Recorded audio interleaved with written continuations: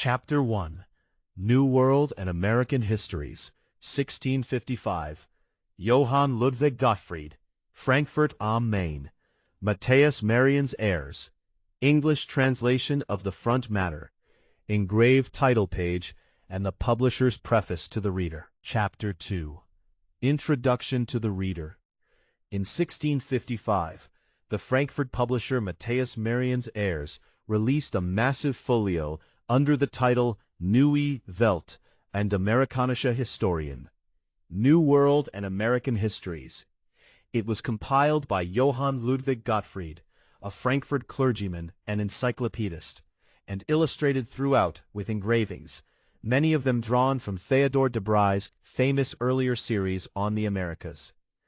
At 694 pages, it was one of the most ambitious geographical and historical syntheses of the Western Hemisphere ever assembled in German, and it remained in print and circulation for decades. What Gottfried set out to do was ambitious even by the standards of a century already saturated with New World writing: to gather into one ordered work everything that educated Europeans in 1655 could claim to know about the Americas: its geography, climate, natural history, peoples, religions, governments, and the full 150-year history of European exploration and conquest from Columbus onward. His sources were the best available: José de Acosta's Natural and Moral History of the Indies, Gonzalo Fernández de Oviedo, Peter Martyr d'Anguera, Antonio de Herrera, Johannes de Laet, and dozens of voyage accounts in Spanish, Portuguese, French, Dutch, and English, all gathered, ordered, and translated into German. The book is divided into 3 parts. Book 1, translated here, is the natural and human geography of the New World, a systematic account of its climate and weather, its winds and tides, its rivers and volcanoes, its metals and mines, its plants and animals, and finally its peoples, their religions, their temples, their sacrificial practices, their systems of government and law. It is by turns a work of genuine scientific curiosity, colonial propaganda, Protestant polemic against both Spanish Catholic rule and indigenous religion, and something that simply has no modern equivalent: a 17th-century attempt to hold an entire hemisphere in the mind at once. Book 2 covers 33 voyages, from the 4 voyages of Columbus through the Dutch West India Company raids of the 1620s and 30s.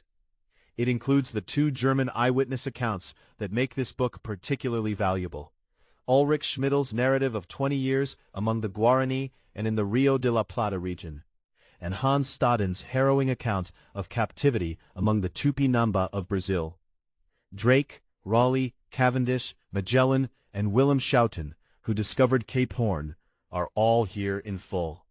Book 3 covers the Northern Americas: New Mexico, Cibola, Quivira, the 7 cities of gold, Dutch naval operations against Spain in the Caribbean and Brazil, and the first sustained European descriptions of Chile, Greenland, and Spitsbergen. A few things will help you as you listen. Gottfried writes in a 17th-century Protestant voice. He is genuinely curious about the Americas, at moments almost rapturous. But he is also a man of his time and confession. Indigenous religion is invariably the work of the devil. Spanish colonial violence is documented in detail, partly because denouncing Spain was good Protestant politics. And the peoples of the Americas are described through a framework of barbarism and civility that is entirely of its era. These characterizations are reproduced as they stand in the original. They are part of the document. The marginal notes, the little references that appear in the original alongside the text, have been preserved in the source file but stripped from this audio version. They are mostly scriptural citations and the names of classical authorities. You are not missing substance.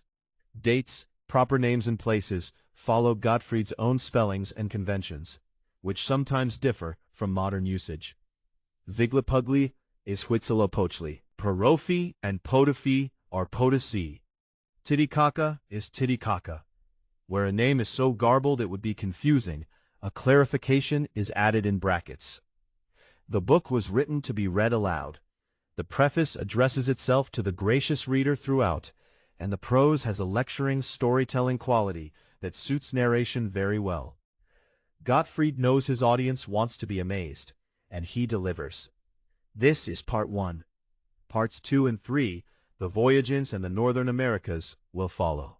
Introduction. Title page, New World and American Histories, containing true and complete descriptions of all West Indian lands, islands, kingdoms and provinces, seacoasts, flowing and standing waters, ports and landings, mountains, valleys, cities, towns and dwelling places, together with the nature and character of the soil, the air, the mines and metals, the burning volcanoes or sulfur mountains, the boiling and other healing springs, as also of the beasts, birds, fish, and creeping things therein, along with other wondrous creatures and miracles of nature in this half of the globe.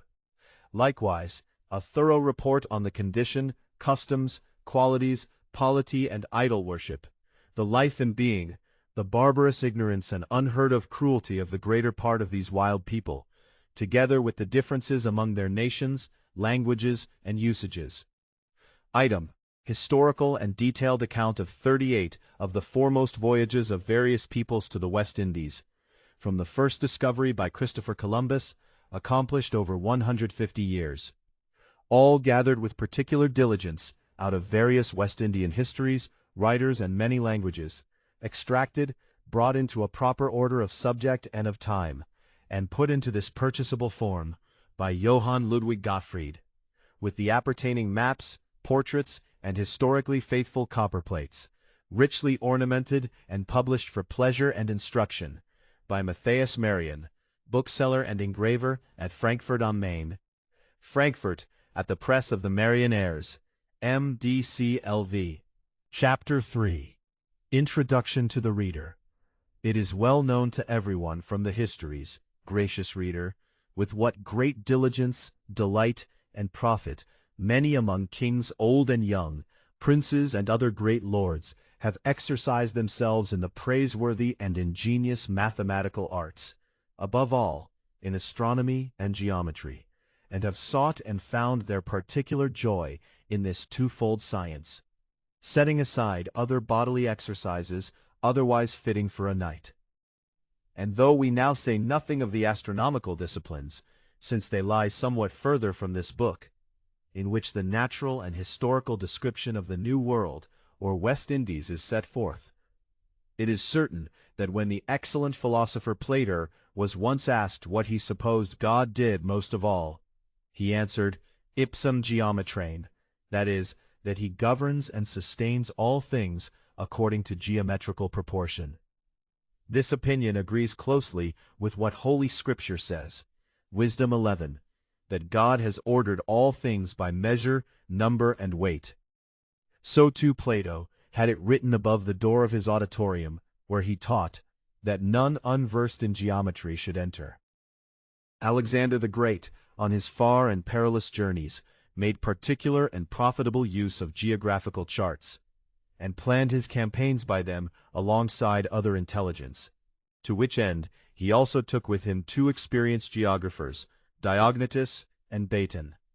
Marcus Agrippa, son-in-law of the Emperor Augustus, not only exercised himself diligently in the description of the then-known world, but also hung publicly in a handsome vaulted gallery a mappa, or chart of the whole world, as good a one as could be had at that time, so that everyone might view it. And Pliny confesses that he made use of it to no small profit. Charlemagne not only read diligently such cosmographical books as he could obtain, but had a description of the world, or chart, artfully engraved into a tabletop of solid silver, and took great pleasure in studying it. He also kept a great store of mathematical instruments in his cabinet, as Aventinus testifies. To adduce more and fresher examples is needless, since they are well known, as is, no less, how harmful ignorance of these matters is, in times of peace and of war. In consideration of this, and to supply a want hitherto felt, we have resolved to bring afresh to the light of day this West Indian work, continued down to the year 1642, in which the gracious reader will find, first, a report interwoven throughout concerning that part of the heavens or firmament that lies toward the southernmost pole, together with the Crucero, the Southern Cross, and other constellations which cannot be seen by us or by any who dwell on this side of the equator or equinoctial line toward the north, and of which the ancients knew nothing. Plain demonstrations, drawn from manifold experience, that there are antipodes, people who turn their feet toward us, and yet have no less a heaven above their heads than we do. And at the same time we must feel pity for the good ancients, who could not get such a thing into their heads, and therefore denied it outright, even among the pious and godly teachers of the Church. So Augustine, City of God, Book 16, Chapter 9, denies it because he cannot conceive how they should have come into that part of the world from ours, and was anxious that one would have to invent a new Adam and a new Eve. So Lactantius Firmianus, who in Book 2 of the Divine Institutes, on False Wisdom, Chapter 16, 24, laughs at those who would have the earth be round like a ball and lodge antipodes opposite us, saying that if such people existed, they would have to be fastened by the feet to the ground, so as not to fall off, for which reason he calls them penduli, danglers. So Isidore of Seville in the Etymologies, who expressly denies that such a thing is possible, and accordingly holds it all a poet's fiction. And to come somewhat nearer our own times, about the year of Christ 745, Pope Zacharias charged Vigilius, Bishop of Salzburg, with heresy, because he had said that the earth was a round ball, and that there were antipodes upon it, thus rejecting the opinion utterly on papal authority. Compassion is likewise owed the ancient geographers, whom the poets echoed, and who supposed that one could travel no further than the Pillars of Hercules, that is, the Strait of Gibraltar. For there, they said, the world came to an end. Whereas our own people only begin their voyages east and west at that very place, and the journey there from Greece is a child's outing and a stroll, just as it is also worth pitying that the Greeks put to sea with some 100 ships, and could not find the city of Troy, which lay directly opposite them, but came instead into Mysia, and had to be set right by King Telephus, as Strabo and Eustathius report. Further to be found herein is the property and nature of the earth, the air, the standing and flowing waters, the mountains and valleys, the mines and metals, the burning volcanoes and sulfur mountains, the boiling and healing springs, and the various beasts, birds, fish, and creeping things wholly unknown to us, and how in all these the wisdom and power of the Almighty Creator is to be praised. Beyond this, there is to be found herein a truthful report of the cruelty and exceedingly barbarous horribleness of the greater part of the people in this new world, who go entirely naked, who sacrifice human beings and even their own children to the devil, who cook their flesh, and some eat it raw, and who pursue one another so ferociously out of sheer appetite for human flesh that one's hair might stand on end. Item, how they visibly worship the devil, and are beaten by him, deceived, and even killed by him, and have not the least knowledge of God and of his will, many of them indeed wishing neither to hear nor to know anything of it. Wherefore, and by comparison with the grace of God, which he has shown us in the revelation of his holy gospel, we may justly count ourselves a blessed people. Finally, there is to be found herein a continuous history, carried down to the present current year, of the first discovery of this new world by Columbus and Vespucci, and of the voyages that followed, which are memorable beyond others.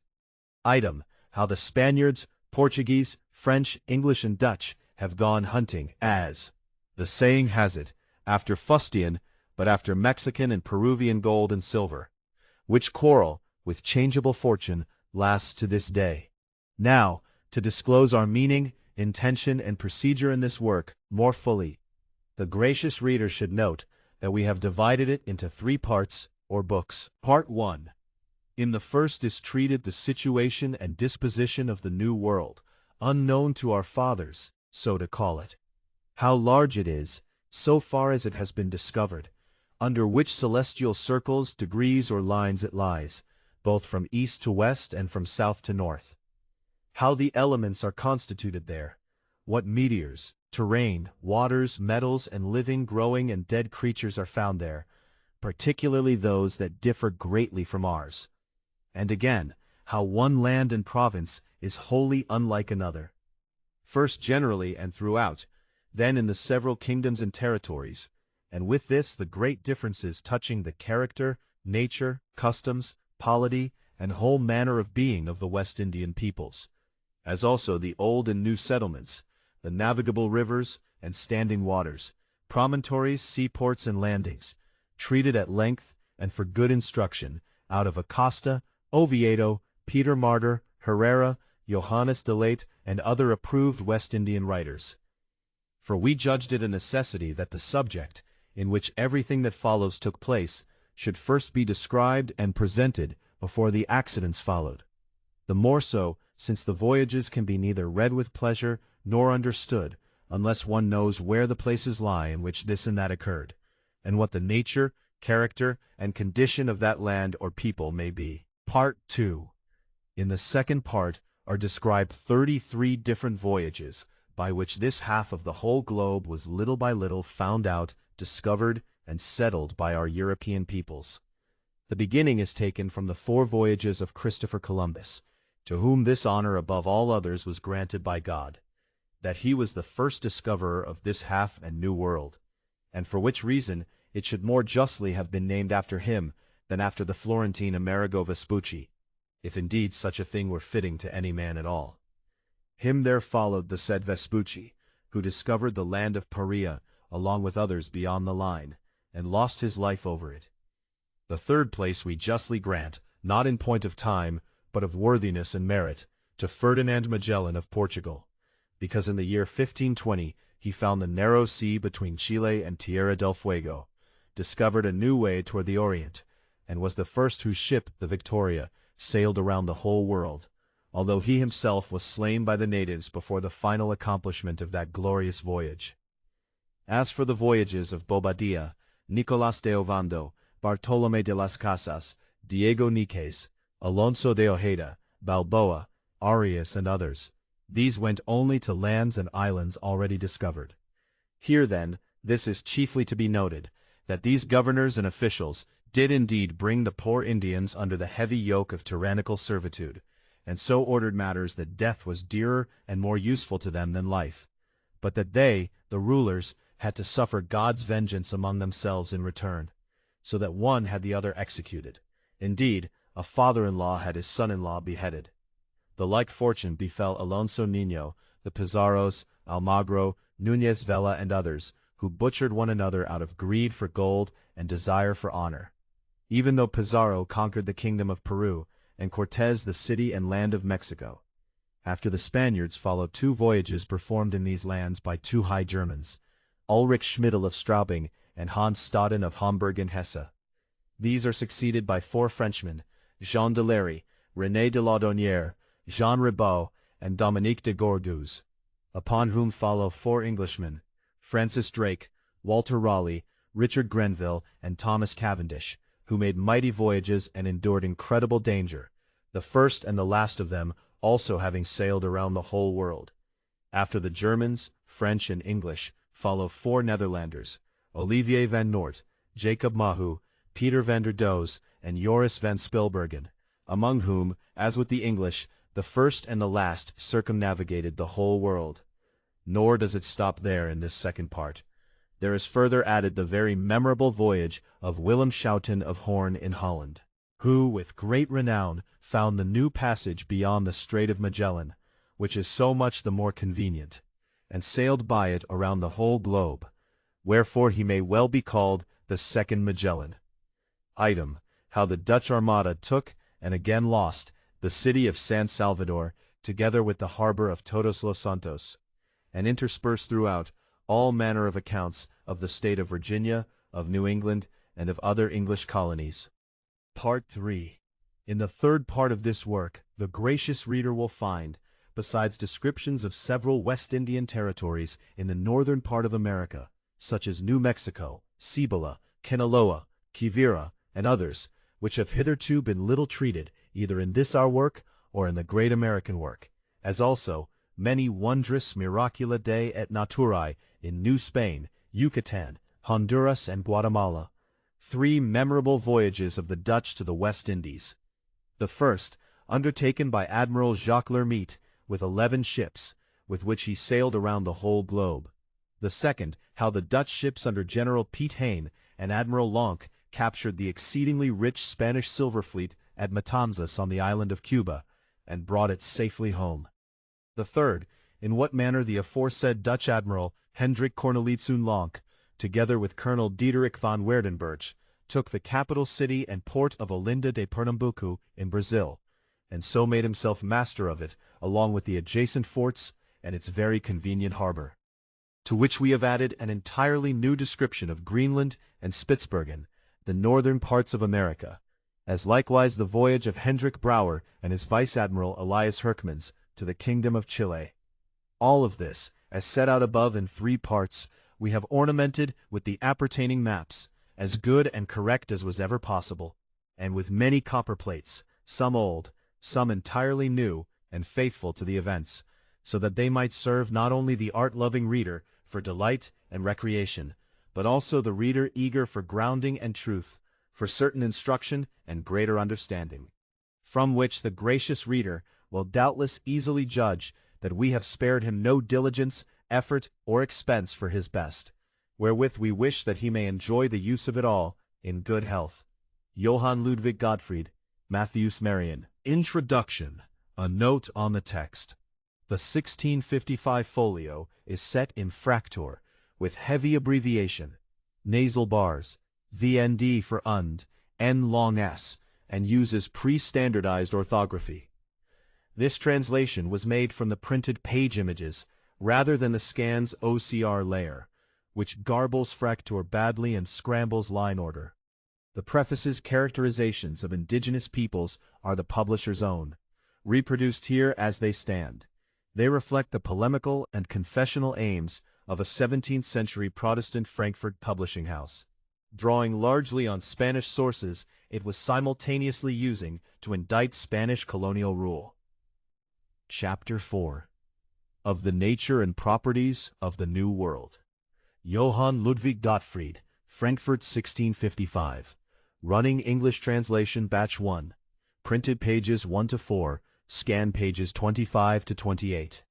The old teachers of the Church, Lactantius, Chrysostom, Jerome, Augustine, Theodoret, and Theophylact, taking occasion from certain ill-understood passages of Holy Scripture, alleged and supposed that this whole world is like a house that has a roof on one side only, and not all round about, and that it is altogether absurd and contrary to all reason that the heavy mass of the earth should be able to hang suspended in the midst of the air. They therefore mocked and rejected the most excellent of the ancient philosophers for teaching that the heavens are spherical and in motion. But at no one is there more cause for astonishment than at St. Augustine, who, though exceedingly well learned in the secular arts, and well versed also in natural philosophy and astronomy, nevertheless remains stuck fast in this matter throughout, and doubted whether the earth is encompassed by the heavens, even while conceding its roundness in some measure. Yet he and the other ancients are readily to be excused, since they were wholly bent upon acknowledging the Creator and serving Him, even if they now and then spoke unfittingly of created things.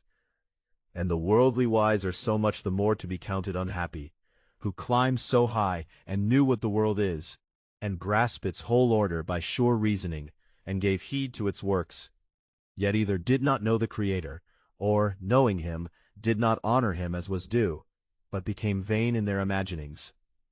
Aristotle indeed and the other Peripatetics, who agree with the Stoics in this, set forth such things concerning the figure and revolution of the heavens, as we in these lands now see more plainly with our eyes than we could ever have learned from philosophical argument. We cannot doubt that the heavens are made spherical, hollow within, and encompass the earth on every side. For we see that part of the globe which the ancients never saw, of God, who upholds all things by His power. Scripture says also very wisely that the earth hangs upon the element of water and is for the most part surrounded by it. He hath founded it upon the seas, and established it upon the floods. And if one asks further upon what foundation so great a burden of earth and water rests, Holy Scripture answers, He stretcheth out the north over the empty place, and hangeth the earth upon nothing. Which is exceedingly well said, for the earth does appear to hang upon nothing. And it is said that earth and water, mingled together, stand in the midst of the air, as indeed they truly do. This wonder the Lord sets more richly before the heart of man, when he asks Job, "Where wast thou, when I laid the foundations of the earth? Tell me, if thou art so wise. Knowest thou who set the measure thereof? Or who stretched the line upon it? Whereupon are the sockets of its feet sunk? Or who laid the cornerstone thereof?"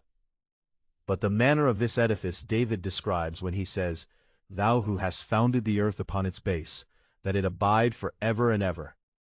This, he means, is the reason why the earth, heavy as it is, and set in the midst of the air, neither falls nor wavers, because it has a sure foundation in its own natural solidity, given it by the all-wisest Creator, so that it may rest in itself, and need no other foundation. Nor need one fear, though it seems suspended in the middle, that it should fall this way or that. It abides, he says, for ever and ever. That Paul calls the heaven a tabernacle which God and no man has raised, I cannot see why anyone should on that account wish to deny that the world is entirely round and turned upon itself. For because God has raised a tabernacle, we need not therefore think that the earth, immovable as it is roofed on one side only like a tent. And it is besides well known that allegories and similitudes cannot in every particular be pressed to the letter. Further, that Augustine brings against the roundness of the heavens the text, "Thou spreadest out the heaven like a curtain," whence it should be not round, but flat above, is easily refuted. For these words do not indicate the figure of the heavens, but rather that it was as easy for God to make the immeasurable heaven as it is easy for us to unroll a folded carpet. Nor is one misled by what stands written, "Heaven is my throne." The chapter here quotes Seneca's prophecy from the Medea, that in later ages the ocean shall loose its bonds, and a vast land be revealed, shall bring to light another land, until now unknown to us, and shall discover an altogether other world, and Thule shall not, as men hold, be the last land toward the north. It seems, too, that Plato wrote of this yet more expressly, where this new world lies toward the west. In those days, he says, one could put out upon the sea, he is speaking of the Atlantic, for there was an island before its mouth, and what men call the Pillars of Hercules. This island, however, was larger than Libya and both Asias together, and those who traveled could pass from it to other islands, and from those islands to all the mainlands that lay about the true sea. Certain excellent authors, Franciscus Vanablis, Robertus Stephanus, and others, hold that under the name Ophir, whence Solomon obtained 450 talents of gold, the lower Indies are to be understood, and particularly the island of Hispaniola and the mainland of Peru. But this proposal does not seem like the truth. For although there is much gold in this America, Ostindia is not on that account to be set below it. Neither do I yet find in Peru those costly precious stones and the ebony, the like of which had never before been seen at Jerusalem. And apart from green emeralds and a fragrant hardwood, nothing of the sort is to be found there. Nor has it any appearance of truth that Solomon should have passed over the exceedingly rich East Indies, and sent his fleet into the furthest West Indies. And had it happened so often, some footprints of so great a matter should, in fairness, have remained. Now one must also answer those who deny that there are antipodes, that is, people who consisted only in knowledge of the stars, of headlands, of the land, and the differences of the coasts. When they were caught out on the high sea, where nothing could be seen but water and sky, they had no other means, and did not know whither to set the helm, save by the stars, the sun, and the moon. And when these two were overcast in foggy weather, they had to steer by the character of the wind, by their reckoning of the voyage they had made, and finally by the shrewdness of their own understanding and the position of the place they had in mind. Just as to this day the Indians travel far across the sea by such means. Thus, Pliny writes that the seamen of the island of Taprobana, now called Sumatra, and reckoned among the East Indian Isles, devised a new art, namely that they took many birds aboard ship, and when they could not descry the North Star, they would let these fly, again and again, and then sail after their track to seek the mainland. Had they known the power, nature, and use of the magnet, this would have been unnecessary. Should anyone object against this, the fleet of Solomon, it does little to the purpose. For Holy Scripture does not say that 3 whole years were spent upon it, but that it was the custom to send a fleet thither once in 3 years. And even if we granted that the voyage lasted 3 years, one must consider besides, as is indeed the likelier truth, that the fleet sailed to East India and visited various seaports and territories along the way, much as nearly the whole of the southern sea is navigated from Chile up to New Spain. Such a manner of sailing is safe enough, since it keeps the land always in sight, but it takes more time, because one must coast about and lie over in the harbors. Many learned men hold that the ancients everywhere traveled by oar along the shore, as may also be gathered from the voyage of Jonah. Now, since it has been shown to be contrary to truth that the first inhabitants should have sailed to the West Indies of set purpose and settled there, it must follow that, insofar as they came thither across the sea, it happened without their intent and by chance, even though the immeasurable breadth of the ocean might hold one back from such an opinion. For just as foul weather and storm wind drove upon the shore of the New World that mariner who bequeathed to Christopher Columbus in his testament the experience and knowledge of so great a thing, so it might likewise have come to pass in the same, or at least in no very different, manner, that certain Batch 2, printed pages 5 through 8, scan pages 29 through 32. Since Mount Atlas lies in the furthest part of Mauritania, and the island in question is nowhere to be found, yet some there are who suppose they find this route in Esdras, in whose 4th book it is written, "But thou sawest how he gathered unto himself another peaceable people, and the 10 tribes which were led away captive out of their own land in the days of the king whom Shalmaneser, the king of Assyria, had taken captive. And he led them over the water, and they came into another land. But they took this counsel among themselves, that they would leave the heathen, and go forth into a further country where never mankind dwelt, that they might there keep their statutes and usages, which they had never kept in their own land. And they entered in by way of the Euphrates. And God did signs for them, and stayed the river until they were passed over. For through that country there was a great way to go, namely of 1.5 years, and that region is called Arsareth. There dwelt they until the latter time, and when they shall come forth again, the Most High shall stay the veins of the river again, that they may go through. Therefore sawest thou the multitude with peace." These writings they ventured to apply to the Indians, and say that they were led by God where no men had ever dwelt, that their country lies so far off that the journey to it takes 1.5 years. Item, that the people are by nature peaceable, timorous, exceedingly superstitious, subtle, and given to lying. They say, too, that the clothing of the Indians agrees with that of the Jews, for they wear plain tunics and square mantles, and go either barefoot or have plain soles or shoes bound above. And that this was the clothing of the Hebrews, they take from the history of Samson, who desired only this kind of garment, tunics and fine linen, such as the Indians use. But all these things are childish notions, and tell more against them than for them. For the Jews use letters and writing, the Indians have none. Those loved money and goods, these despise such things utterly. The Jews were circumcised, and had the true worship of God, of which not a single mark is to be traced among the Indians. Nor are the Indians everywhere timorous, subtle, and deceitful, although, like all other heathen, they are given over to superstition. Most of them, moreover, go entirely naked, and that some wear plain clothing they have in common with the Jews and with other peoples alike. Besides, this opinion is apocryphal and contradicts itself. For the 10 tribes fled thither, away from the multitude of the heathen, that they might practice their own ceremonies, whereas these are given over to every kind of idolatry.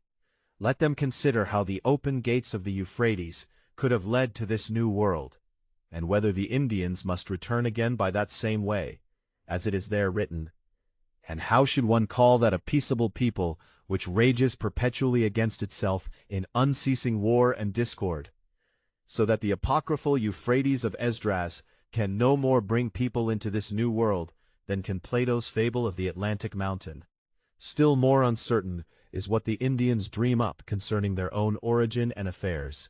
For although they know of a universal flood, and are wont to speak of it, and although the country does indeed show certain plain tokens of a great flood, it is nevertheless to be held, since their histories reach back only 400 years, or at the longest 800, as the Mexicans testify, that this must have been a flood which struck only these lands and peoples, and not the flood of Noah.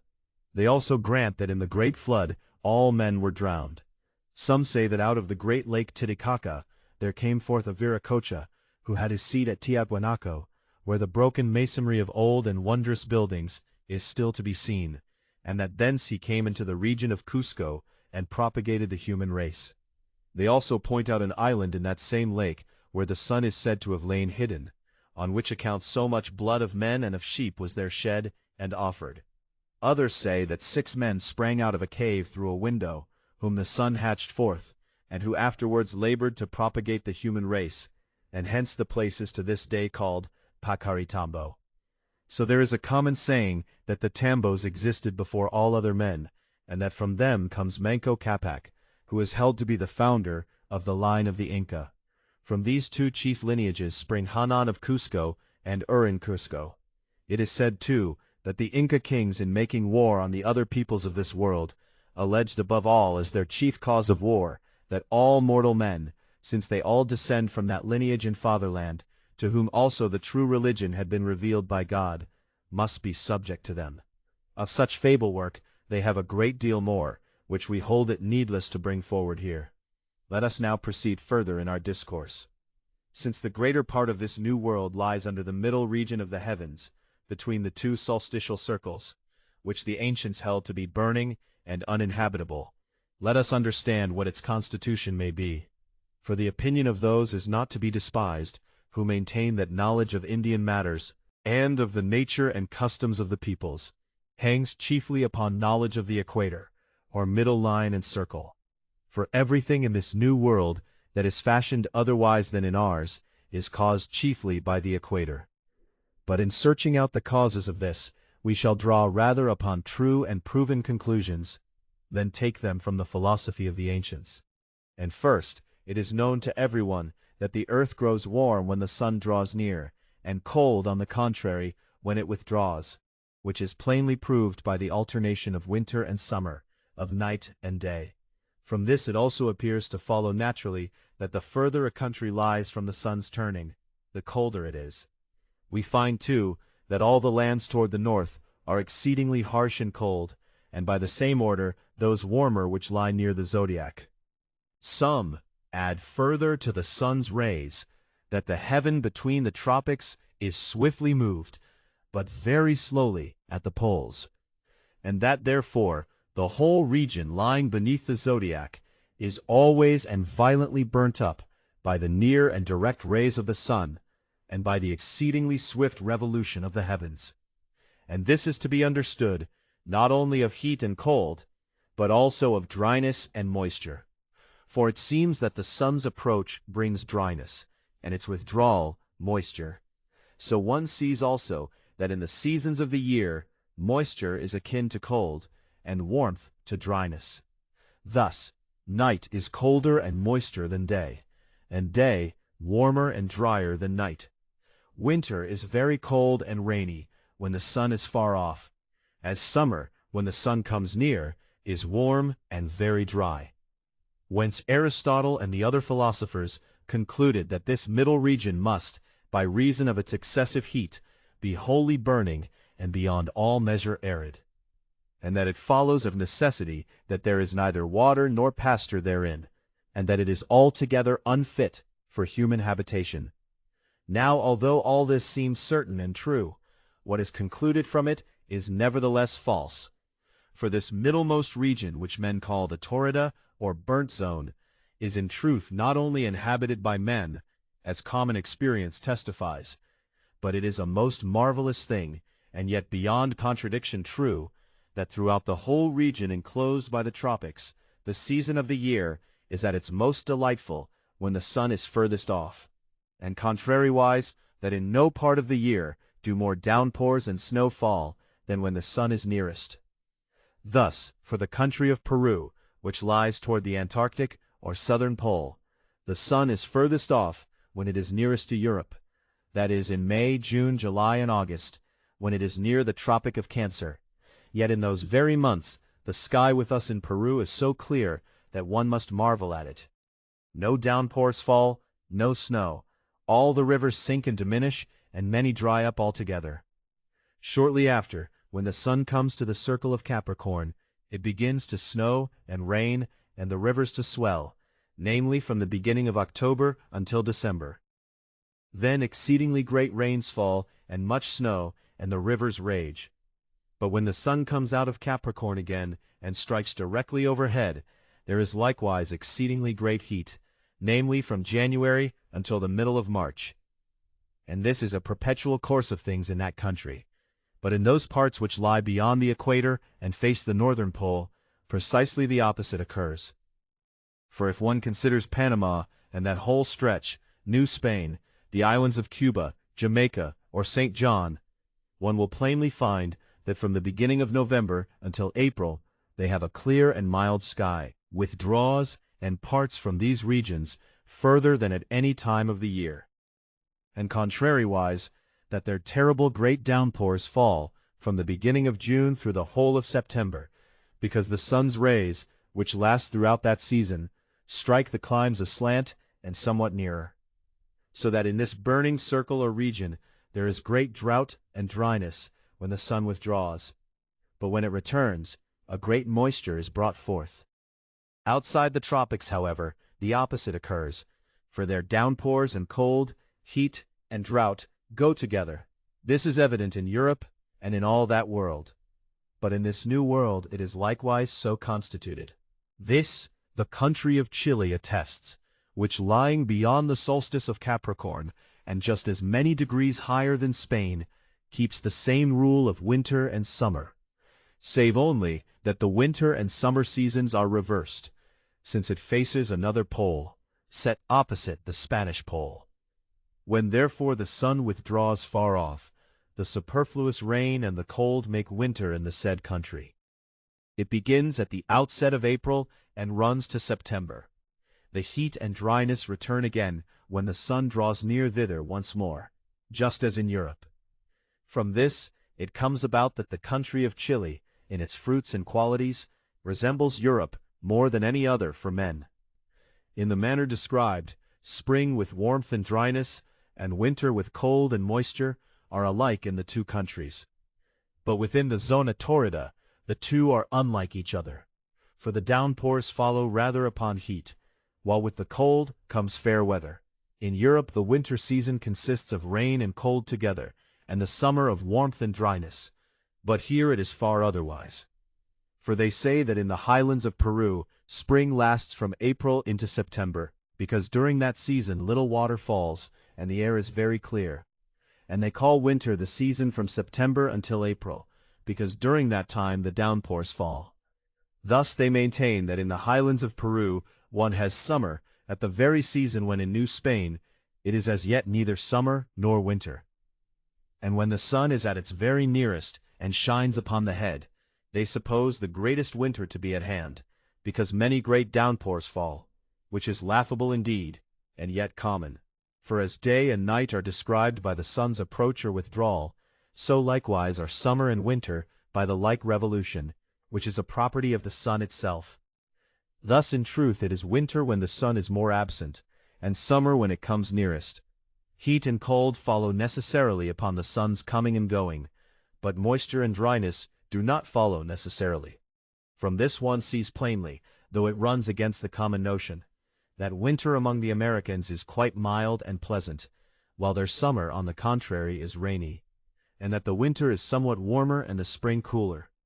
And so common opinion, by a like erroneous notion, distinguishes the winter of the mountains from the winter of the lowland country of Peru, and says that those lowest down on the seacoast have winter when in the highlands it is spring, namely in April, May, June, July, and August, since in those same months the whole mountain region is made clear by mild sunshine, at which season those regions that lie by the sea are for the most part darkened by perpetual fogs.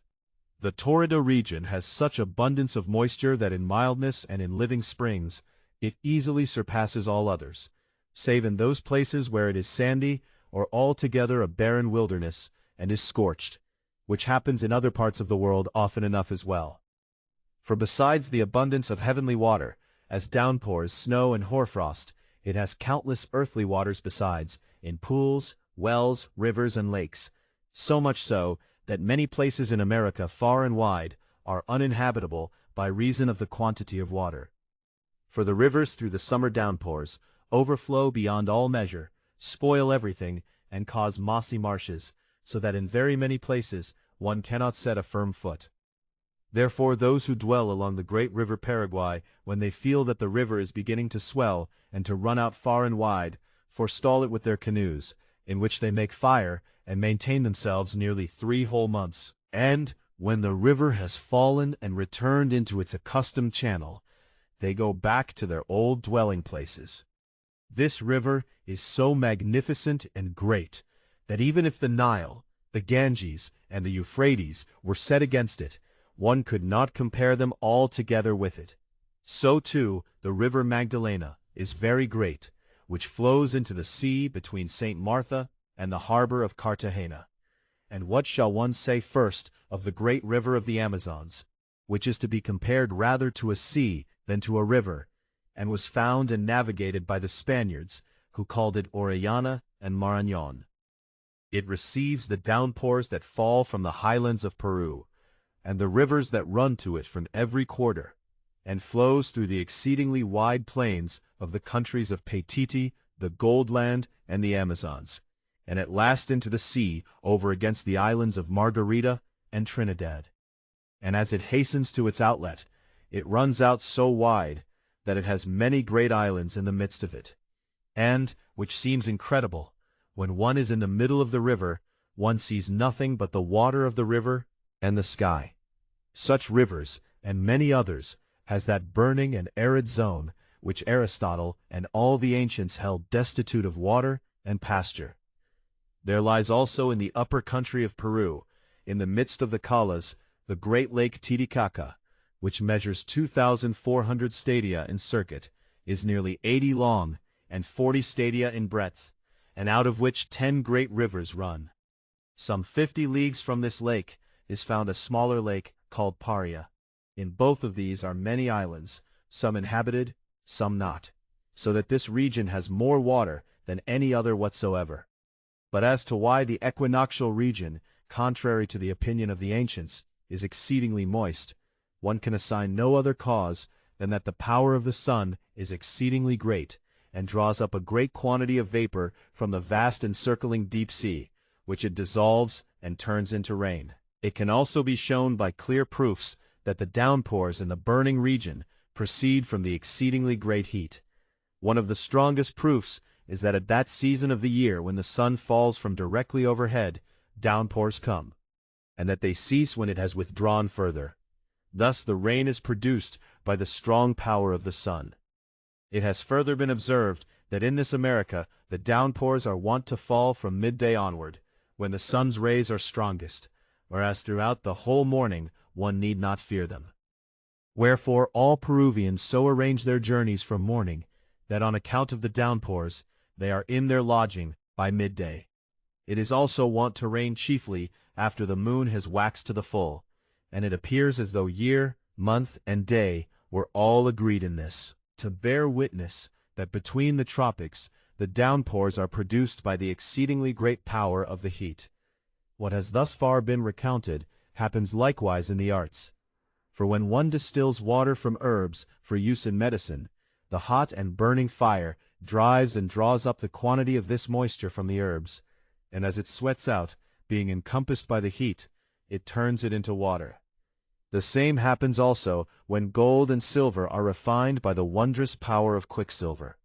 For if the fire is weak, almost nothing sweats out of it, but if it is strong, it yields much water, and the matter that was first resolved into smoke is afterwards altered, and becomes water again as before. Now, although these things appear to contradict one another, that the sun by its nearness causes rain within the Torrida, yet outside the Torrida gives little rain, there is nevertheless nothing contradictory here, since many natural effects come about in different ways and from contrary causes. Thus a wet garment is dried as well by a cold wind as by a warm fire. Bricks are baked by cold as well as by the sun. A moderate motion awakens sleep, but by no motion at all, or by excessive motion, sleep is driven away. But when it is said that the region between the tropics is moister, and that the heaviest downpours fall when the sun draws near, it is to be understood that this happens for the most part, and that one may safely reckon upon it. For one cannot deny alongside this that in the middle region certain parts are very arid, and that the people of Peru on the sea coast toward the south are like those in the land of the Moors, wholly deprived of rain, save in certain valleys which are watered by rivers from the mountain waters. All the rest is a barren land, where very few springs are to be found, or else exceedingly deep wells. But why it never rains there, an answer shall follow in its own place. Let us only note here that whatever occurs outside the natural law should never be made into a necessity or a necessary law. And let this suffice concerning the dryness and moisture of the middle region. Now we shall also give some little indication concerning warmth and cold, whereupon it will be found that the equinoctial is indeed moist and warm, but for the most part has a temperate warmth, which to many seems impossible. Yet it has been brought to certain experience that many seafarers, instead of the exceedingly great heat which by the philosopher's opinion they should have had in the month of March, when the sun is in the middle line, that is in Aries, have felt such frost, that they then keenly wished and longed for the sun's warmth. And there is no country in the world more temperate, none sweeter and milder, than the equinoctial. Yet neither is it everywhere alike. For here the country is in its midst wonderfully temperate, as with us. There wonderfully cold, as among the people of Potosi. In another place also very hot, as among the Brazilians and the Moluccans. By this one might be driven to seek some other cause of heat and cold than the sun's ray. For it is manifest that at the same season of the year, and in the same degree of latitude, some places burn, some are moderately warm, and in others the cold scarcely knows how to leave off. Yet several causes may be recounted why the exceedingly great heat is tempered by the situation and shape of the zona torrida. First, as has been said, that it is much given to rain. Now all downpours cool, since the nature of water is cold. When a fiery power comes to it from without, it too grows warm. The water nevertheless without any doubt mitigates the immeasurable burning which the bright clear rays of the sun would have kindled. The second cause is that although the equinoctial suffers burning suns, they are altogether short. From which it follows that, because the time of the day's heat is short, it cannot so greatly enkindle. And since in the equinoctial region the summer days are shorter than anywhere else, so the nights themselves are by their nature moist and cold, and equal to the day. Besides this, the neighboring sea may also cause the temperateness, for although the sea is salt, it is nevertheless cold, and one need not search out the cause of this, but learn it from the nature of water. Now the sun's rays are less driven back and redoubled by water, because it flows and is thinner than by earthly matter, and this serves greatly to make the heat either increase or slacken. To this comes further that the immeasurable depth of the high sea hinders the water from being heated by the sun, as flowing waters commonly are. And just as water is made cold by rock salt, so we find that sea water has a power of cooling. To this may be added the situation of the land, according as it is high or low. For who does not know that the peaks of the mountains are colder than the deep hollow valleys? And this happens not only because the sun's ray receives more reflection in hollow places, and so causes a greater burning or warmth, but also because the region of the air is without any doubt colder the higher it is raised above the earth. That this is so is shown by the plains of the countries of Kala and Popayan, which are in truth very cold, and yet are everywhere surrounded with high mountains, and are much exposed to the sun's rays. And if anyone should desire to know the cause why the plain of the country of Peru lying by the sea is warm, whereas the mountain plateau is so cold, no other answer can be given him than that the mountain country is very high, and this one very low. But that the air in its middle region is exceedingly cold is shown or proved partly by the very high peaks of the mountains, which reach up thither, and glitter with perpetual snow and frost. Partly also by the natural cause, that through counter-motion and the warmth of the fiery region. Batch 3, printed pages 9 to 16, scan pages 33 to 40. The cold runs along the middle. Finally, the peculiar winds of America produce effects of their kind, of which mention shall also be made in their proper place. And let this be enough said of the equinoctial's qualities: heat, cold, dryness, rain, and its temperature. And now we shall also discourse a little on the various winds, waters, and lands, as well as the plants, herbs, and animals found in America. Touching the matter in hand concerning the winds, the wisest of kings, Solomon, held knowledge of them in very high esteem, since one who knows the nature, power, and properties of the winds knows a great deal, inasmuch as they are often of contrary natures, and therefore very wondrous. One is wet and brings rain, another is dry, one is healthful, another harmful, one hot, another cold, one mild, another stormy, one fruitful, another barren. Truly, there are 1,000 kinds of different properties among them. There are winds that always blow in certain regions, where they reign as lords without any companion or adversary. In some places they blow at certain seasons, sometimes they gust, and sometimes they are overcome by their opponents. Sometimes various contrary winds blow together at the same time, and divide their course between them. Sometimes it happens that one blows above, and another below. Sometimes they meet one another with force, and fall together in confusion, which puts seafarers on the ocean in great peril. Some winds serve for the bringing forth of plants and creatures, others destroy them. When a particular wind blows, one sees it rain frogs in some places, and in others fish and the like. Such different properties are commonly attributed to the places through which these winds pass, and it is put forward that they derive their qualities and properties: cold, dryness, moisture, heat, health, sickness, and so forth, from such places.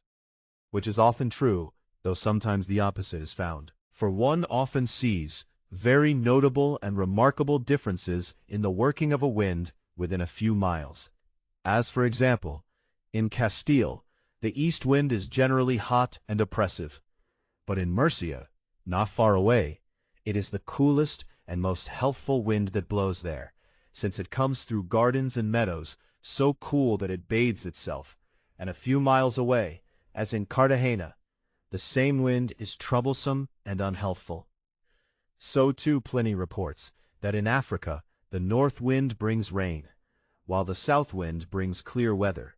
Yet this does not follow always, and no general rule can be made of it.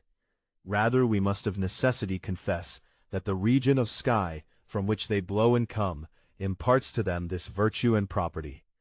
The north wind is by nature cold, since it blows from the region furthest from the sun. The south wind and midday wind is by nature hot, and since it carries heat and vapor along with it, is at the same time moist and brings rain with it. The north wind, on the contrary, is dry, for it does not allow vapor to gather in one place. In this manner one may speak also of the other winds, ascribing their properties to the region or quarter of sky from which they come. But over and above all this, the winds and their properties are chiefly to be attributed to the heavenly powers, the sun, its motions, and the celestial influences, and to God the highest Creator himself, as is confirmed in many places in Holy Scripture. Now this new half of the world lies on the north side, and seems to have a great advantage and nobility over the other half on the south side. And the qualities of the winds that cross the equator seem to change and alternate, but in fact they do not. It is true that the north wind here is not in general so cold and clear as elsewhere. And there are also places around Peru where the north wind is unhealthful and troublesome. Along the equatorial line and all the seacoast, which extends more than 500 leagues, the south wind is held to be healthful and cool, and everywhere clear and bright, for it never rains there.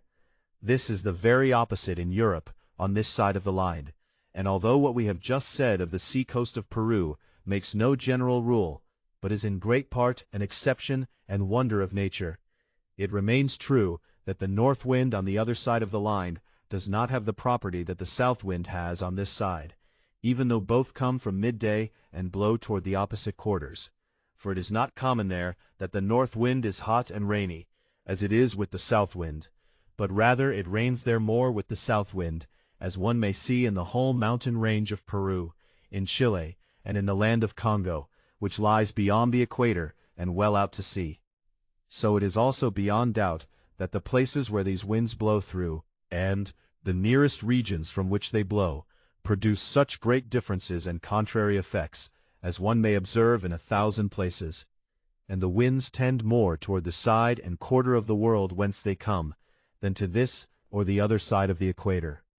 The chief winds, east and west, have here as yet no particular or general qualities like the two already named, save only that the east wind is here disagreeable and unhealthful, and the west wind healthful and refreshing. In India and throughout the whole torrid zone, the east wind is almost always healthful and pleasant. Of the west wind one can say nothing, either in general or in particular, since it does not blow in the torrida, or when it does, very slowly. For, in the whole space one sees between the tropics, there is a prevailing and constant wind, the breeze, which is one of the most wondrous works that nature produces, of which we also wish to say something. The way across the sea is not like the way across the land. On land, one can go out and return by the same road, but on the sea, one sails out by one route and comes home by another. The discoverers of the East and West Indies had great trouble and toil before they found the proper and safe places where one could sail in and out, until they learned by experience that one cannot sail the ocean as one crosses the Mediterranean toward Italy, where in going out and coming home one finds harbors and corners, learns them well, and only waits for the help of the wind, which changes with the season. But when this is lacking, and they cannot get the wind, they help themselves with oars, and the galleys make their way back and forth. On the ocean, however, in certain fixed places, there are no other winds to be expected, and it is known for certain that the very same wind must blow more or less. Finally, even when the wind is favorable going out, it is contrary on the return, for when one comes past the tropic into the torrid zone, one finds on the sea the dominant winds that come from the east, which always blow there without ceasing, only allowing a contrary wind to rise so much that one can feel it. In this, two wondrous things are to be observed. One is that in the region or quarter, which is the greatest of the 5 into which the world is divided, the east wind reigns, which they call the breezes, and that the winds from the west or the southwest, which they call vendavales, can at no time of the year blow there. The other wonder is that one never lacks for the breeze, and the nearer one comes to the equator, the more certain one has it, although it might seem as if it should always be calm there, since that part is most subject to heat. Yet the opposite is found, for at that very place it is extremely sluggish and calm, and the breeze there is much cooler and more brisk. Hence it comes about that one can more easily sail from Spain to the West Indies than back from the Indies to Spain. To pursue this further, and to explain the sea compass and all the winds, we deem needless here, since this is better known to sailors, and we shall only add a few more wondrous effects of winds in the Indies. There are winds that alter and darken the sea-water to a deep green. Another makes it as clear as a mirror. One makes the air merry, another darkens and stifles it.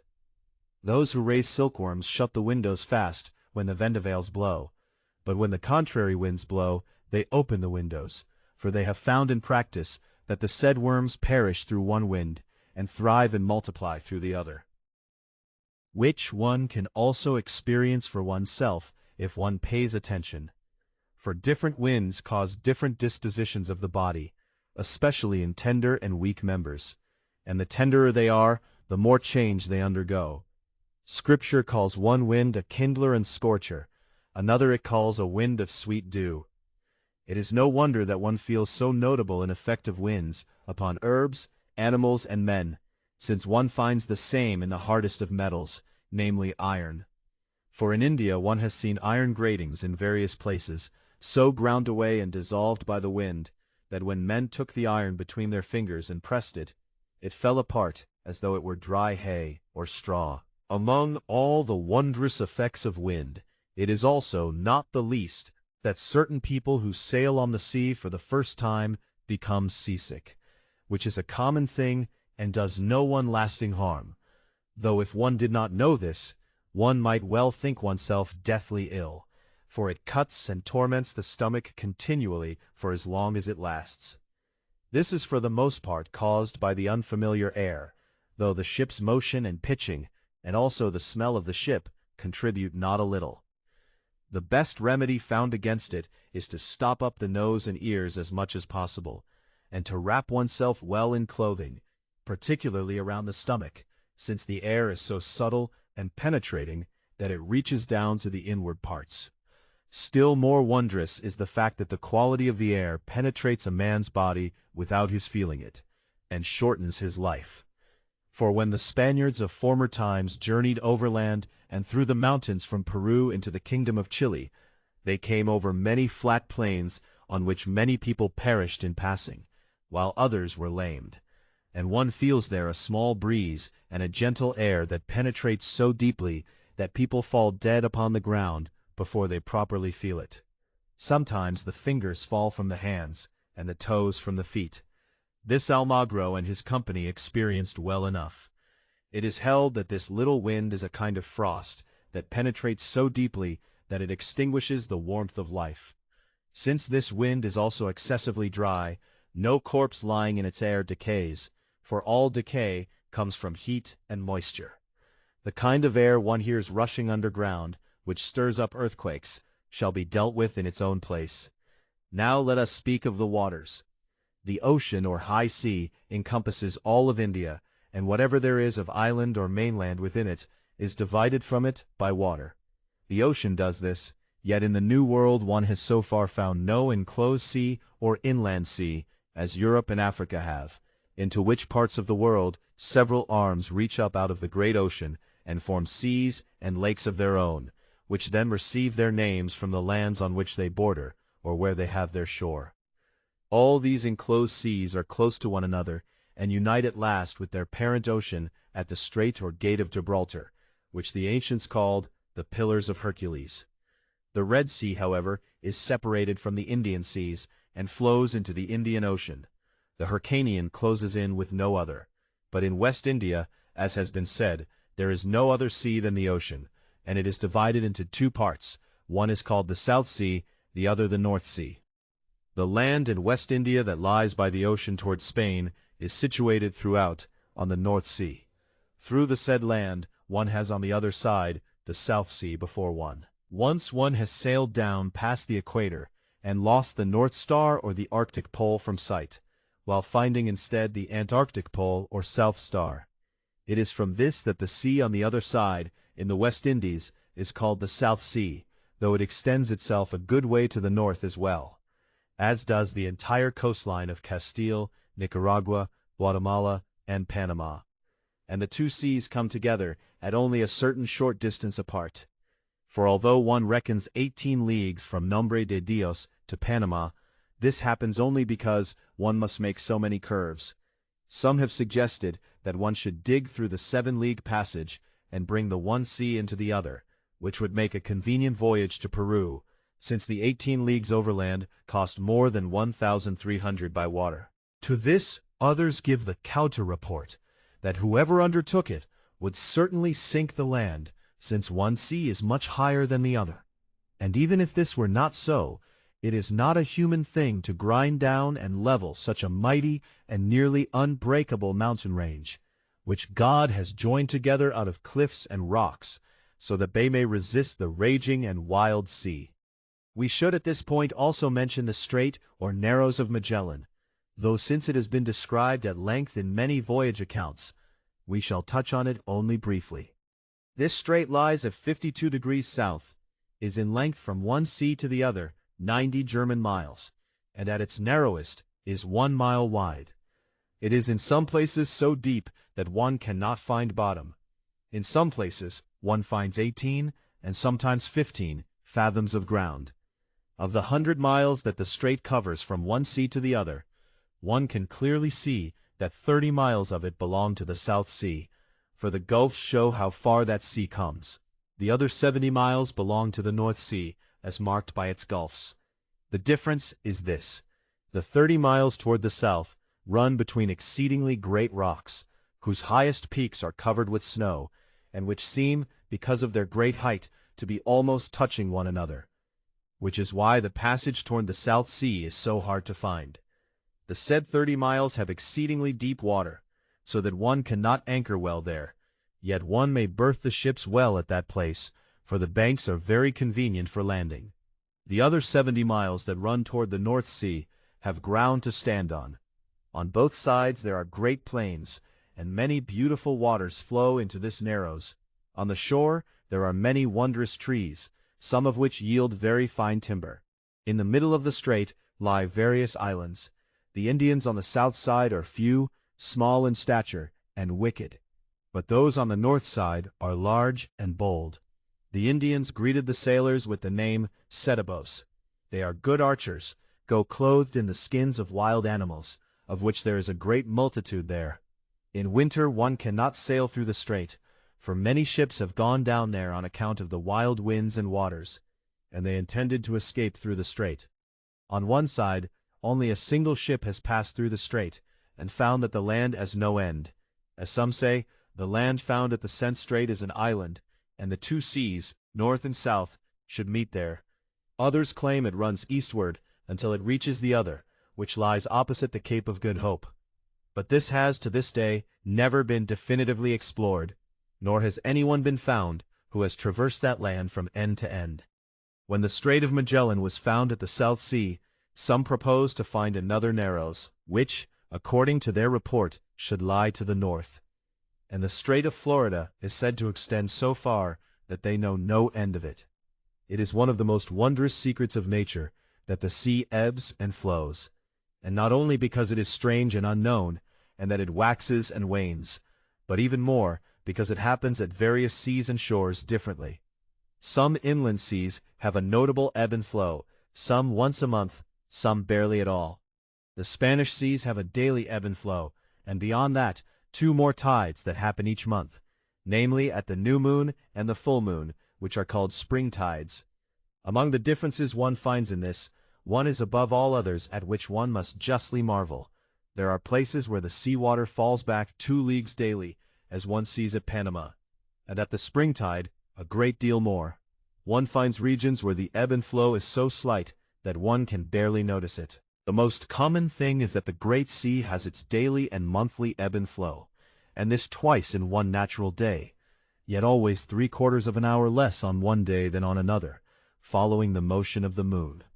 And for this reason, the tide is never at the same hour on one day as it was the day before. Some have supposed this to be such a motion as moves the seawater from its place, so that the water flows in one place and diminishes in another, like water boiling in a kettle, where it rises on one side and diminishes on the other. Others say, on the contrary, that the sea rises everywhere at once and falls again at one time, like boiling water in a pot that rises and overflows equally to all sides at once, and then falls back altogether. This latter opinion seems more truthful than the first, since one has certain proof of it at the Strait of Magellan, for there the North Sea and the South Sea visibly rise together until they meet one another, and then fall back together again, each to its own place and sea. And the inflow and rising, as also the fall and ebbing, is one thing that one sees every day. So too the 2 sea swells meet and encounter one another 70 miles from the North Sea, and 30 from the South Sea. From this one can conclude that the ebb and flow of the ocean is not a spatial motion, but an alteration and a surging, by which all water certainly rises and flows at one time, and then falls and ebbs again all at once, like the boiling in a pot. It would not be possible to grasp these things by experience, were it not that in that strait the sea mingles itself together. For if by means of the shores lying opposite one another one were to try to know when it rises in one place and falls in another, no man could give account of it, since no one can see so far, or run fast enough in so short a time, the tide lasting only 6 hours. Chapter 5. Page 12. Kant. In the ocean there is an uncountable multitude of fish, whose shape and properties only their creator can fully explain. Many are similar to those in European seas, such as eels and salmon, which climb up the rivers from the sea. Item: dorado, sardines, and others. But some are foreign and unknown to us, such as the cabrillas, which resemble trout, and also the bobos in New Spain, which swim from the sea into the rivers.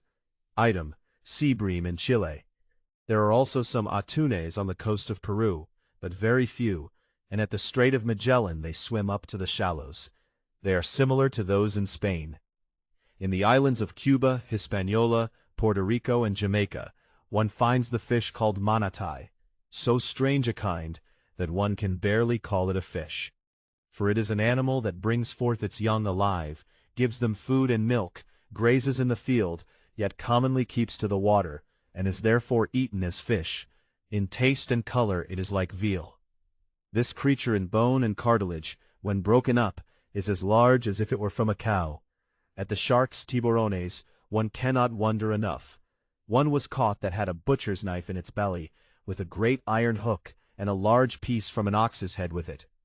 Around these sharks there always attend the small romeros, which they never let go of, for they maintain themselves from what the sharks let fall. The voladores are flying fish found in the tropics. They have as enemies the dorados, who pursue them so that they must take to the air. Of the lagarto or caimans, one finds much in the Indian histories. These are precisely the crocodiles of which Pliny speaks. They are found only on hot shores. The caimans do not only dare attack men, but even wild beasts, and even tigers attack them, but are commonly overcome by them.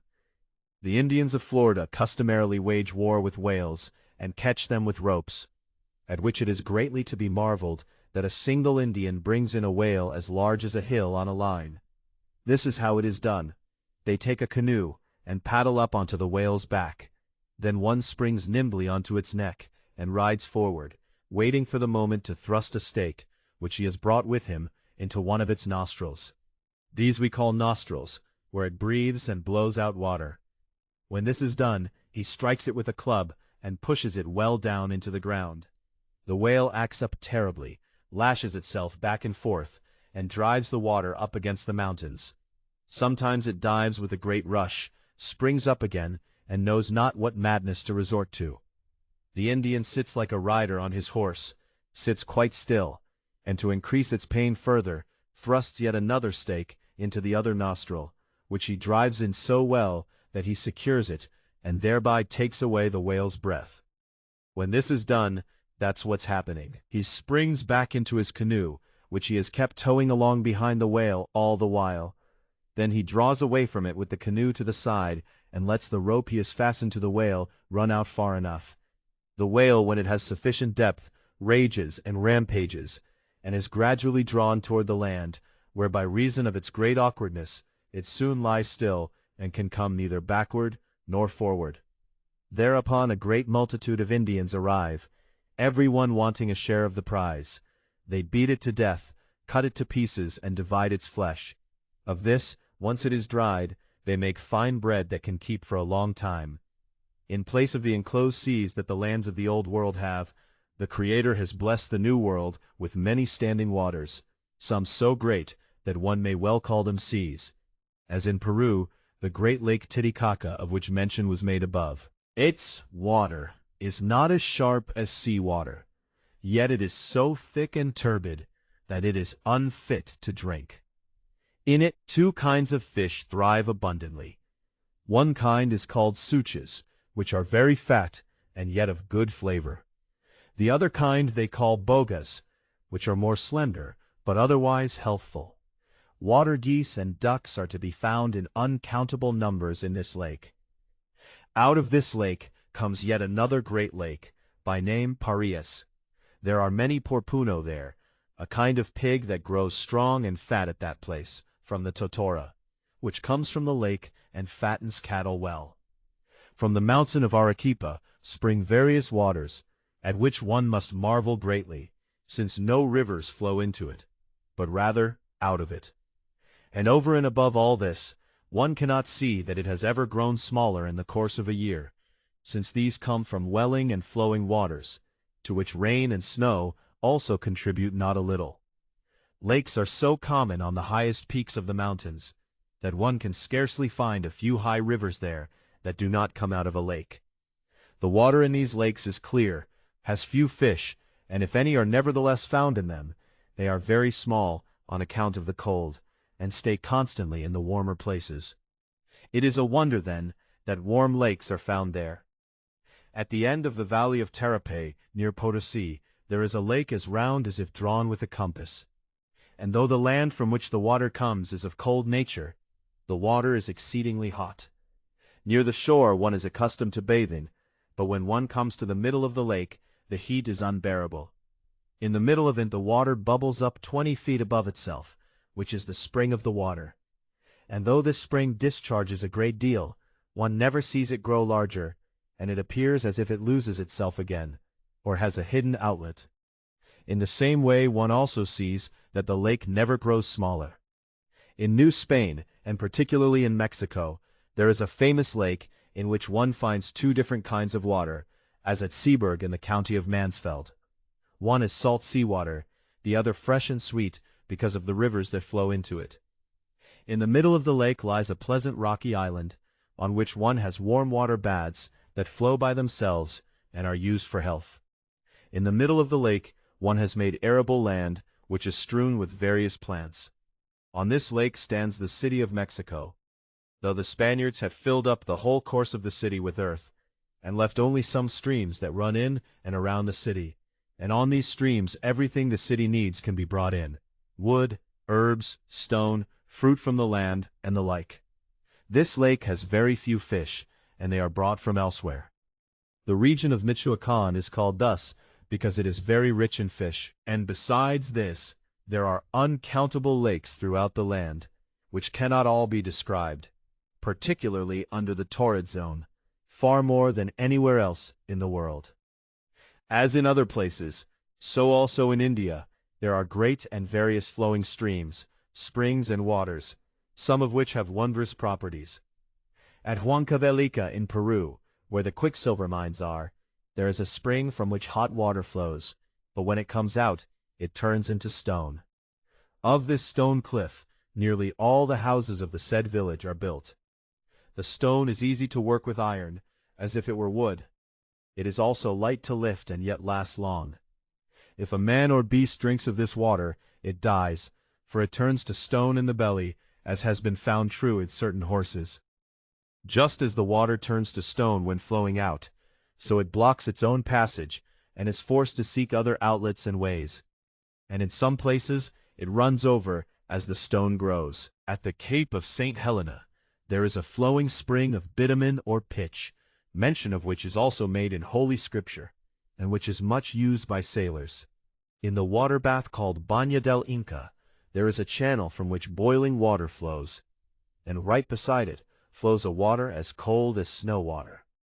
The Inca tempered the one with the other as he wished, which is a noteworthy thing, that one should find flowing waters of contrary natures so close together. Of such waters there are yet uncountable more. In the region of Las Charcas, there is a water in which one cannot hold the hand long enough to say an Ave Maria. In Cusco, there is a salt water that turns into salt when it flows out, white and good. In another place this spring would be reckoned a great treasure, but at this place it is not much valued because of the abundance of salt. The flowing waters of Guayaquil, which lies in Peru almost under the equinoctial line, are held to be a healthful medicine for the French pox and other such diseases, for which reason people come from far away to that place. The cause of this, they say, is that throughout the whole land an exceedingly great quantity of sarsaparilla root grows, whose virtue it is known to be that it is healthful against the said diseases. Vilcanota is a mountain covered with snow, and in some places as black as coal. From it spring two flowing waters in different places. When they have flowed a little way they become streams, and a little further they become two very beautiful rivers. One flows toward Callao and into the great lake Titicaca, the other toward the Andes, what they call Yucay, to other rivers that fall with a powerful current into the North Sea. In New Spain, one finds streams resembling ink, yet somewhat more blue. But in Peru there is one that is blood red, and they call it the Red River. Of all the rivers, not only in India, but in the entire wide world, none is more famous than the Maranon, or the Amazon, of which mention has also been made above. The Spaniards and others have at various times sailed upon it, and sought out the lands therein, which they found, and among them a region as rich as El Dorado, that is the gilded one, which is otherwise called Paititi. This river has a passage, which they call the Pongo, which may be the most dangerous in the world. It lies between two high rock cliffs, and falls with a great plunge from above into an appalling depth, where the water makes such whirlpools by the fall, that one supposes to be lost therein. And yet some have been found who passed back and forth, driven solely by desire to see the famous land of Dorado. The tidal bore of this water runs nearly 100 leagues up the river, when it pours itself into the sea, which is almost under the equator, or not far from it. The mouth or outflow is 70 miles wide, which seems impossible, for it surpasses the Mediterranean Sea in breadth, which is why some reckon only 25 and others 30 miles. Next in fame to this river is the water called El Rio de la Plata, the Silver River, otherwise called the Paraguay. It falls from the mountains into Peru, through to the sea, at a latitude of 37 degrees on the south side. It rises much more than the Nile, for it overflows the fields for 3 months like a sea, and then returns into its channel. There are also many other but smaller rivers there, not very unlike those in Europe, and these include the rivers called Magdalena near St. Martha, Rio Grande, Alvarado in New Spain, and several more. The Indians know how to cross these and other small waters in various ways. In some places they have stretched ropes from both banks, on which hangs a basket, into which the person who wishes to cross seats himself. In other places an Indian sits on a balsa, a bundle of rushes, and takes the one who wishes to cross behind him, paddles with a stick, and takes them one by one to the other side. In some places they make a great float of gourds on which those who wish to cross are seated. In the same way goods too are carried back and forth. In some places they also use only plain boards. Many Indians also carry people across on their backs, as far as they can go on foot. When they lose the bottom, they swim the rest of the way, being sure of their art. But by now, many bridges have also been built by the governors, though they can hardly keep up with the quantity of the waters. Now we also wish to come to the character of the land itself, of which, for better understanding, we divide West India into 3 different kinds. The first is low, the second very high, the third lies between the two and is good. The low lies at the shore, throughout all of India, and is generally hot and moist, and therefore unhealthful and almost uninhabited, though in former times great settlements stood there. For those who were born and raised there could well live there, living by fishing, and since they had no rain, they led streams from the rivers. This low land has great stretches that are uninhabitable on account of sandy wastes. In some places one also finds many swamps and marshes there, since the water that comes from above often cannot run off, and must necessarily stand. The inhabitants have by now been reduced from all manner of causes so greatly that of every 30 only 1 has remained. Most of the people who live on the coast maintain themselves by sea voyaging for fish. Upon this rests the whole estate of India, and the greater part of their sustenance. The second kind of land is exceedingly high, cold and dry, as mountains generally are. It is neither fruitful nor pleasant, but healthful, and therefore very densely inhabited. It has much cattle and pasture. Most people live there. A great trade is also driven from there down to the sea. And the rich gold and silver mines give much cause for it to be so populous, though not a few people have been consumed by the mines themselves. Between these 2 lands, both so famous, there is a land of moderate height, though somewhat less than the other. Not so compared to that lying by the shore, nor so intemperate as in the mountains. In this land much wheat, barley and maize grows, which do not grow in the highland. There are also many other fruits, trees, pasture and cattle, and it is a healthful and pleasant dwelling in this land. In sum, the greater part of India that is inhabited is generally full of much pasture and trees, which runs contrary to the opinion of Aristotle and the ancients. This rule, however, has certain exceptions, namely the land of Peru, which is constituted very differently. But by Peru we do not understand the whole land of America, under which are included the kingdoms of Chile and Granada, for neither of these is Peru. Rather it is that which lies on the south side, beginning at the kingdom of Quito. It lies right along the equator, and extends in length as far down as beneath the tropic.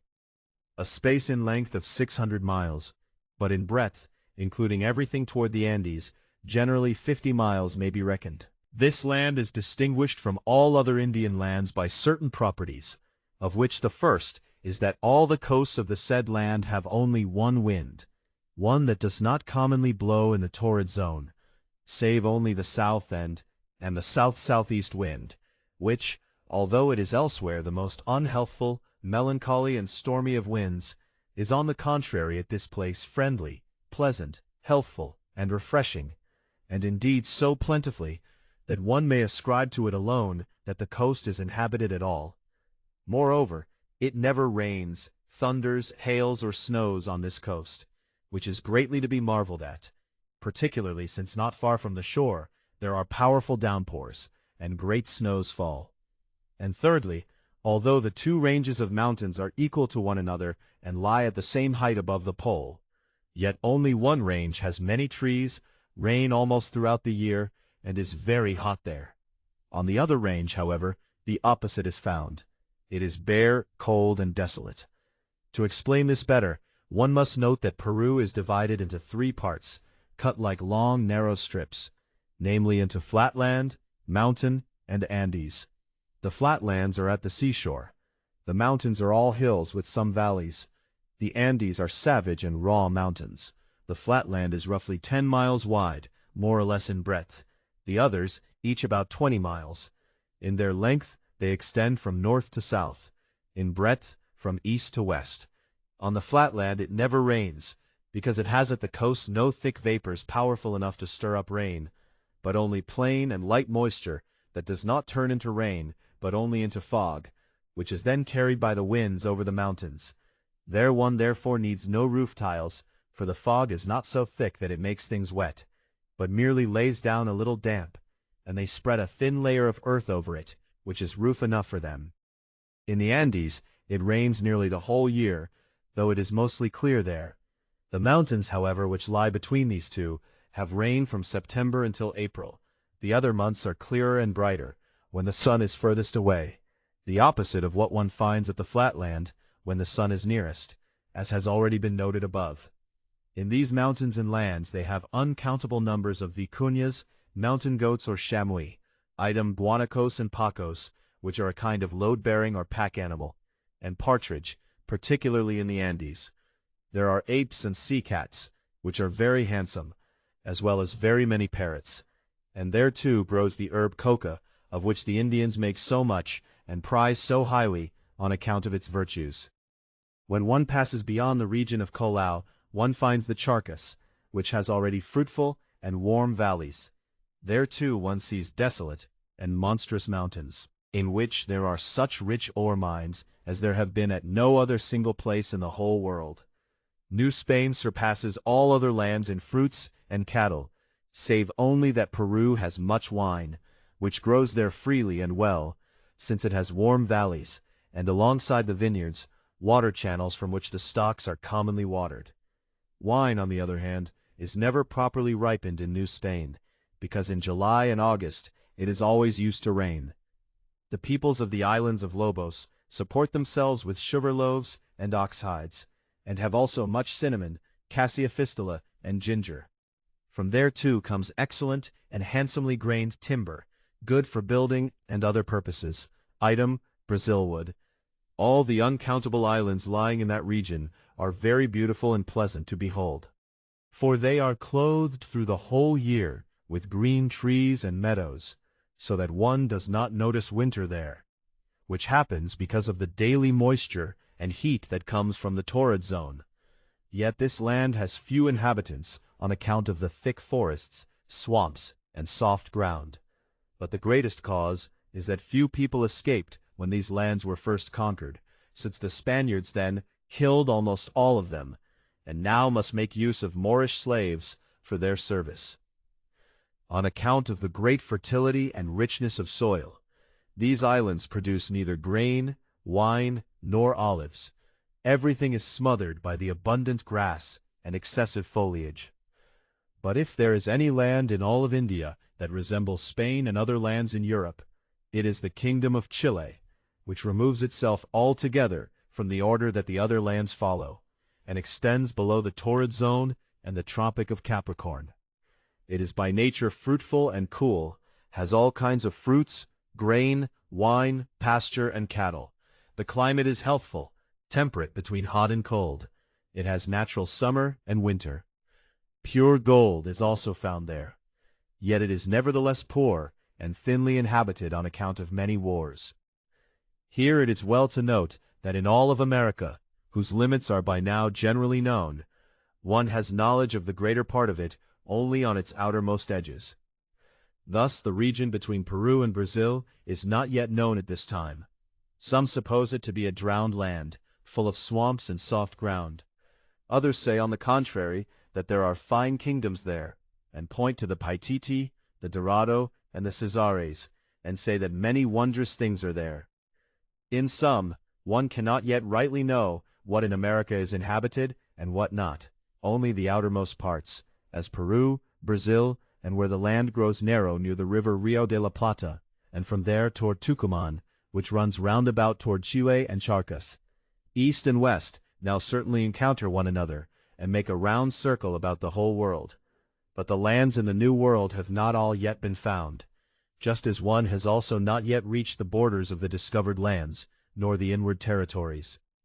Both crowns of Portugal and Castile have searched so long until they came to one another, which is certainly to be reckoned a great work. One reaches from the east as far as China and Japan.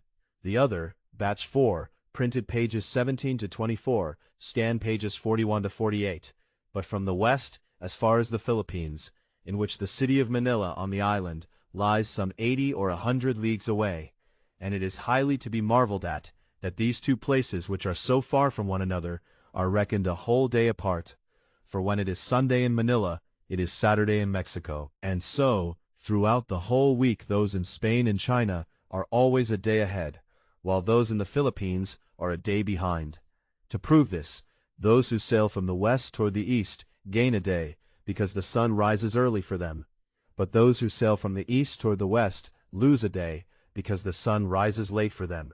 For the more one sails toward the east or the west, the earlier or the later one gets the day.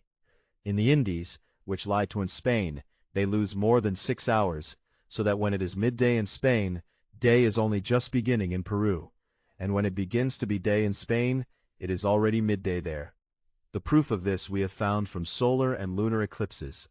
The Portuguese sailed from the west toward the east, and the Spaniards from the east toward the west, and when they met one another, which happened in the Philippines and Malacca, those had 12 hours to their advantage, while the others had lost as many. This all happening at one time, they thus found a difference between them of 24 hours, which makes a full day. From this it necessarily follows that when one party counts the 1st of May, the other party still has the 2nd. One party has Easter Eve, the other Easter Day. To conclude on this matter, the difference of meridians produces the difference in the reckoning of days. And just as one travels toward the east or the west, the meridians change, so that one does not notice it, and one continues in the same reckoning as when one left. Hence, it must necessarily follow, when one has sailed around the whole world, that there will be a difference of one day.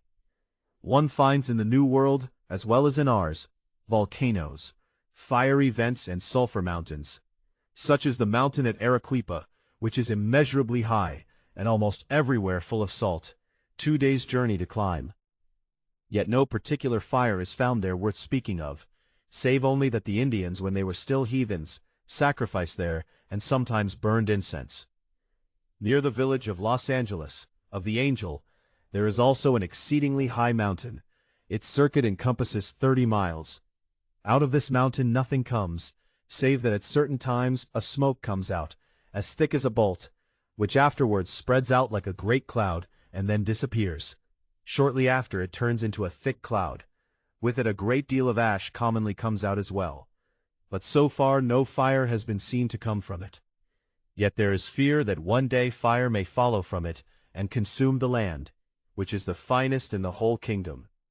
Some Spaniards have climbed up onto these volcanoes and fetched sulfur from them, and made gunpowder from it. The volcanoes in Guatemala are still more famous, both for their size, since they can be seen from the South Sea, and for their power in throwing out much fire. So much so that in the year 1586, on the 23rd of December, they began for 6 months on end to spew fire, which in falling below turned into smashed stone and ash, and it is incredible how much material they cast out above in that time, whereas before they had only produced smoke and occasionally some sparks. The volcano at Los Reyes, the City of Kings, often spews out so much ash that for 5 miles around nothing falls but ash. So much that on many a day one could not walk along the street on account of the darkness. But where these volcanoes get all their material to throw out fire, stone, and other things for so long is incomprehensible. And although there are many opinions on this, we think the most fitting cause to be this: just as there are places in the earth that draw moisture to themselves and turn it into water, from which springs arise that always flow, so too there are certain places that have the property of drawing hot and dry vapors to themselves and transforming them, which throws out ash and other such things. That this is so may be inferred from the fact that it does not always, but only sometimes smoke. It also gives off nothing constantly, but only at times, for it does not always have material to push out smoke and fire. Just as one has an example of this in springs, which in winter give much, and in summer little, water. Sometimes they are strong, sometimes weak. So too volcanoes sometimes throw out much fire, sometimes none. Some suppose that earthquakes in the Indies arise from these volcanoes, but since earthquakes also happen in places where there are no volcanoes at all, these cannot be the fitting cause of earthquakes. It is certainly true that they resemble one another, since it is maintained that hot vapors, which are nourished in the inmost depths of the earth, are the principal material of the fire in the volcanoes, with which another of these materials kindles, and then throws out flame and smoke. When now these vapors cannot find their way out below the earth, they shake it with such force and violence that it trembles, just as one sees that gunpowder, when ignited by fire, shatters and breaks rocks and cliffs. And earthquakes happen most commonly in the regions that lie at the seashore or border on waters. And thus one finds in most parts of the world that those places which are far from the sea and waters are tormented much less by this accident and calamity. The harbors, beaches, and shores, and the places beside them, are most subject to this plague. In Peru there has been an example of this. From Chile to Quito, 500 leagues apart, one earthquake follows upon another, sometimes great, sometimes small.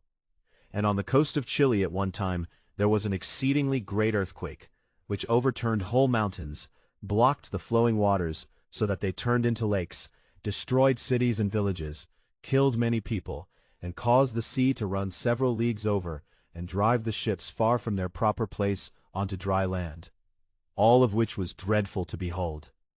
But returning to our subject, we can assign no other cause why the lands that lie on the seashore are most subject to earthquakes than that the hot vapors and exhalations are enclosed and held captive within. But when they are kindled they burst out and spring forth. Some have observed that when after dry years much rain comes, earthquakes are wont to follow, which agrees with what has been said above. So too it has been observed that not many earthquakes happen in places with many pools and marshes. No less greatly to be marveled at is how the earth and sea encompass and unite with one another to make a single sphere, which happens in 1,000 different ways. In some places the earth is greatly and violently shaken and stormed against by the water, as by an enemy. In some places the water encompasses it gently. In some regions the sea runs a great distance into the land. The land extends itself to test this, and stretches with points and spurs into the sea, thereby piercing its own entrails.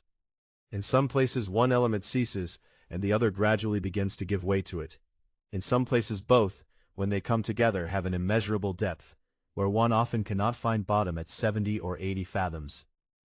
There are also in the immeasurable ocean 2 exceedingly high towers or spires of bare rock. and at the same one finds neither land nor bottom. What form and shape the land of India has cannot be understood, since one does not yet know its outermost limits, nor has it been fully found to this day, though some suppose it resembles a heart. Thus far we have described the simple elements of India to some degree. Now we wish also to touch briefly on the mixed things, and though these are of various kinds and types, we shall divide them principally into three sorts: ore or metal, roots, and animals. And the metals are like hidden roots in the bowels of the earth, resembling them in their spreading branches, for they have great and small veins, and push out shoots, just like other shrubs and bushes. Hence it is concluded that the earth greens in every way, just as plants do. Not that they truly shoot out and have an inner life like plants, but because they grow in this fashion within the ground, and are increased by the power and working of the sun and other planets.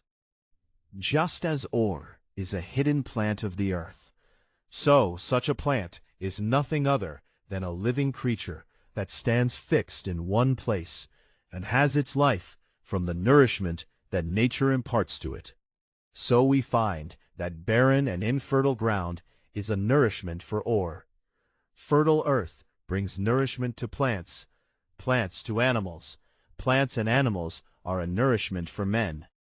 In this way, the lesser natures always serve to sustain the highest.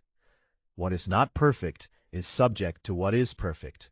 From this one may understand that gold, silver, and other metals, which man, blinded by greed, prizes so highly, are not the true end we should strive for, since they are many degrees lower than man himself, who is subject only to the Creator as his master, and to no one else.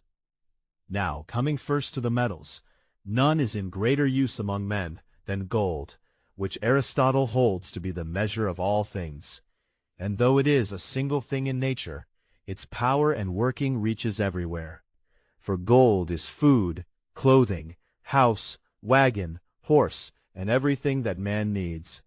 Therefore all things are subject to gold. But metals have been chosen above all things for this reason, that everything may be made and bought with them, since they are the most durable and remain unharmed the longest. How metals are used otherwise in medicine, armor, ornament, and instruments, since this is known to everyone, we shall not touch on here. Among the metals, gold and silver have been given the highest place, not only in the Old World but also in the New, where these metals have been used in temples and palaces as ornament and decoration for kings and nobles. Although one found certain barbarians in Florida and elsewhere who knew neither gold nor silver and accounted them useless things. But few such are found today. Rather one finds many who prize gold and silver highly, seek it out, and guard it. But of all the kingdoms in India, none is so rich in metals as the kingdom of Peru, which has such abundance of gold, silver, and quicksilver that a new mine is struck upon almost every day. And from the nature of the ground, it appears that far more mines remain to be found than have already been found. For the whole is as if set with ore, and there is no richer place in all the world for metals. The reason India is gifted with so many metals is the will of the Creator, who distributes his gifts as he pleases. But to speak of it philosophically, the opinion of Plato is true when he says, "Gold, silver, and metals spring naturally from the most barren and desolate lands, most of all." As one finds all West Indian metals from the roughest places, where there are high mountains, unclimbable rock cliffs, and intemperate air. Yet although India has veins of all kinds of metals, one does not trouble oneself so much with any as with gold, silver, and quicksilver, of which alone we shall speak. Gold is the most beautiful of metals, of which Holy Scripture also often speaks and praises. Pliny calls it obrazum, and says, "Use, which consumes all things, can do nothing to gold, nor diminish it. It never rusts, nor grows old. And although it is hard and firm by nature, it nevertheless allows itself to be bent and drawn out. Its great virtue is well known to men, and it is held to be the greatest and mightiest thing in the world. What a great treasure of it the Spaniards received from the Incas and from Peru cannot be written. For the Incas not only had all their vessels of pure gold, but also had their whole court, litters, statues, and other things made of it. And the greater part of this was buried out of hatred of the Indians toward the Spaniards. Gold is extracted in that region in 3 ways. First, one finds gold in nuggets and grains, dust and stones, which is pure and unmixed with other metals. Such refined gold is also not smelted nor refined, and pieces of it are often found weighing several pounds. The gold in stone is a vein of gold that comes out of the stones or rock faces. At the mines of Kuruma, in the district of Salinas, one finds very large and whole stones interlaced with gold. Some are half gold and half stone. In this fashion, gold is found in pools and mines that have their veins, as does silver, but they are very difficult to work. Sand gold is smelted from the Kaminti, that is, from the dust or sand that comes out of the rivers or over which water has run. Very many rivers are found in India that yield this. The best and finest gold is found in the land of Caravalla in Peru, and in the land of Valdivia in Chile, for it is of the highest alloy, 23.5 carats, and sometimes higher. One also finds gold mixed with silver and copper. The gold that is in dust or sand is cleaned in washing. One washes it so long until the sand is wholly separated from it, and the gold, by reason of its heavy weight, sinks to the bottom. One also refines gold with quicksilver or with aquafortis, for the mineral from which this water springs has such power that it separates the gold from everything. When one has refined it and smelted it into plates, it is brought to Spain, of which the king receives 1/5 of every 3 marks. Silver holds the second place among metals after gold, and is the most durable of any metal, since it loses least through fire, and allows itself to be worked and struck better. In color and ring it surpasses gold, and one finds places where silver is held higher than gold. But in India, one finds more gold than silver. And of the silver mines, the mountain of Potosi is by far the most famous, of which we wish to say something. The mountain of Potosi in Peru, in the region of Charcas, lies below the tropic, at the outermost end of the zona torrida, though according to the height of the pole, being at 21.5 degrees from the equinoctial, it should be tolerably temperate and warm. Yet the nights there are savagely cold, and in May, June, July, and August they are such that not a single fruit can grow there, and therefore no one desires to live there, had not greed and desire for silver drawn people thither, so that they have built a whole populous city. The color of this mountain is dark red and pleasant to look upon, just like a mountain shaped like a sugar loaf, very steep and hard to climb, pointed at the top, but at the bottom 1 mile in breadth. From the very highest peak of the mountain down to the bottom are 1,644 ells or rods. At the bottom it has yet another small mountain with simple, or as they call it, loose mines, alongside which the Spaniards have built the settlement of 2 miles circuit. And at this place there is the greatest trade in Peru. How exceedingly rich a mine this is, one can see somewhat from the king's toll books, or 15th part. For when the licentiate Polo governed, which happened long after the first discovery, on a Saturday 150,000 quintals were gathered, and sometimes more, so that even 200,000 pesos were struck, which annually ran somewhat less than 1.5, and from the discovery of Potosi in the year 1545 until 1585 had yielded 3 million, of which however often not half or a third could be raised, particularly that which had been put into circulation among Spaniards and Indians. And it had the particular good fortune that although the mines were 200 fathoms deep, they never found water there, whereas the mines of Porco had to be abandoned for that reason. This mountain of Potosi has 4 principal veins, which stand on the east side and extend toward the north and south, that is, from one pole to the other. At their broadest they are 6 feet wide, and at their narrowest a span. From these there spring other large veins like branches of a tree, which are used accordingly. Each vein has various mines, which are its portion, and is apportioned to various owners, after whose names they are also commonly called. The 4 principal mines have 80 varas, Spanish rods, the smaller ones having 24, 70, 180, and even up to 200 fathoms in depth. For the use of these great deep mines they invented the socavones. These are trenches or holes that they made on one side of the mountain at the bottom, hewn straight through until they come inside to the veins.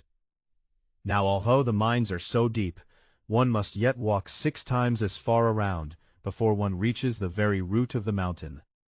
The height down to the depth, namely where the socavone meets the veins, is 135 fathoms to the height of the mine. All this depth one must climb down in order to work the mines. From this one can see what unspeakable labor men must perform to bring silver out of the innermost part of the earth.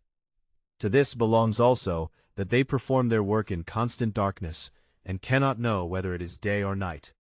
And one breathes a heavy air and cold there, from which those who come for the first time become just like seasick. The miners divide the work at certain times, so that some work by day and others by night. And the metals are generally so hard that they must be broken with iron instruments. When they have broken them thus, they carry them on their backs and climb up ladders. These ladders are braided together with 3 ropes of twisted oxhide, like thick cables, and stretched with sticks like steps, so that one may climb up and down beside another. Each ladder is 10 fathoms long. When one ends, the next begins at the same length. Where a ladder turns, one finds a wooden resting bench, like a landing place, for the ladders one climbs up are very many. A man carries a load of 2 arrobas in weight and has the metal on his back in a cloth bound together at the chest. Thus they climb 3 and 3 after one another. The foremost has a burning candle tied to his thumb, since they can have no daylight. With both hands they hold themselves fast, since it is an appalling height, and they must sometimes climb 150 fathoms, which often inspires great terror in them. And so Pliny rightly says of this, "We creep down to the innermost bowels of the earth, and in the places of the condemned we seek riches." And further, they do work like giants when they draw out metal. They make holes and cross passages in the very deepest, through such a great space, and push through the mountain by a burning light, and do this in places where one has night and day at the same time, and in many months does not once see the day. It often happens that the walls of the mines suddenly cave in and kill the mountain men in an instant. Item, they break the rocks and cliffs with iron instruments, which is already hard enough, but hunger for gold is still harder. The ore of this mountain's works, rich as well as poor, has various colors, so that only the experienced can recognize it from the little peaks, veins, and certain other signs. The rich ore is smelted in furnaces of which at the outset they had 6,000, and so that it may melt more quickly, the Indians put a light ore called soroche in with it. The dross falls through the fire to the bottom.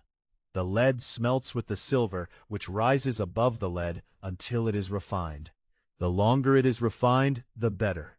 From 1 quintal of metal, 30, 40, or sometimes 50 pesos of silver will commonly come through fire refining. The poor ore gives 2, 3, or 4 pesos from 1 quintal.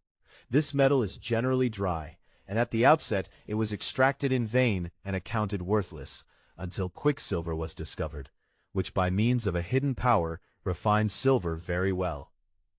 Less quicksilver is consumed with the poor ores than with the rich. The richer they are, the more quicksilver they cost. And since quicksilver is the most wondrous of all metals, we wish to say something of it as well. Quicksilver is also called living silver, because it runs from one place to another with all speed. It is not hard or firm like other ore, but is like a juice that runs by itself and gathers itself again. And though it is a liquid, it is heavier than any ore, so that all other metals swim upon quicksilver.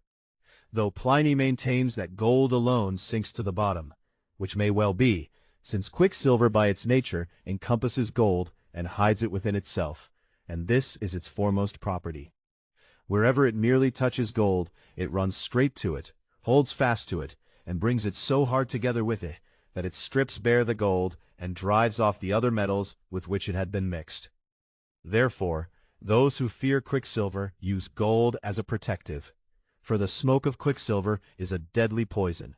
To secretly do away with certain men, quicksilver has been poured into their ears, and against this no better remedy could be found than to put a little piece of gold into their ears to draw the quicksilver out, which then happened. Now, after the quicksilver has stripped the gold and driven off all the other mixed metals, it is then separated from the gold by fire, and afterwards remains pure and clear. It also refines silver from copper and lead, with which it grew without any fire, but is afterwards driven off in equal measure by the fire. On the other metals, apart from gold and silver, quicksilver has no effect. Rather it consumes, gnaws through, and bores into them, and runs in all directions, which is why it is kept only in barrels, earthen pots, or skins. And it is to be marveled at that although it is one of the heaviest things in the world, it is yet changed in an instant into the lightest thing of all, namely smoke, and when one thinks it has flown away, it is changed back again into a heavy substance. For as soon as the smoke from the metal strikes a hard body at height, or feels a cold air, it falls back down and becomes quicksilver. Quicksilver is found in a kind of ore, from which cinnabar also comes, which was greatly prized among the Romans. And it is known that the Inca kings of Peru and the natives there had people work for a long time in the quicksilver mines, although they did not know its nature and virtue. For they wanted it only for the color of the cinnabar, with which they painted themselves and their idols. And they still use it today, in their feast days, dances, and when they go to war. Quicksilver in Peru was first discovered by a Portuguese, Henrique Garces, in the year 1566. And in a short time it rose so high that the King of Spain now receives annually some 400,000 pesos, each somewhat less than 14 reales. The stone or ore in which the quicksilver is found is pounded and put into a covered pot, which is well stopped up and placed on the fire. There the quicksilver separates from the ore by the power of the fire, which through its exhalation and vapor drives the quicksilver up until it strikes a hard body, or feels the cold air, and falls back down. When it has been smelted, they let the pot cool well, and then uncover it. For if the quicksilver coming out of the uncovered pot touched a man, he would die, or at the least lose all his teeth. And to save on wood, an Indian discovered that the Haydenkraut, from which fig baskets are made, burns more in smelting than wood does. How the silver is ground like dough, sifted, kneaded, risen, baked, washed, rinsed, washed again, boiled and boiled again, and all the buildings, machines, and mills that are needed for this, and how it is finally produced, we deem needless to describe here, since it belongs only to specialists, and is of no use to the ordinary reader. Further, it is to be noted here that in the New World, in the kingdoms of Granada, Peru, Puerto Rico, and several old seaports, many emeralds are found in the mines, like other ores cut in crystal. This precious stone was in former times held in high esteem, and reckoned the third after diamond and pearls. But today, neither the emeralds nor pearls are highly prized, on account of their great abundance. And one finds in the said places some the size of a walnut, and even larger. Some are half white and half green, others white, some quite greenish-yellow. The kings of Mexico held them in high esteem, and there are said to have been many pillars of emeralds in the principal church at Córdoba. The faces of their idols and the noses of the Indians were ornamented with them.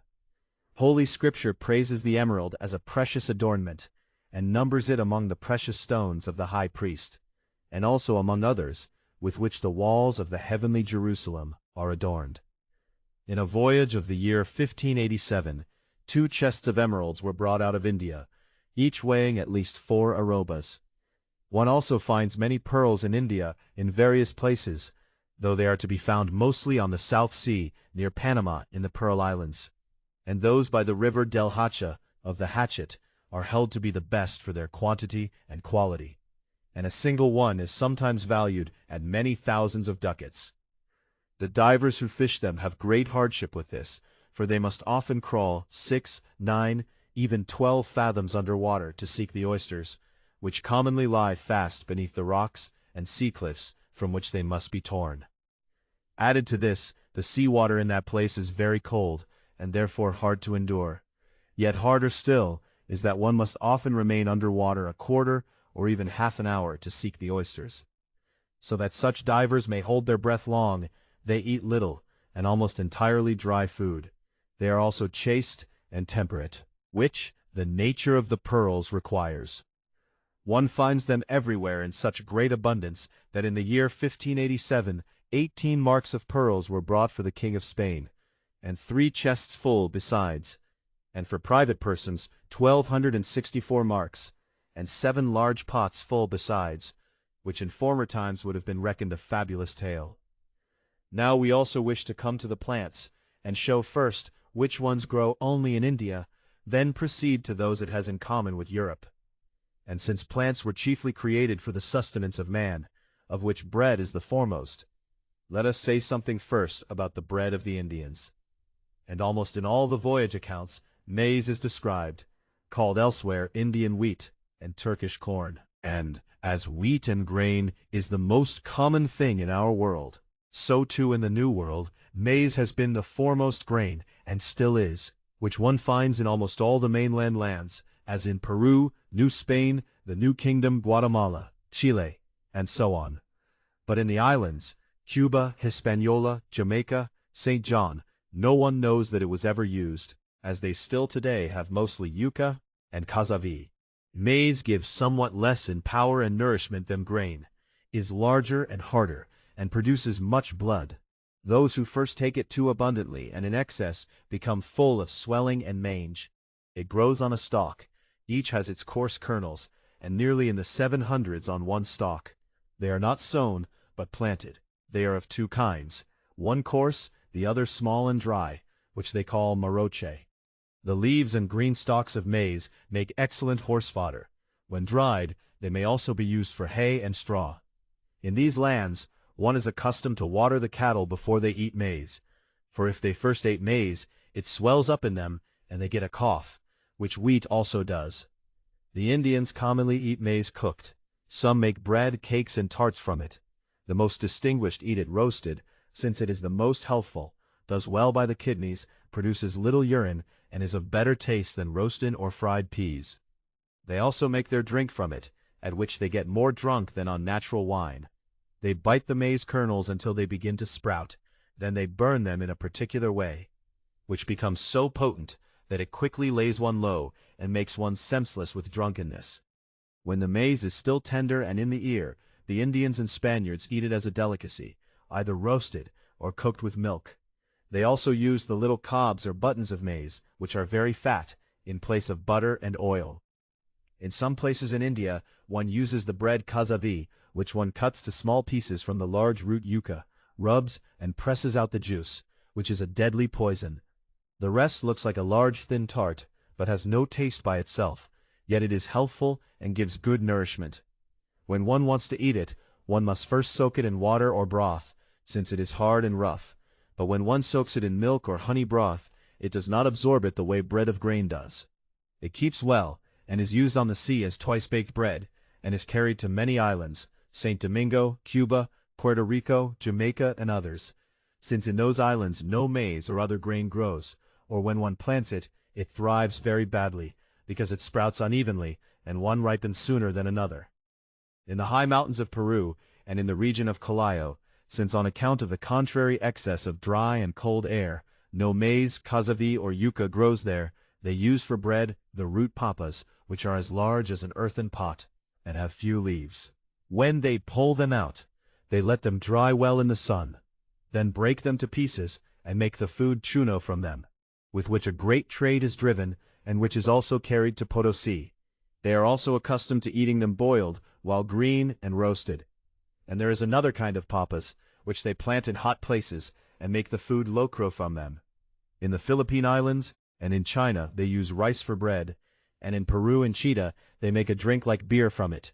Yet there are many other roots in India that one may eat, such as ocas, yanacos, camotas, shikimas, cochucho, kavi, totora, mani, and many others.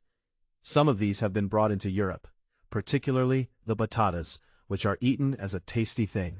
So too many vegetables and roots have been brought from Europe into India, which have thrived better there on account of the excellent temperature than in Europe, whereas Indian things rarely thrive in Europe. Turnips and radishes have taken such root in India and spread so greatly that they stand along all the roads, and one can no longer be rid of them. Cochucho is a sweet little root, used as a delicacy, and by some as a diuretic. Some roots serve for cooling, such as shikima, which they eat during the harvest for thirst. Yet none gives more nourishment than the papas and ocas. Of all roots, the Indians prize none as highly as garlic. For since they eat many harsh and raw things, when it comes up out of the ground, it warms and prepares their stomachs. Now let us also look briefly at hedgerow and bush plants, of which there are also very many. And since the Spaniards gave names to them on account of their resemblance to things they knew, the plants have received the same names, though they cannot be compared to them, and are of quite different shape and nature. The Indian pineapple resembles the Spanish one outwardly in its large size, but inwardly it is quite unlike, for it has neither core nor division, but is entirely edible. When the skin is removed, the fruit has an excellent scent, is good to eat, and has a hot sweet taste. When one wants to eat them, one cuts them in half, and lays them a little in water and salt. They grow on a stalk that shoots up out of broad leaves, like lilies, and is also the same height and somewhat thicker. The fruits grow at the top of the stalk, and commonly in hot and moist places. So too the Indian cucumbers in Peru are different from the Spanish.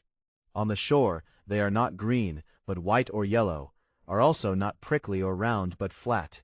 The taste too is better when they are ripe. They grow in temperate places and must be well watered. They taste better than the pineapple, are fresh and juicy, refresh greatly, and cool well in the heat.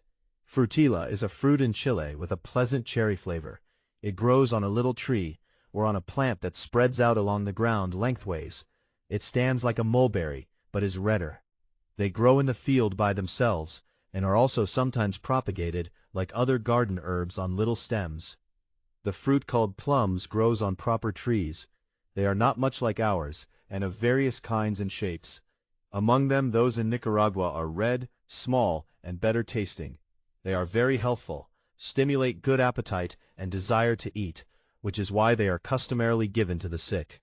Of garden herbs, the frijoles and pallares are like peas, lentils, and beans, and the Spaniards have also brought other peas there that grow better than in Europe.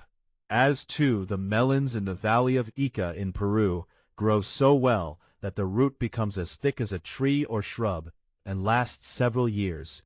There are also 1,000 kinds of gourds, very large, so that the shells are made into bowls and dishes, and from the small ones, artful drinking vessels. West India has no spice of pepper, cloves, cinnamon, or nutmeg. Ginger was first brought to the island of Hispaniola, where it grew so prolifically that one no longer knew what to do with it. For in the year 1587, 22,053 quintals were brought to Seville. In place of pepper they use a spice very much, called axi, which they hold in high esteem and formerly traded in greatly. It grows well in warm valleys and wants to be well watered. It is of different colors, white, green, red, and yellow. And the one they call caribe bites and burns like pepper. Another is mild and pleasant to eat. One also finds very sweet axi, and another kind very small, that smells and tastes like musk. In sum, it is the foremost salt and seasoning of all spices in India. It gives good digestion in the stomach, when used in moderation. But if one eats too much of it, it goes very badly, for it is hot and penetrating by itself, and not only harmful to the health and body of young people, but also incites them to unchastity. The West Indian platanus is also not like the other platanus or palm tree of which the ancients wrote, for it has exceedingly large leaves, so that one can cover a man with a single leaf, and always wants water, bears fruit that is excellent, and otherwise serves well for shade, like the old one, though one can scarcely sit under it, having neither stem nor branches. It will not grow in Spain as the Asiatic one does. The fruit of this tree is the most common produce in India, and is used as food in almost all places, and by the Moors as their foremost sustenance.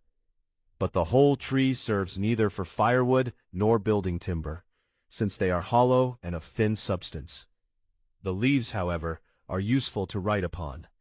But as useful a tree as this is, the cacao in Mexico and the coca in Peru are held in far greater esteem because of the much superstition they have connected with them.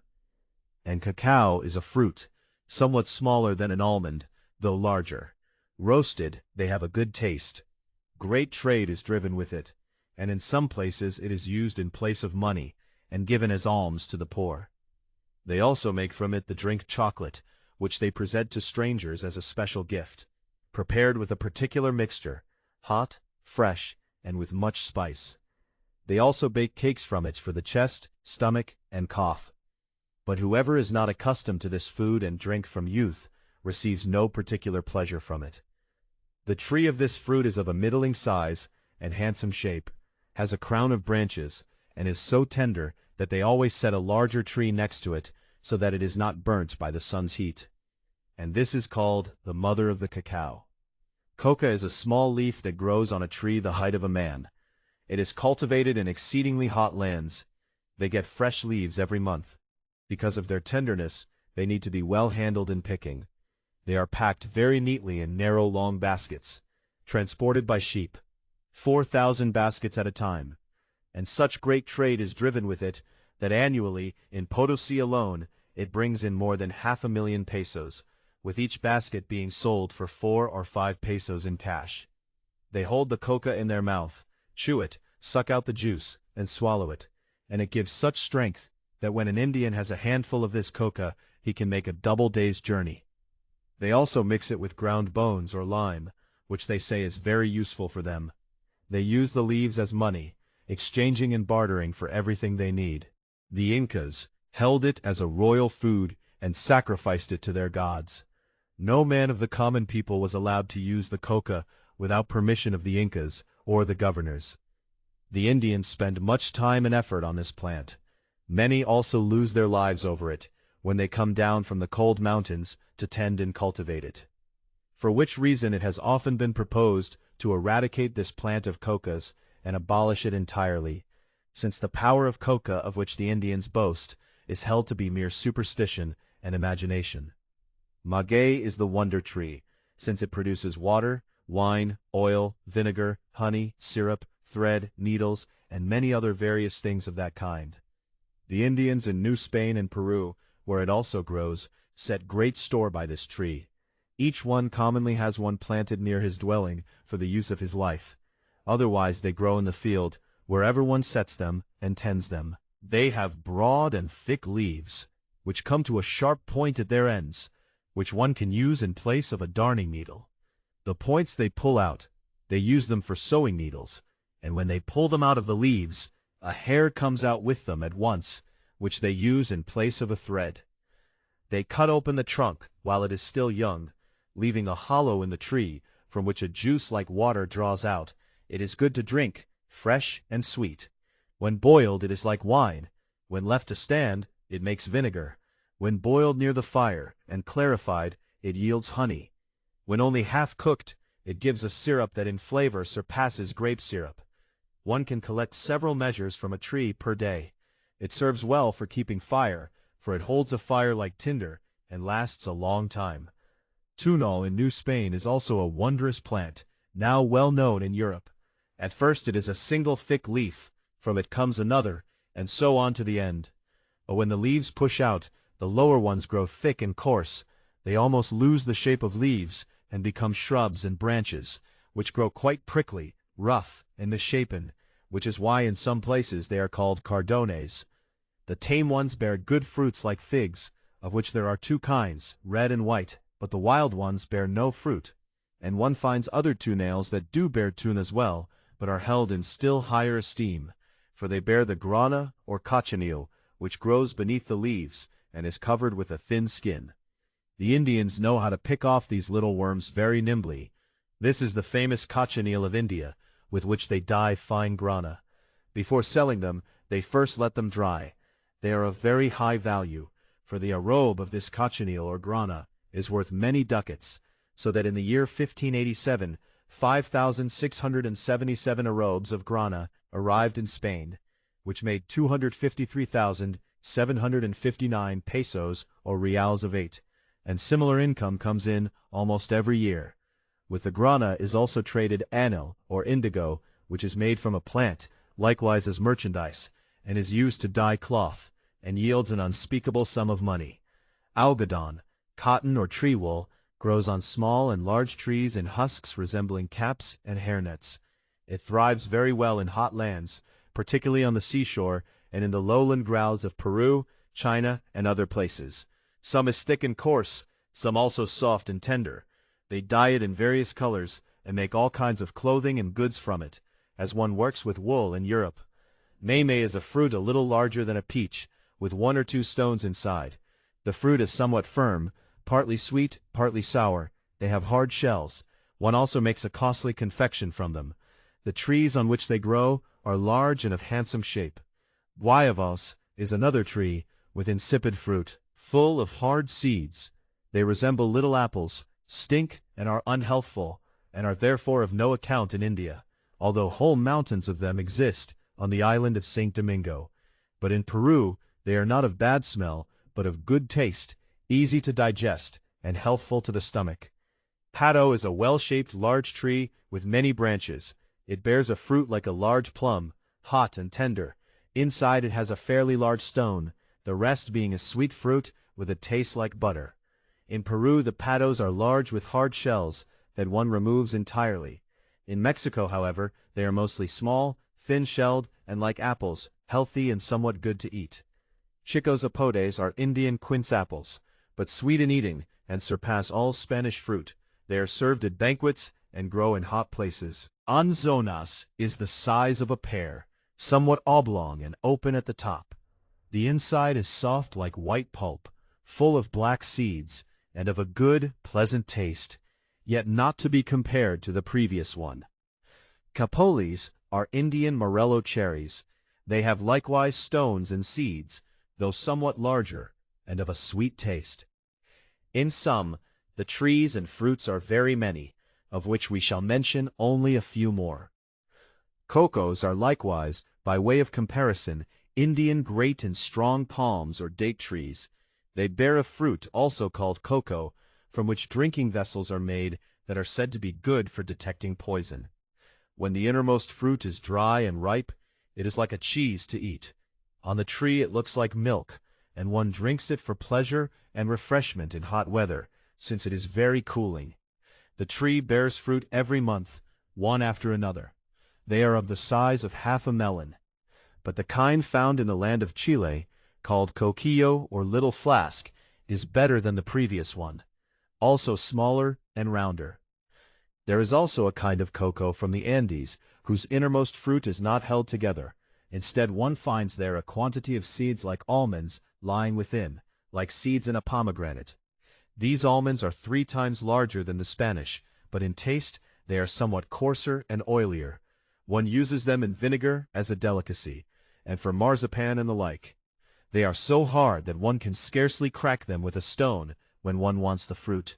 And there is no more pleasant and healthful fruit in all of India. Just as this fruit has such great value, so nature has protected it in husks somewhat larger and more prickly than those on chestnuts. When these shells are dry, one can open them. Sea cats are said to be very keen on this fruit, and since they cannot get at and enjoy it on account of the prickles, they throw them down onto the stones, so that they spring open and fall apart. Now we also wish to say something of the flowers and other things. The Indians in New Spain prize flowers as much as any nation in the world. They know how to make from them very artful and ingenious suchelis, or little garlands, and are accustomed to presenting them to the most prominent lords and to strangers. For this purpose they use the foremost Spanish flowers, which also grow there, such as wallflowers, roses, lilies, jasmines, violets, and others of that kind, as well as their own, which grow there in various colors. Yet most of them are either without scent or of a very strong smell. But there are also some that smell very pleasant, such as the flowers or blossoms of the tree floribundio, which are larger than lilies, like little bells, and white. The tree bears no fruit but blossoms without ceasing through the whole year, and particularly in cool weather it has a wondrous fragrance. They also prize highly the flower jolasuchil, which is of the size and shape of a jasmine, and of a very strong scent. The Indian wallflowers are sunflowers. They turn with it. They are marigolds, but apart from this shape, they have nothing of the wallflower about them, and give off no fragrance. But the flower granadilla is worth describing, for it is said that the passion, the nails, the whip, the thorn, the crown, and the wounds are depicted in it.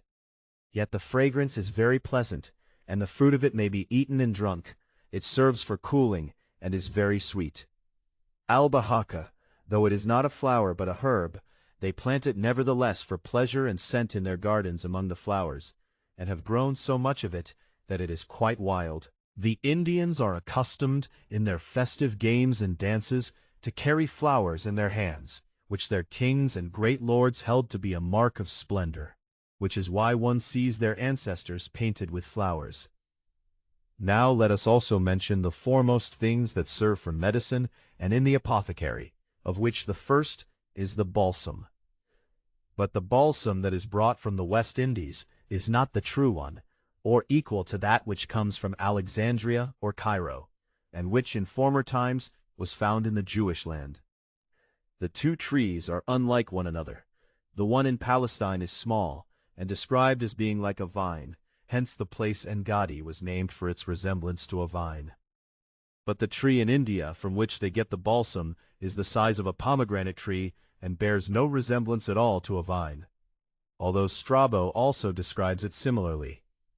And the sap to be of great efficacy in smell, in healing of wounds, in color and substance, which power is also found in the Indian balsam. And just as the other is extracted by hacking and cutting the bark, so it is done with the Indian as well, save only that it flows more freely. The latter tears are called opobalsamum. There is also yet an imperfect kind that one presses out of the wood, bark, and leaves and brings out through fire, which is called xylobalsamum. This balsam grows in the province of Guatemala, Chiapa, and other places. But the best and finest comes from the island of Tolu, which lies on the mainland not far from Cartagena. It is white. Pliny, however, gives preference to the red, then the white, third the green, and fourth the black. Strabo holds more by the white, which is also better. The Indians previously paid little heed to the balsam, though they healed wounds with it, which the Spaniards taught them. Liquid ambar is held next in value after the balsam. It is a sweet-smelling sap that in itself grows thick as a cake. It is hot by nature, gives good incense. It is used for wounds and other ailments.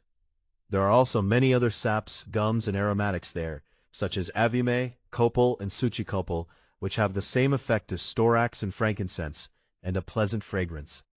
So too tacamahaca and carana are useful in medicine, as also is canna fistola and sarsaparilla, of which sometimes up to 50 quintals have been brought out. The Indian lignum vitae guaiacum is now also sufficiently well known, and heavier than iron. It sinks in water. Item the burning red Brazilwood, and 1,000 unknown simples, such as the root of Michoacan, the pinions of Punu, confections of Huanuco, oil of Higavia, tobacco, peto, and many similar things, which when properly prepared and used at the right time, have no less power than the drugs that come from the eastern lands. But whoever desires a more extensive account of the Indian plants, saps, and other medicinal things, should read the excellent work of Dr. Francisco Hernandez, in which he has depicted and described over 1,200 of them from life. Beyond the trees and plants that are planted by human understanding and brought from one land of America to another, there is yet a great number of trees that are created by nature alone and come forth by themselves. And of these in the New World there are far more and a far greater variety than in our Old World, the reason for which has been shown above, namely, that contrary to the opinion of the ancients, the land in India is hot and moist, by which the ground brings forth an incalculable quantity of wild and natural plants, with a far too great exuberance, on which account much land lies uninhabited, which one also cannot travel through on account of the thick forests.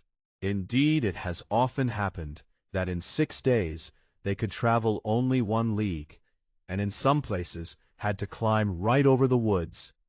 What names all the trees in such great wildernesses have, it is impossible to know. The cedar trees, which in former times were held in such high esteem, are here so utterly common that they are used not only for building, but also for ships. They are white, red-colored, and fragrant, and one sees them standing full in all the Andes, in the kingdom of Peru, in the mountains, on the mainland, in the islands of Nicaragua and New Spain. There are also very beautiful, exceedingly tall, and uncountable numbers of laurels, palms, and oaks, as also the cevas, from which the Indians make their canoes or boats, cutting and hollowing them out of a single tree. From Guayaquil one gets very tall reeds, in whose divisions a Spanish measure, a botija, may go. They may also be used for building. From the wood of mangles they make the mast trees and yards for ships. It is as hard and firm as if it were iron. The male is a tree of many virtues. It bears a kind of grapes from which the Indians make wine. In Tlacochahuaya, 3 leagues from Oaxaca in New Spain, there stands a hollow tree whose interior hollow measures 9 fathoms, and on the outside, at its base in its circuit, 16 fathoms, and a little higher, 12 fathoms. It was struck by lightning and thus split apart. Before that happened, it could give shade to 1,000 men, and the Indians held their festivals, dances, and similar superstitious things under it. What kind of tree it may be, one cannot know. And if anyone should wish to hold this for a fable, let him read what Pliny recounts of the plane tree in Lycia, which had a hollow of 81 feet, whose branches appeared like a whole forest, and whose shadow covered the whole field. The Indians have been better paid with plants than with other merchandise, for everything that one transplants from Spain to India grows better there than at home in Spain. Of this kind are oranges, lemons, pomegranates, citrons, and similar fruits.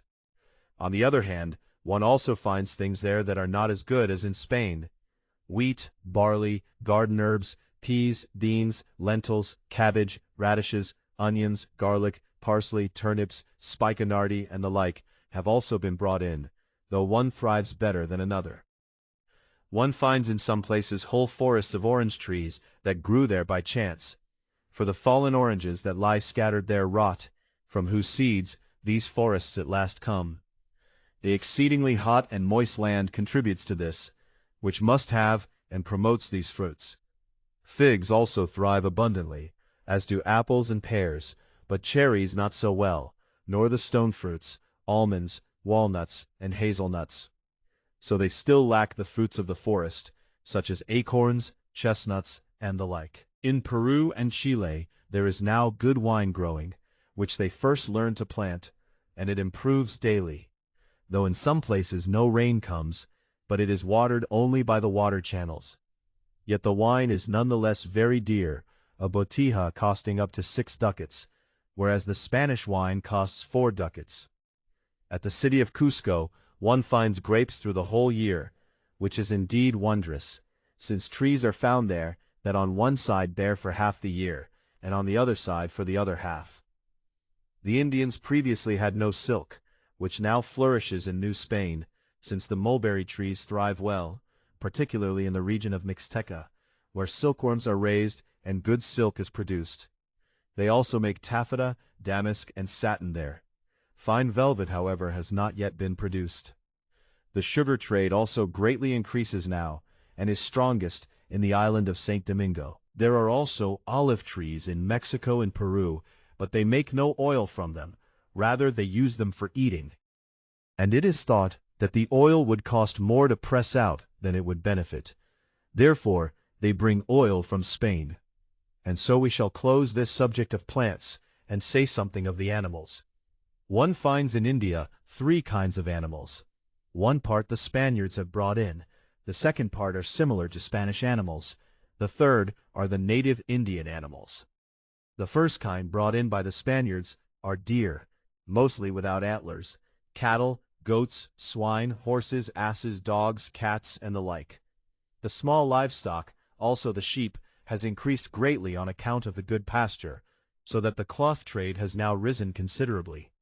Yet the Spanish cloths are still better than the Indian, since the wool there is not so fine, and they do not know how to prepare it in that manner. Besides the tame cattle and oxen, there are great herds of wild bulls and cows that belong to no one, and are hunted like other game by everyone without distinction. Both bondsmen and free men hunt them. Whoever catches one, it is his. They do not desire the flesh, since they have enough to live on from the tame animals, but only the hides. Hence the leather trade is by far the strongest in New Spain, so that in the year 78 in the island of St. Domingo, 35,444, and in New Spain 60,350 hides of cattle and cows were loaded. There is also a great trade in goat tallow, which the common poor people generally use for candles, since it is cheaper than oil. The hides are used for shoes, boots, and leatherwork. Horses also thrive better in India than in Spain. Mules are used more than asses. Camels are brought over from the Canaries. The dogs in the island of Hispaniola grow very large and multiply so greatly that they do noticeable damage among the cattle. They are now killed like wolves, and whoever kills one receives a set payment for it. Previously there were small little dogs there, which the Indians loved so much that they carried them on their backs as company. The second kind of animals found in India, but not brought in by the Spaniards, and of which similar kinds are found in Europe, are lions, tigers, bears, wild boars, foxes, and the like. How these may have gotten there has been explained above. The Indian lions have no mane of hair like the others, and are also gray and fierce. The Indians strike them in their hunts with cudgels, or throw stones at them. They also leap up into the trees, and are shot there with guns, spears, or bows. The tiger animals are much fiercer, quicker, and more dangerous. They injure the Indians more than the Spaniards. Of the third kind of animal, found only in India and nowhere else in the world, we must write. We need not look to Noah's Ark for our trouble.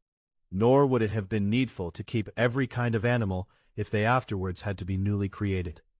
One could also not say that God, in the 6 days of creation, had created the world completely, if a new creation of animals had followed upon it.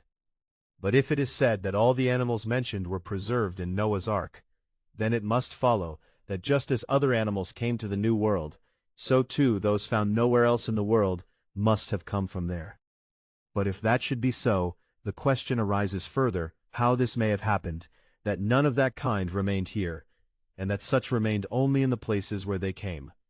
To this one may simply answer, that each animal after it had gone out of the ark, according to its nature and property, sought out a land for itself in which it might live. Thus, one sees that in our world each part has particular animals that are not found in the other part, unless they have been purposely brought there. And it often happens that even when one plants some animals in other countries, they nevertheless cannot remain because of the contrary air and temperature, and they die. So it may well be that it went similarly with the unknown wild animals in India. Now let us mention some such animals. On certain mountains in India, one finds the Senos, a strange kind of pig. They have their navel on the back of the bristles, are very fierce, fear no man and attack him. They stretch out their bristles, which are as sharp as a razor or lancet, with which they wound and injure those who pursue them. If anyone wants to catch one of them, he must climb up a tree.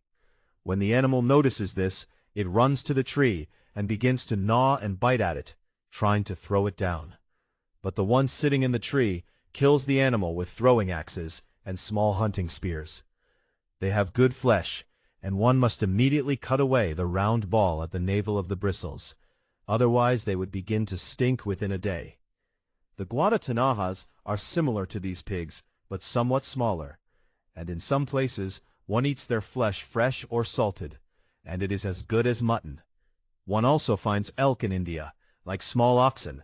Before they get their antlers, they resemble the small mules. Their hides are highly prized, and just as the elk is protected by its thick hide, so too the scales of the animal armadillo protect it, which are also bulletproof, like an elk's hide. It is a small creature on the mountain, and there is nothing particularly good to eat about it. The iguanas provide better food. They look like Spanish lizards. They keep to the water, and also climb up trees that hang over the water, then fall back into it again. Therefore one catches them with boats that are fastened at the bottom for this purpose. Chinchillas, as also hardillas, are also particular animals on the mountain of Peru, with very soft fur. They are worn as chest cloths, since on account of their warmth they are said to warm the stomach. Covers are also made from them. The small animal kai is also very common among the Indians. They hold it to be a good food, and in former times used it for their sacrifices. They are gray, white, or spotted, similar to rabbits, and also have their burrows underground, which they dig through. Vizcachas are the large kind of hares. They are found in great numbers just like rabbits, hunted and eaten. Perezoso pericotligero is so named for its laziness, is a light little dog-like creature. It has 3 claws on its front feet, has an ape's face, makes a great cry, lives in the trees, and feeds on ants. The most useful animals in India are the vicuñas and the llamas. The vicuñas are larger than goats and smaller than calves. Their color is nearly like a lion's but somewhat lighter. They also have no horns, as goats and deer have. They keep to the mountains and the coldest places, called punas. Ice and snow hinders them not at all. Indeed, one might well say they find refreshment in it. They run swiftly in herds, are very timorous, flee before traveling people and cattle when they sense them, and drive their young before them. Whether they multiply one cannot know, and therefore no hunt may be set up without the permission of the kings. The Indians complain that through the coming and too much hunting by the Spaniards, these animals have greatly diminished. When they set up a hunt, they gather up to 4,000 of their number together, encircle a great stretch on the mountain, and drive the game from all sides together. Then they take out some 400, or as many as they wish. The others, particularly the females, they let run again, so that they may multiply. They also shear these animals, and make cloaks and blankets from the hair, which are held in great esteem. For the wool is like silk, and lasts long, since it has a natural color that is not dyed. The garments are cool in hot weather, and also good against inflammation of the kidneys. They temper the excessive heat. The same power the wool has also in beds, and it is said to be good against gout. Such blankets, however, are not very durable. The flesh of the vicuñas is not good, though the Indians eat it and dry it in smoke. The fresh flesh, however, is good for dim and troubled eyes. The foremost thing about these animals are the bezoar stones, of which mention shall be made afterwards. Tarugas are very similar to the vicuñas, but much wilder, faster, and of larger body. The color is somewhat more tawny. They have soft, long ears. They do not run together in herds, but one sees them alone and in high places. In the kingdom of Peru there are 2 kinds of llamas. One kind are the pacos, or wool-bearing llamas. The other kind are the llamas, load-bearing llamas, and have little wool. They are larger than sheep and smaller than calves, with long necks like camels. In color they are various, white, entirely black, gray, and dappled. The Indians call them mocomoro. These llamas in India serve, besides being eaten for their flesh and their wool being made into cloth, also as pack animals in place of horses and asses, for all that one has to carry across country is loaded onto these animals. They also carry the silver from the mines of Potosi to Arica, 70 leagues away, going in groups of 400 together, with few people, and generally making 4 leagues in one day. These animals cost their owners not the least thing, for they need neither saddle, bridle, nor horseshoes, and eat nothing other than the grass in the field. Yet the people who go with them must take good care not to anger them, for if one of them lies down from ill will, one cannot bring the animal up again with small blows or words, but must lie down beside the animal, sometimes for as long as 3 hours, and caress it until it is pleased and goes on its way again. But if one of them turns wild and runs up the mountain, as has happened, one can by no means bring it back down again. And if one then wants to keep what it carries on its back, one must kill the animal with a rod, so that it falls down from the mountain. When they get the mange, one buries them alive lest they infect the others. One finds an uncountable multitude of monkeys everywhere in the mountains, on the islands, on the mainland, and in the Andes. They are of the ape kind. Some have very long tails and are of quite different colors, entirely black, ash-colored, gray, and dappled. One must marvel at their dexterity and intelligence. They sit in the trees as if they wanted to chase the birds. They come wondrously from one tree to another by winding their tails around a branch, and thus throwing themselves where they will. But if the place is too far for them to reach in one leap, they grasp one another by the tails, and hang together in a chain, then swing one another forward. The foremost gets an impetus from the following one, that lays a branch ready for them in springing, and so pulls the other across with it. They are so clever that they surpass many men in wit and reason. At the house of the governor of Cartagena, one monkey was so trained that it fetched wine for money from a tavern. In one hand it carried the pitcher, in the other its payment, which it held so fast and would not let go until it had first got the wine in the pitcher. When children in the street called after it, it set down the pitcher, sought out stones, and threw them in a heap, so that they quickly made way for it, then went on its way again. Although now the monkeys are fond of drinking wine, it would not, however, open the pitcher without its master's permission. When it also met women who had painted and rouged their faces, it attacked them, pulled off their veils, and treated them badly. In all the animals of Peru of which mention has been made above, and in the deer of New Spain, one finds the bezoar stone, about which some of our authors have written whole books. They are found in the stomach of both females and males, sometimes 2, 3, and 4 at a time, in various shapes and colors.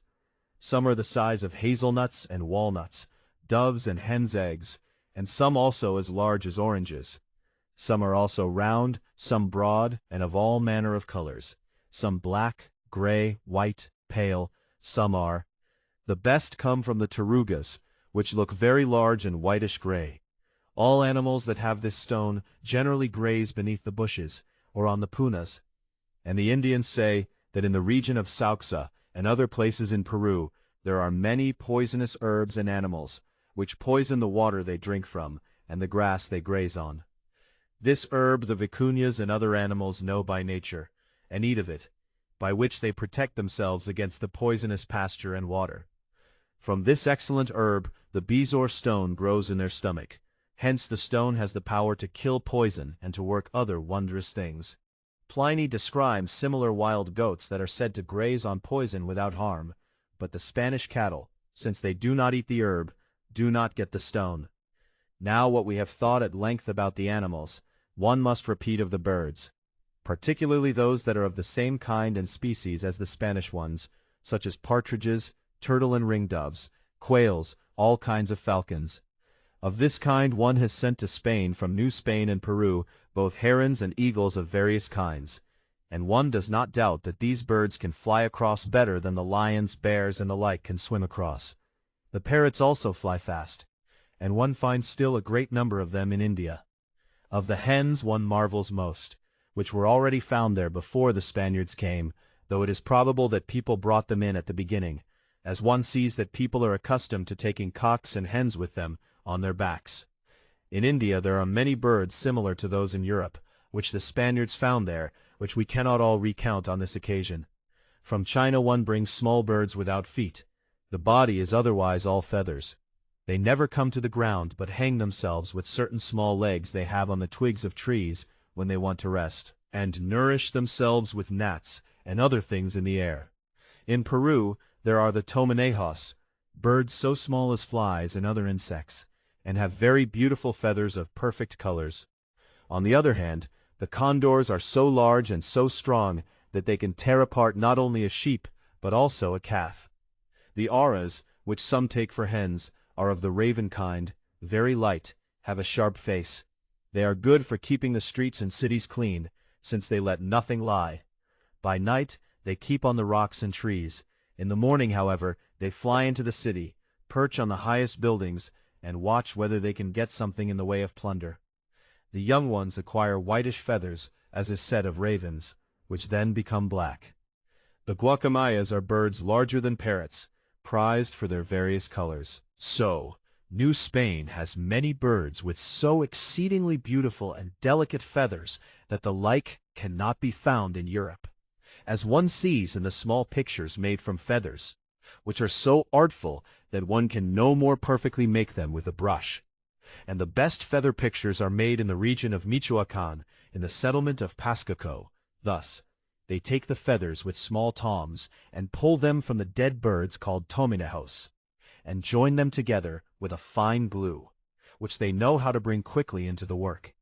One also has great birds besides, with very beautiful and delicate feathers, from which they make fine plumes, combined with gold and silver, which are then used in war.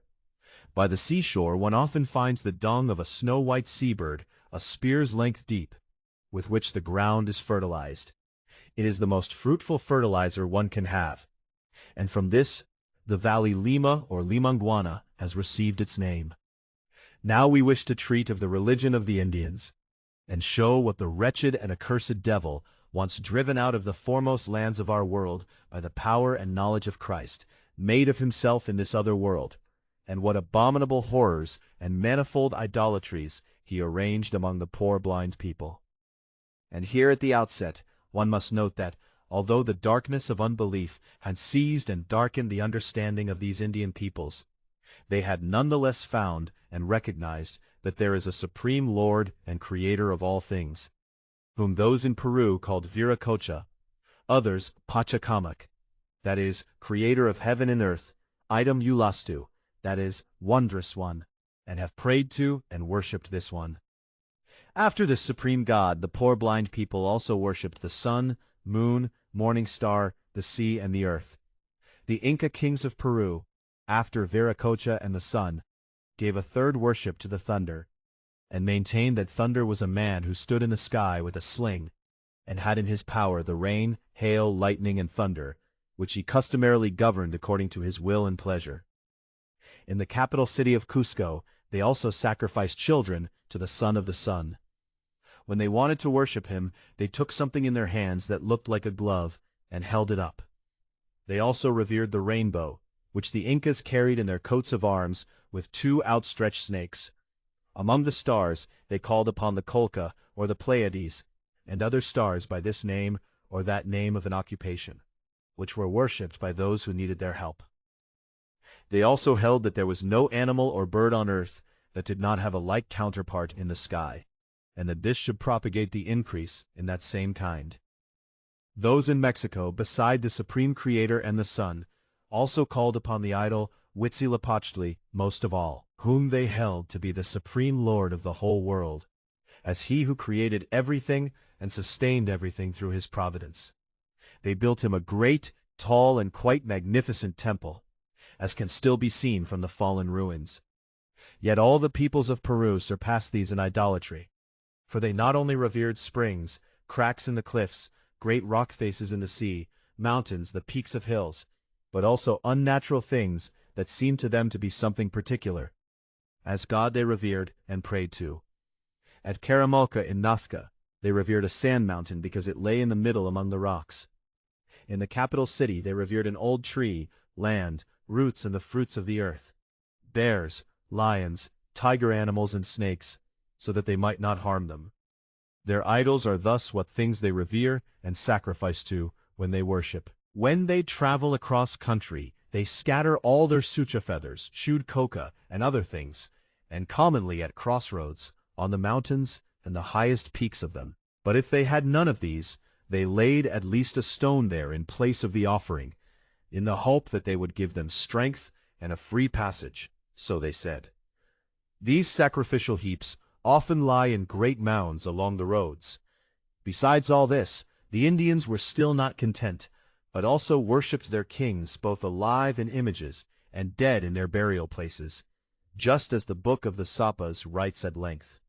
First, they sought to preserve the bodies of their kings and lords, and kept such for over 200 years.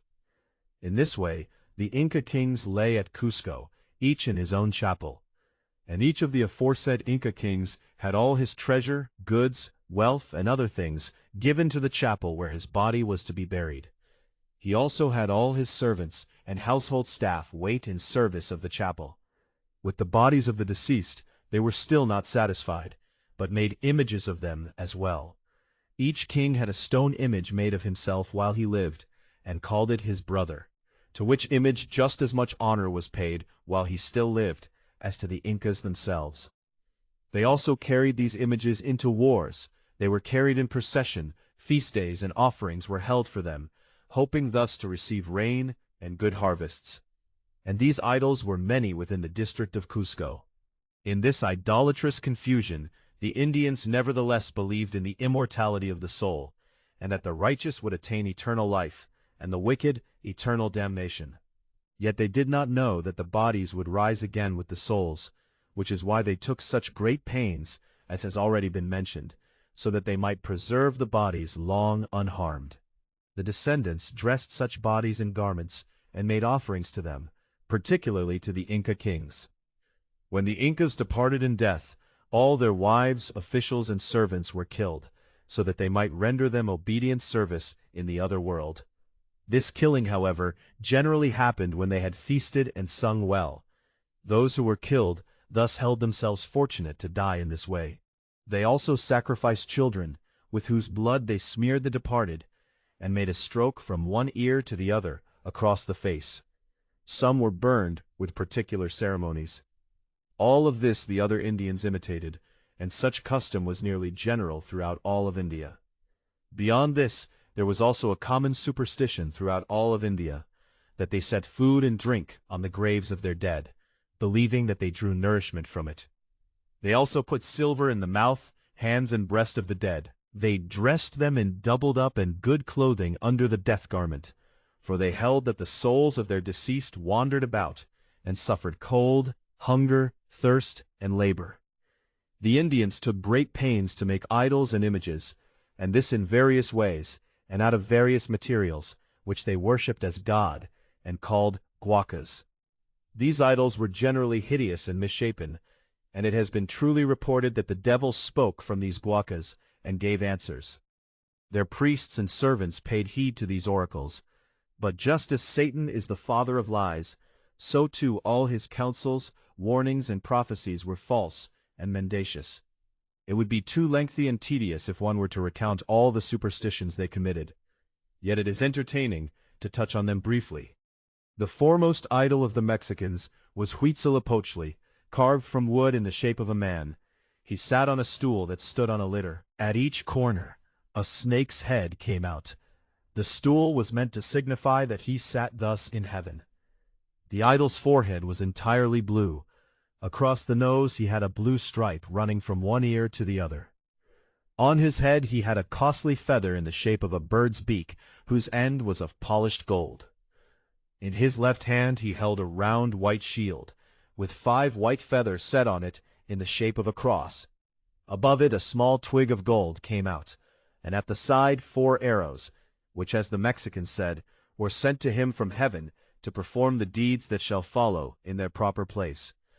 On his right hand was carved a staff or walking stick, shaped like a snake, and everywhere with blue berries or stripes.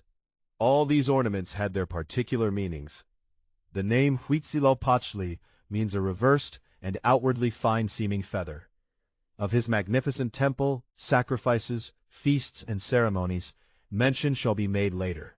By a chapel was yet another cell in which stood yet another idol, called Tlaloc, held to be Huitzilopochtli's companion and of equal power. The third foremost idol of the Mexicans was called Tezcatlipoca, who was supposed to forgive sins. This one was made of a shining black stone, had clothing in their fashion, fine and ornate. At his ears were golden earrings, and on the lower lip a silver ring, about a finger long. In it there was sometimes a green, sometimes a blue feather. The lowermost part of the hair was wound about with a wire of polished gold, and at the end of it a golden ear, with a puff of smoke painted on it, which signified the prayers of sinners that he heard when they called upon him. Between both ears hung a great quantity of small jewels. At his neck he had a great golden jewel that covered his whole chest. On both arms he wore golden arm rings, and at his navel he was adorned with a costly green stone. In his right hand he held a beautiful mirror of costly green, blue, and yellow feathers, which came forth from a gleaming golden plate and gave off a luster. With this mirror they wanted to make clear that he saw everything that went on in the world. In his left hand the image had 4 arrows, which signified the punishments he inflicted on the wicked. This idol was most feared, because they were afraid he might bring their misdeeds to light. This same idol was also held to be the god and lord of drought, hunger, infertility, and pestilence, which is why they also used to feast him in another manner. Namely, they set him out very splendidly on a stool that was covered with a red curtain. Color. Batch 6. Printed pages 33 to 40. Scan pages 57 to 64. Covered all around with worked skulls and bones. In his left hand he holds a round shield made of cotton, and in his right hand a throwing dart or staff. He stretches it out and stands as if he were about to throw. In the round shield are stuck 4 arrows, entirely painted, and his head decorated with quail feathers. With this idol they held this feast for 43 days. Not far from Mexico, at Cholula, they have the merchant's god Quetzalcoatl, which means a feathered serpent. This idol stands in a high temple, on a great throne surrounded all around with gold, silver, jewels, costly feathers, and cloths of various kinds. His body was shaped like a man, but his face looked like a bird, with a red beak and a comb on his head.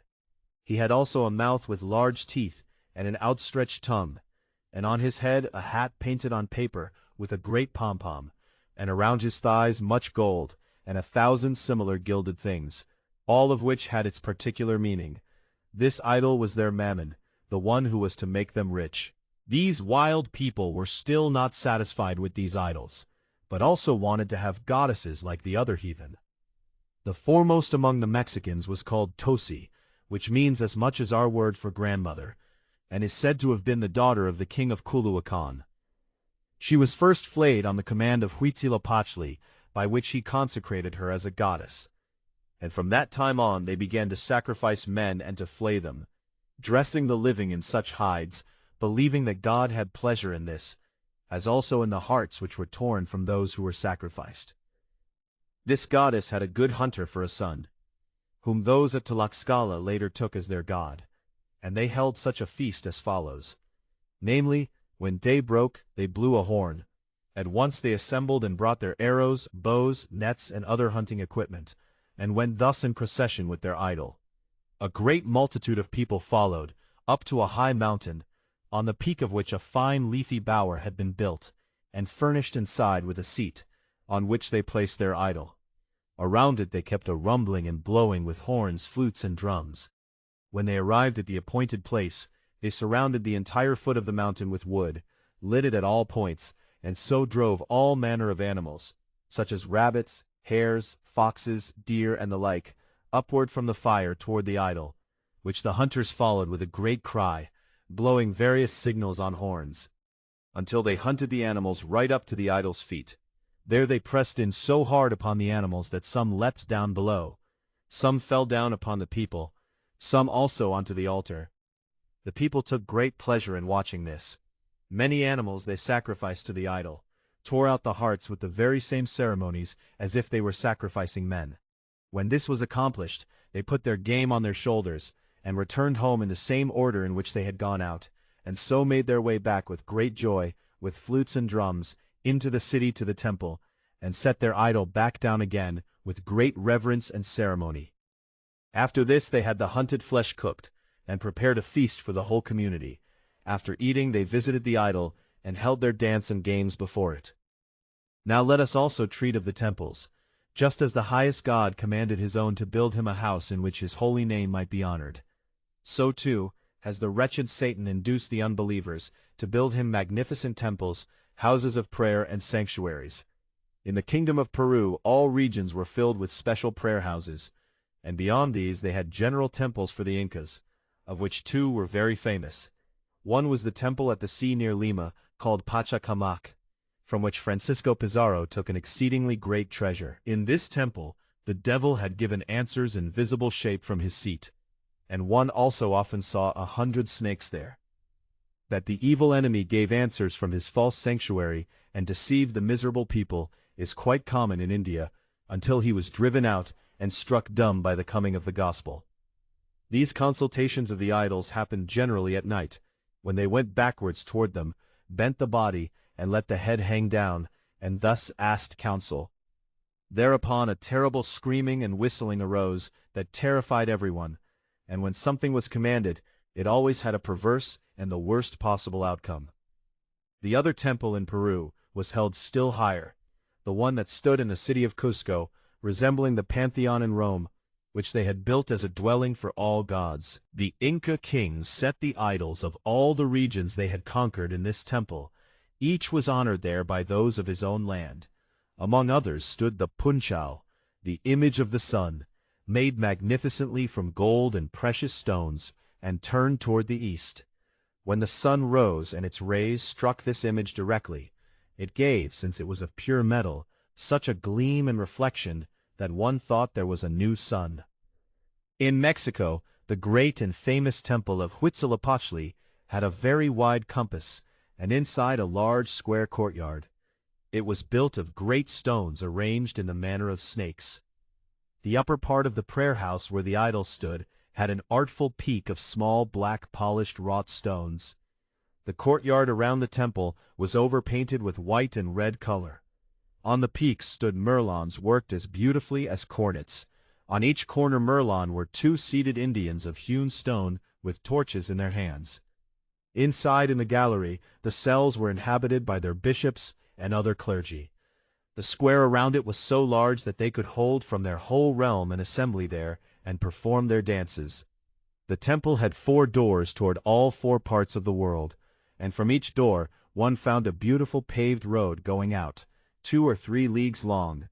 Above the doors stood many idols. In front of these temple doors there were 30 flights of steps, each 30 fathoms long, which were separated by a lane that ran between the galleries. At the top of these steps was a level walkway 30 feet broad, made entirely of cement.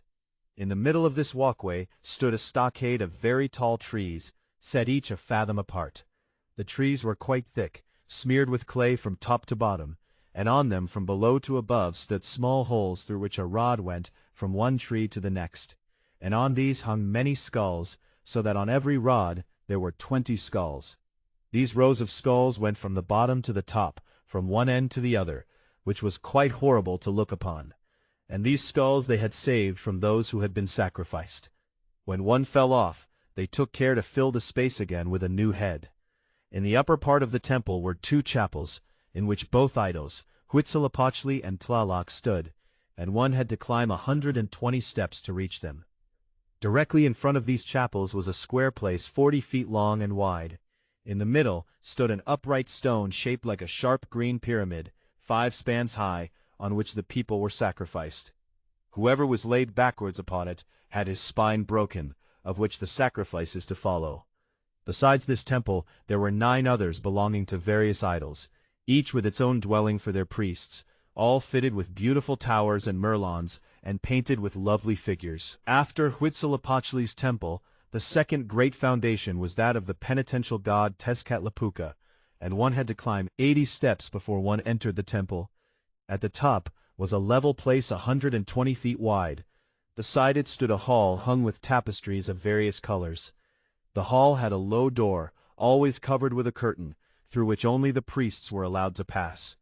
The whole temple was decorated everywhere with various pictures and carved figures, all fitted out and adorned. Compared to these 2 cathedrals, the others were only as parish churches and hermitages. The devil has also placed certain high priests, acolytes, and Levites in these his temples, for the Mexicans also called their supreme priests papas in their ancient language, as is still to be read in their histories to this day. The priests of the idol Huitzilopochtli succeeded one another according to the lineages appointed for this purpose. The priests of the other idols were elected to office, unless they had been dedicated to the temple in their youth. The work of these clergy consisted for the most part in censing the idols, namely early, when day breaks, at midday, in the evening when the sun has set, and then at midnight, at which time all the clergy rose and blew a sad note for a good while on conch horns and flutes. When this ceremony came to an end, one came forward, on whom it fell that week, in a white surplice with a censer, took glowing coals from a vessel that stood always before the altar, threw incense from a pouch upon them, and with great reverence censed the idol. After this he wiped the altar and the hangings with a cloth. Then the ceremonies were performed, of which we shall hear more below. No one was allowed to leave at this midnight mass, nor was anyone but the priests allowed to sacrifice, each according to his particular rank. On certain feast days they preached to the people. They had their particular revenues and a fixed number of offerings that were brought to them. So too the idols in Peru had their own hereditary estates, which brought them a great income annually. The Indians also had, like the Roman Church, special orders, particularly of female persons. In Peru there are nunneries everywhere. Some were old women who taught the others, some were young women kept there for a time and raised for the service of the idols. The cloister Aclahuasi, that is the house of the chosen, whose abbess they called Apopnaka, who had the right to choose for this purpose whomever she wished, save only that they must not be under 8 years old, and must be suitable for it. These young girls were handed over to the old women, who instructed and guided them in all the things necessary for divine service, a chaste life, and ceremonies. They had to maintain constant chastity, and serve at the sacrifices. They were also taken as concubines by the young Inca king, as also by his friends and captains. When the Inca gave such a virgin away, it was held a great honor by them, and this distribution happened at one time. When one of these virgins had lost her virginity, she was buried alive, or had to seek out some other terrible death. In Mexico the devil also had his nuns, but their profession lasted only 1 year. Girls from 12 into the 13th year were called daughters of penitence and chastity. Their duty was to sprinkle and clean the temple, and to prepare food for the idol and its servants every morning. The food of the idols were small cakes formed like hands and feet. They mixed it with various breads, which they set daily before the idol, and afterwards the servants ate it. These nuns had their hair cut first, and at the appointed time let it grow again. They were seen clothed only in white. At midnight they also had to rise for singing and to carry it forward. They made beautiful cloths and tapestries of all kinds, with which they adorned the god and the temple. At midnight they did penance and scourged themselves, and wounded the upper part of their ears. With the blood they smeared their cheeks, and washed it off again in their cells. When they had served in this way for a year, they were free to go out and marry. Peru has its monks, but an uncountable number of other priests and sorcerers. Only in the aforesaid great temple there were 2 monasteries, one for the nuns already mentioned, the other for monks aged 18 to 20. These people had shaved spots on their heads, but longer hair so they could braid it. The young monks served in the temple of Huitzilopochtli, lived in poverty and chastity, performed the duty of Levites, served the priests at the needs of the temple, provided censers and lights, guarded the vestments, cleaned the holy places, brought the firewood so that there was always a fire burning in place of lamps before the idols. Besides these, there were still 50 young boys who performed menial tasks, decorated the temple with green herbs, roses, and blossoms, handed the priests water for their hands, brought up knives for the use of the sacrifices, and went with those who went out to beg alms, carrying the alms bag. All these clergy had their particular superiors. They lived chastely, bowed before persons of rank with heads and eyes to the ground, wore garments like nets, were very obedient to their superiors, so that they transgressed their commands not even in the smallest thing. When the young monks had finished the censing at midnight, they afflicted themselves in a particular place. They drew blood from their cheeks with pointed instruments, stroked it to the temples, up to the ears, and then washed themselves in a closed place. They also smeared their heads with clay, like the priests. Their garments were of coarse weave. This too lasted a year, after which they were free to go out again and marry. We also wish to mention their penitential works here, from which one may see how far the devil had led these blind people astray, not only making them like the prophets of Baal, who made themselves bloody, but also sacrificing their sons and daughters and going through fire like Baal Peor. And as we have noted above, how their priests and monks rose at midnight to cense the idol and serve it. When this was done, the bishop of the temple came to a broad choir where there were many benches or seats. He sat down upon them, took a thick awl, and pierced through his feet hard at the toes, so that the blood ran out. With such blood they smeared the temple at the head. With the remaining blood they washed the awl, and stuck it in a large ball between the merlons, so that everyone could see what penance they had done for the community. After this they washed the blood from their heads in a closed pool that they had made for this use, and called it the blood water. And in the temple there was a great quantity of such awls, of which they always took only one. Besides this, the clergy had great feast days on which they fasted 5 or 10 days in succession. They kept chastity so strictly that many, lest they fall into the weakness of their flesh, split the male organ, and sought 1,000 means to make themselves impotent or incapable, so that they might not anger their gods. They drank no wine, slept very little, for most of their service happened at night, inflicted upon themselves in the devil's name many flagellations and martyrdoms. And all this was done to the end that they were held as holy people who did much penance and fasted long. On the feast of the penitential god Tezcatlipoca, the priests fasted 5 days and scourged not only themselves, but also the whole community with fresh cords a fathom long, at the end of which were many knots. With these they struck themselves over their shoulders. In Peru, all the people had to fast 2 days for the great feast, and at that time no man was allowed to touch his wife. For certain sins they scourged themselves with nettles. Sometimes they struck one another with stones, and one had to endure a number of blows on his back. In some places certain of this blind people were driven, by the instigation of the devil, into wild, desolate mountains, where they led a strict life. Sometimes they sacrificed themselves, throwing themselves from a cliff and being smashed to pieces. These wild people have also, through the seduction of the devil, imitated the offering of sacrifice to the point that they had as many laws, ceremonies, and customs as one might marvel at.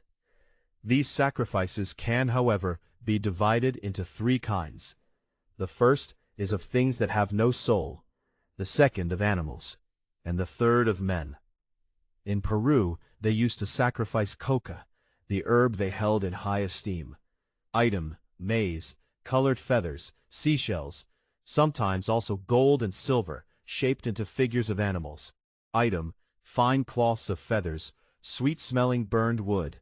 Commonly they burned fat or tallow. All these offerings were made in order to obtain good weather and harvests, to attain health, or to ward off danger. The second kind of sacrifice was performed generally with animals called cuyes, resembling toads, which the Indians use as food. In important matters involving high persons, they commonly sacrificed white and Paco sheep, at which they performed wondrous ceremonies. White Moors sacrificed large and small livestock thus. They laid the livestock on the altar, turned its face toward the sun, and said certain words, according to the nature of the livestock. Those that were dappled in color had the words addressed to the thunder, since there was a lack of water. If it was white and smooth-haired, it was consecrated to the sun with other words, that it should give them light and nourishment. If it was grayish, it was held in honor of Viracocha. In Cusco every day with these ceremonies, they sacrificed a smooth-haired sheep to the sun, which they burned with a red shirt. While it stood in the fire, little baskets of coca were thrown upon it. For this sacrifice they had a dedicated flock and livestock that was used for nothing else. They also sacrificed birds, and in Mexico the quails. And when they wanted to go to war, those in Peru sacrificed birds of various kinds at different places, so that with their God's help they might harm the enemy. These sacrifices were called Cuscovica, and performed thus. They took various kinds of birds from the wilderness, and gathered much thorny and prickly wood, which they lit, and laid the birds upon it. Then they took round and square stones, on which many snakes, lions, toads, and tigers were painted, and said, "Be pleased to grant us our victory. The power of our guacas shall do the enemies no good, but ruin them utterly," and much more of the same. After this they brought out some sheep that had been shut up and had eaten nothing for several days. When they killed these sheep and saw that the flesh had shrunk behind the heart from this fasting, they held it a bad omen.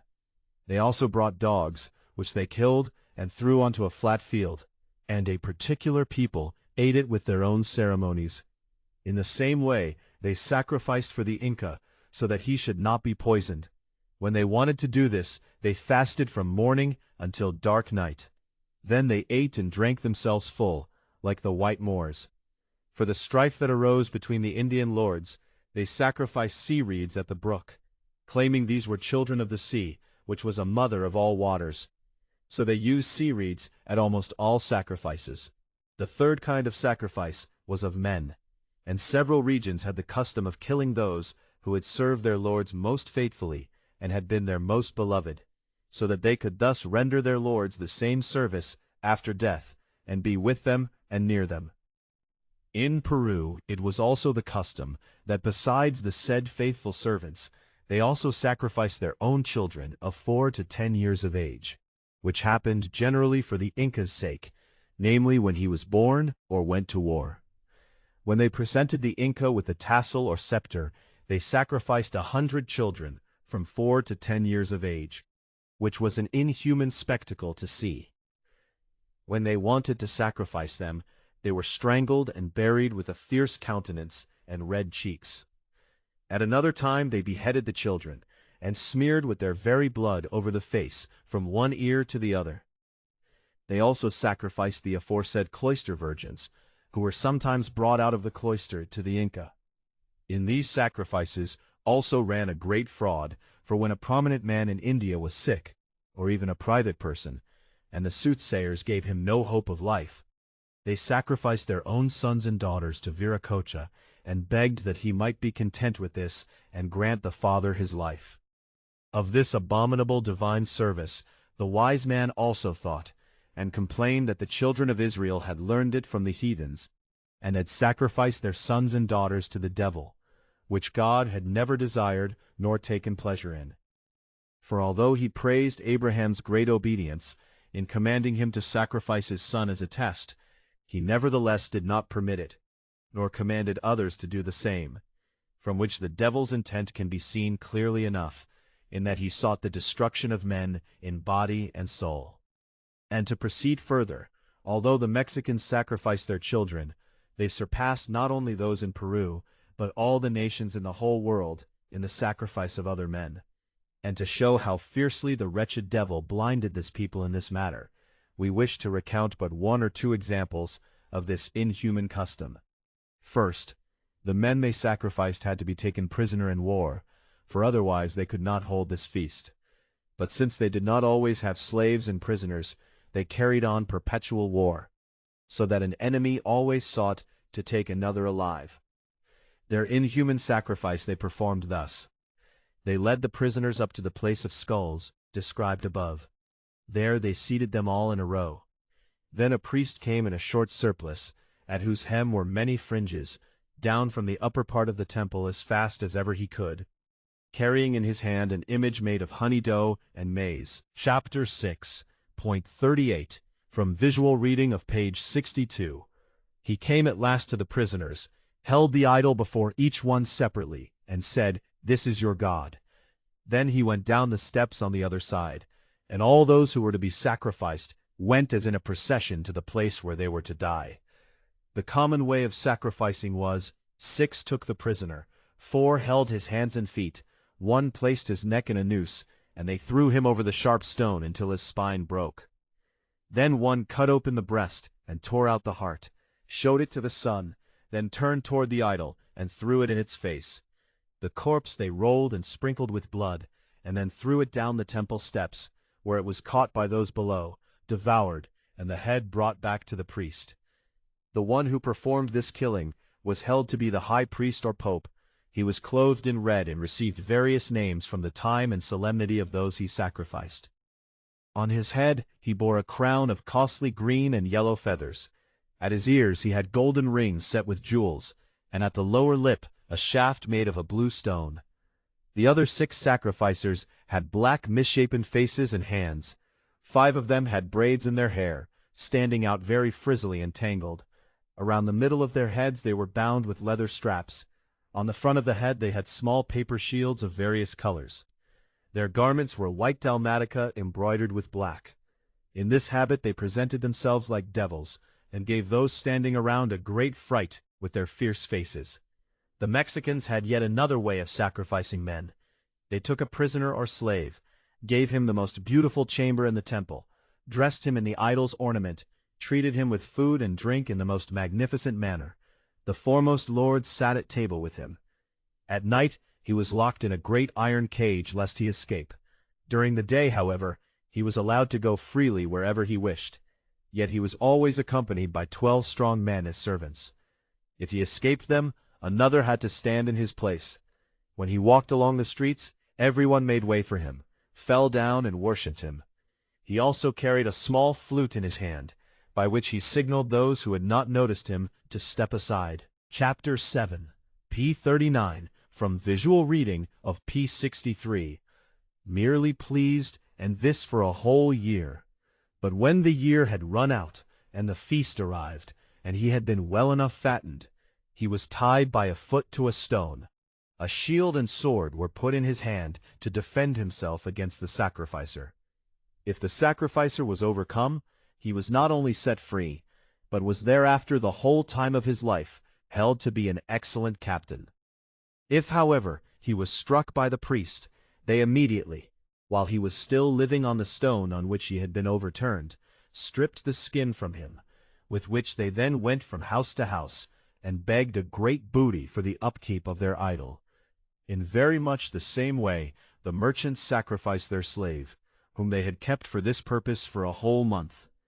But the number of those who were sacrificed in these various ways described is unbelievable, for at times up to 5,000 were dispatched in this manner. For such fiendish and terrible murders, the devil used this artful fraud. He continually pressed the priests to show the kings that the gods were about to die of hunger and desired human flesh, whereupon a campaign against the enemy was soon ordered. And it was for this reason that King Montezuma deliberately did not wish to conquer the land of Tlaxcala entirely, so that he might have enough slaves for sacrifice, and the young manhood of Mexico might remain in military practice and discipline. No king was ever crowned unless he had first conquered certain lands and driven many prisoners before him to their god's sacrifice. Yet the Indians at last themselves grew weary of this cruel and inhuman bloodshed, held it for a godless thing, and had a great longing to be delivered from such a burdensome yoke. For this reason at some places they eagerly accepted the gospel, and said this must be a good teaching, and a merciful God who wished to be served thus, without bloodshed. The devil went still further with the Indians, and also imitated the sacraments, particularly the Lord's Supper. For in Peru in the first month, December, they held the feast Kapuk Rami, with particular sacrifice and ceremonies. Chapter 8, p. 40, from visual reading of p. 64. Rams that had been slaughtered the same day, kneaded and baked into small wafers, and these were offered the same day. When this was done, the priests gave each one a wafer, and said, "Receive this, and remember that you should eat this bread always. Remember that it binds you, and that you should not forget the Inca, nor forget your duty, so that you shall receive forgiveness for any duty you have failed in." These wafers were kept in golden and silver vessels. The strangers took the wafers with joy, gave thanks for them, and said, "How free we shall be! What good fortune has come upon us! Be joyful, and we shall be witnesses in this, and never forget it." The Inca gave them each a wafer in turn, and after this they were put in a litter, and so carried away in honor. Also the said aforesaid nuns of the sun brought from their chamber certain bretzels made of roasted maize, and the herb bledos, of which the idol was also made, into a great hall, gave such bretzels to the young men, which they called the flesh and bones of Huitzilopochtli. After this the whole priesthood came in their proper rank and order. Each carried a scepter of varied colors and embroideries, and had garlands and ribbons about their necks, and wreaths from flowers on their arms. They bore the idol in a litter, beautifully and magnificently ornamented with elbow feathers and ribbons, and wore new and white garments. On this feast day they were called Sisters of Huitzilopochtli. They also bore garlands and ribbons of roasted maize about their necks. Their faces were painted red with color. In this habit, they took the young men into the place of the idol. They served the idol with great reverence, approached him. Then they took the litter up on their shoulders and carried it down to the lowest steps of the temple. Since the steps were narrow and the steps went up high, they could not carry him up on their shoulders.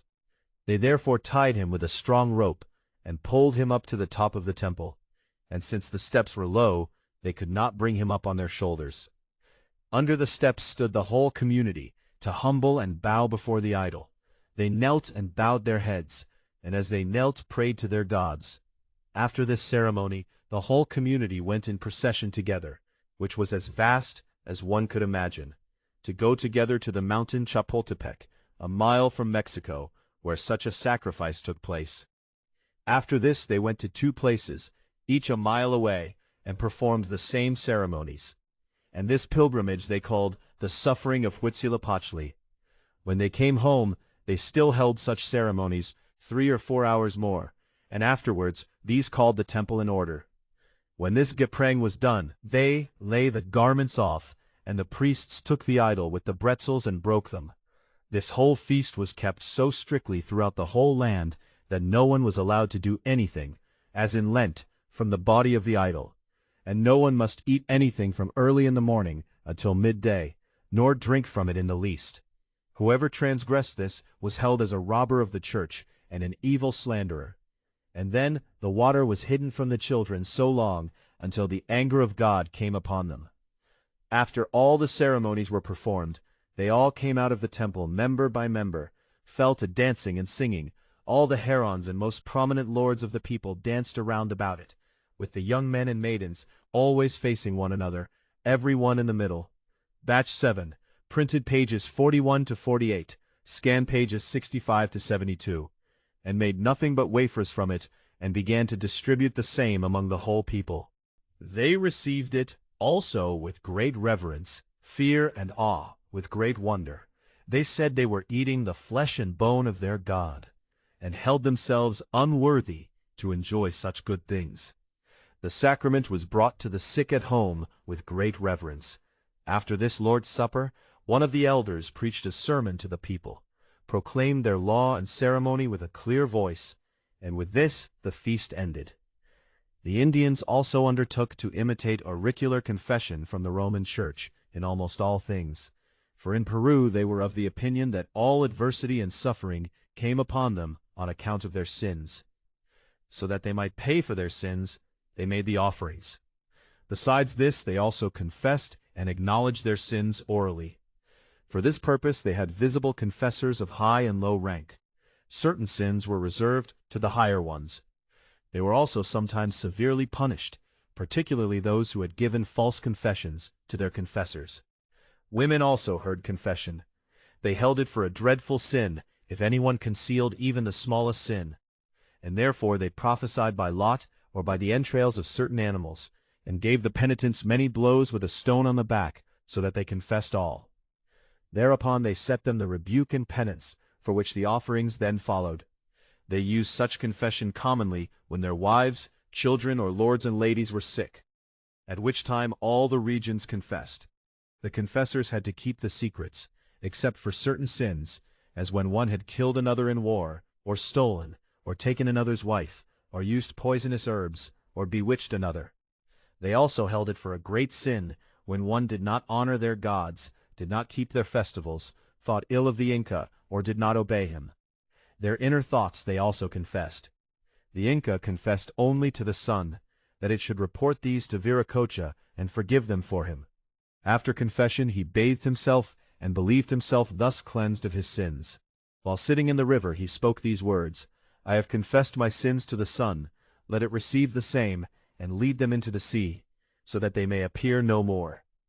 Thus the others were accustomed to bathe after confession, and after the bath had to have themselves stroked with nettles by a hunchbacked or naturally deformed person.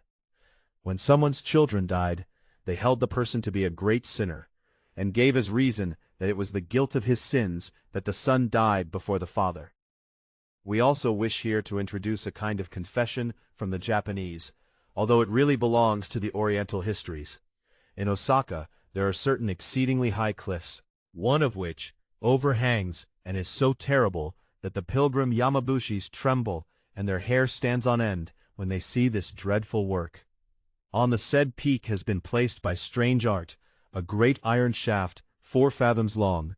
At the end of the shaft hangs a weight, and on it hangs a balance, whose scale pans are large enough for a man to sit in. The gokwis, devils in human form, seat each pilgrim separately in these scale pans, then lead the shaft with the scale pan slowly out through a wheel, so that the person hangs entirely in the air, and the yamabushi in the pan sinks down below, while the opposite pan rises up to the shaft. When now the person swings, the gokwis call to him from the cliff that he should confess his sins, whether in words, works, or thoughts. All this happens with such a loud voice that all bystanders can hear the confession. Some bystanders rejoice over the sins confessed, others laugh at them. At each sin the pilgrim confesses, the other empty scale pan that is up high comes somewhat lower. This continues until the sinner has confessed all. Then the scale pans hang equally.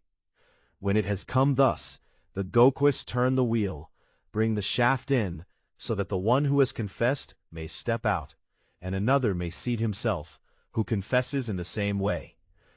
But if one wanted to conceal his sins, then the scale pan would not come down. And when one did not confess the sins after exhortation, the gokwis struck him out of the scale pan, so that he was smashed to pieces in an instant. But the pilgrims take such great care, and confess so purely, that no one is ever thrown from the scale pan. Chapter 9, page 42, continues the anointing of priests, then the calendar. The Indians have also followed the Levitical and papal anointing of priests, though from the anointing one can see plainly who its author is. The Mexican idol priests anointed themselves in this way. They smeared themselves from head to foot. The hair, which grew with the anointing grease, became like embroidered braids and looked like a horse's mane when knotted and braided. This hair grew with time so long that it reached past their knees, and was so heavy that they had enough to carry it, which they were not allowed to cut unless advanced old age permitted it, or they were promoted to government and other high offices. This hair they braided with cotton cords 6 fingers wide. The incense with which they censed themselves was generally soot, which among the ancient gods had been a singularly pleasing offering. And the priests who performed this offering always smeared their whole body with soot or ink, and appeared to be black men. This was their usual anointing, but when they went into the dark caves on the mountains to sacrifice to their idols, then they used a special anointing grease with certain ceremonies, to drive away fear and make themselves courageous. Such a poison grease was prepared from certain poisonous creatures, spiders, scorpions, toads, salamanders, vipers, snakes, which the young boys eagerly caught and collected. The priests took these poisonous creatures, burned them in the temple before the altar to ashes, ground them in a mortar, mixed them with tobacco. Under the ashes they threw living spiders, scorpions, toads, mixed them and ground them together. Then they put ground seeds of ololiuqui, which makes one senseless, among them. Under these ashes they also ground black-haired worms that have poisonous hair. All of this they kneaded together with soot, put it in small pots, set it before their gods, and gave out that it was their food. Hence they also called it a divine food. When the priests were smeared with this ointment, all their fear vanished. They became jugglers, saw and spoke with the devil, received a terrible inhuman spirit and such a fierce temper that they sacrificed men without hesitation, and were not frightened by any fierce animal, which on account of their savage appearance gave way to them. This ointment was also for the sick. They made plasters from it and laid them on the damage or wound, and it was healed.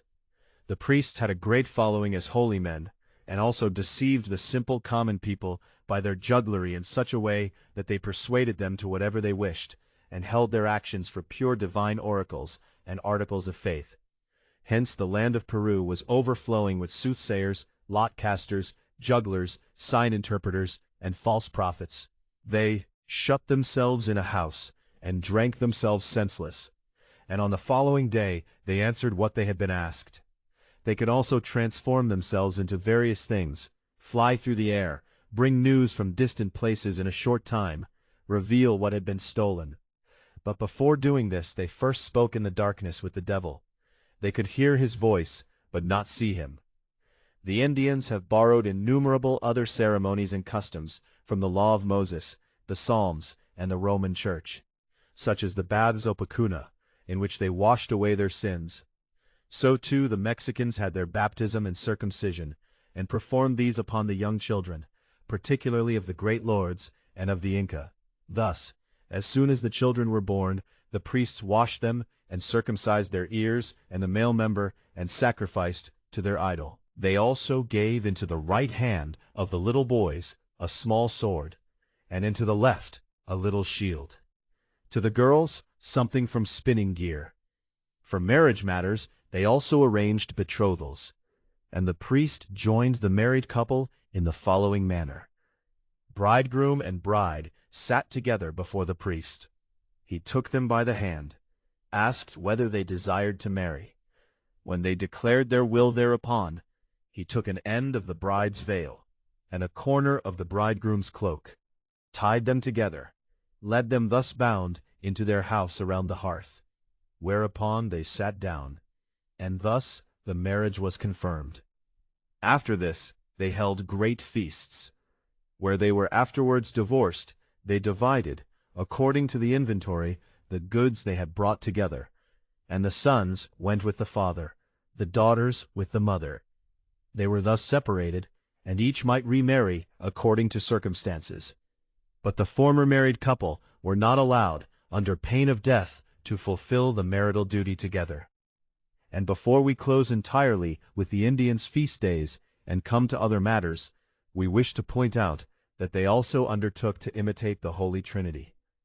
At the highest feast in December, at the investiture of the young Inca, when a great number of llamas and lambs had been sacrificed, burned with wrought and sweet-smelling wood, and many sheep, gold and silver brought, they set up carved images of the sun and the three members, Father, Son, and Brother, which the sun and thunder were supposed to have.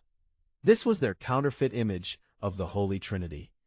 These three images were called Appointee, Father and Lord of the Sun, Chirinuchi, Son, and Intiquauque, Brother Sun.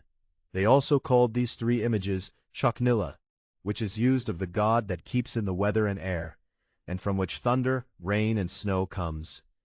So at Chuquisara, the idol Tenga was said to be 3 in 1 and 1 in 3. Besides this feast, they had yet others, at least one each month, at which 100 sheep of various colors were sacrificed. And there were besides innumerable extraordinary feasts, among which we also wish to touch briefly on the Jubilee and the Indulgence, as far as it concerns absolution. After the feast of Huitzilopochtli came the high feast of Tezcatlipoca, which they held in May, and every 4 years once, at which a full indulgence and forgiveness of sins was given.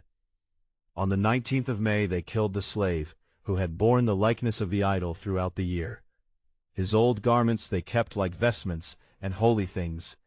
On that day the chief of the temple came forward dressed as the idol, had in his hand certain flowers, and a small iron flute of clear tone, and blew toward all 4 parts of the world.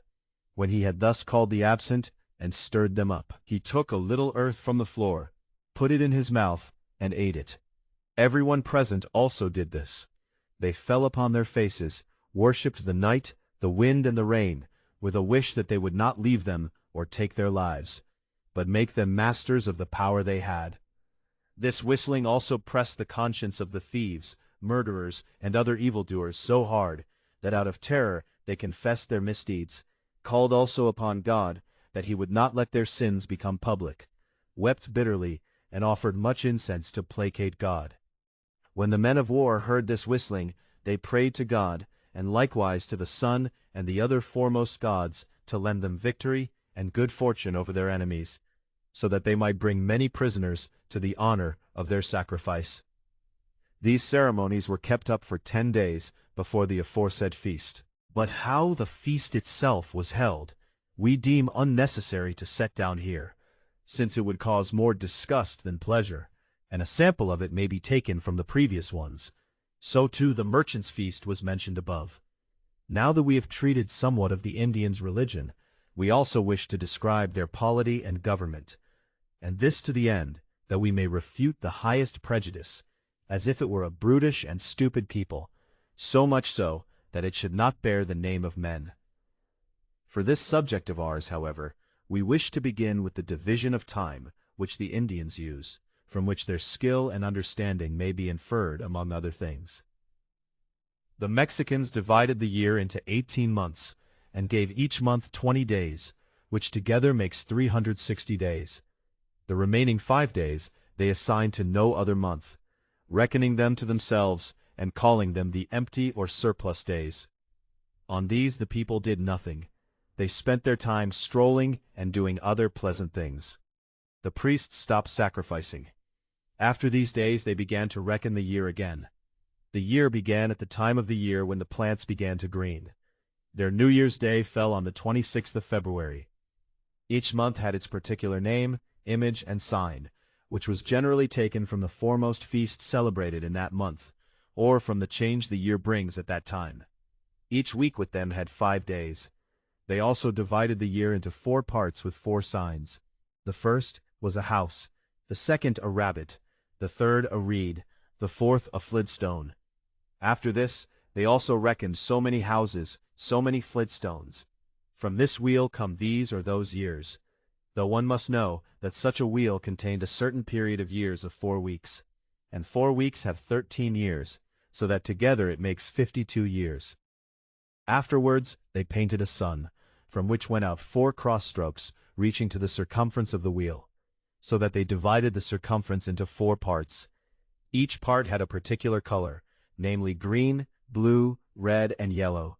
Under these 4 each had also 13 parts with their signs, as house, rabbit, reed, and flintstone, each of which signified a year.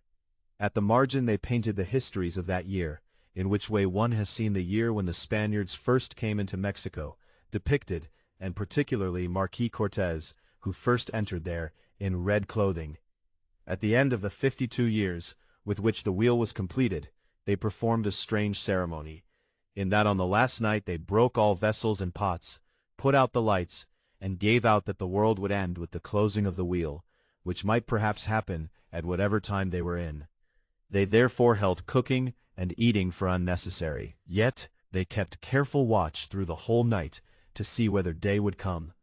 When day broke again, they played on many drums, trombones, flutes, and other pleasant instruments, and gave out that God had extended the time by another 52 years.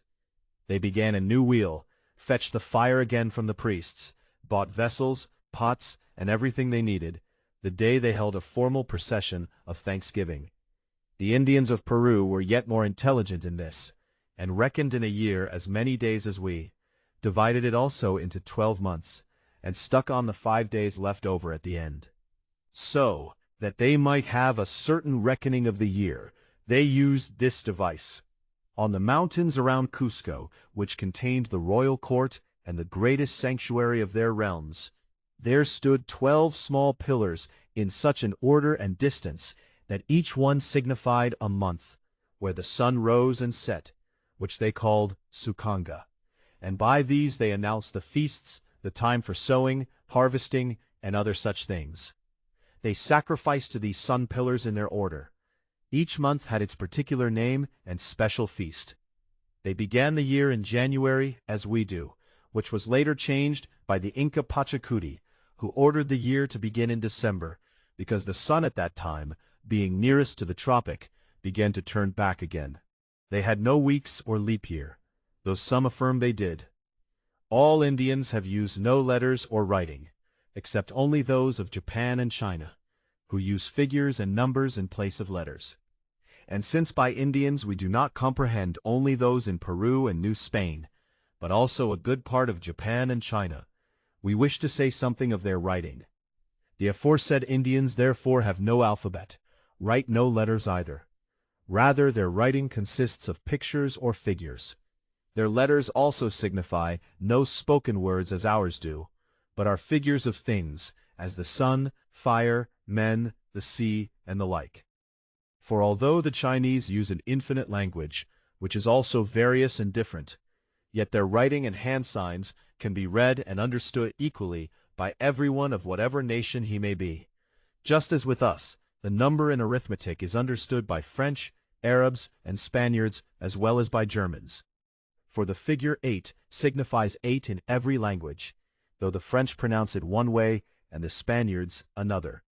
Just as the Chinese things are infinite, so too the figures with which they depict things are infinite. And one who wants to read in China must know at least 8,000 figures. But whoever wants to have studied it fully must be well acquainted with some 12,000. It takes indeed some years, day and night, before one can grasp all these figures and learn the language. All those who know it are drawn to high offices and held to be the learned men of the land. The children are kept in schools day and night, and held hard with straps and whips to learn it, and this is called the Mandarin language, with which one has enough to do, all one's life. And it is very wondrous that peoples of various languages should understand one another in this form, as the Japanese and Chinese understand one another well in their written characters, but not in spoken language. For if they were to speak aloud what they were reading, each would know what the other was asking. These are the letters and books in China that are famous through the whole world. Their printing is done with figures that they cut into wooden plates and then print from, as one does here with copper engravings. Here one might well ask how they could express their sense and meaning through figures, since one cannot denote various different things with a single figure, nor distinguish the conjunctions and articles that one must otherwise have in all languages. To this the answer is given that they bring this about by certain small drops, little strokes or shapes, and know how to indicate the differences. But it is very difficult for them to bring strange and unknown things and names into their language, over which they study specially, and for new things must also invent new figures. Such language serves only for history, laws, civic affairs, moral of fables and proverbs. They understand something of astronomy and are fairly experienced in medicine. They write with brushes and have many written books, all without any pen. They hold beautiful comedies and spectacles, often lasting 10 or 12 days and nights on end, with various persons and scenes. While one party acts, the other sleeps.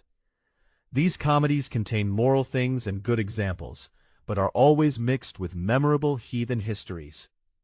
As for the Indians of Peru, before the coming of the Spaniards, they had absolutely no writing, characters, figures, or pictures, yet held everything nonetheless in memory, just as they kept an account of all their affairs of peace, war, and nourishment.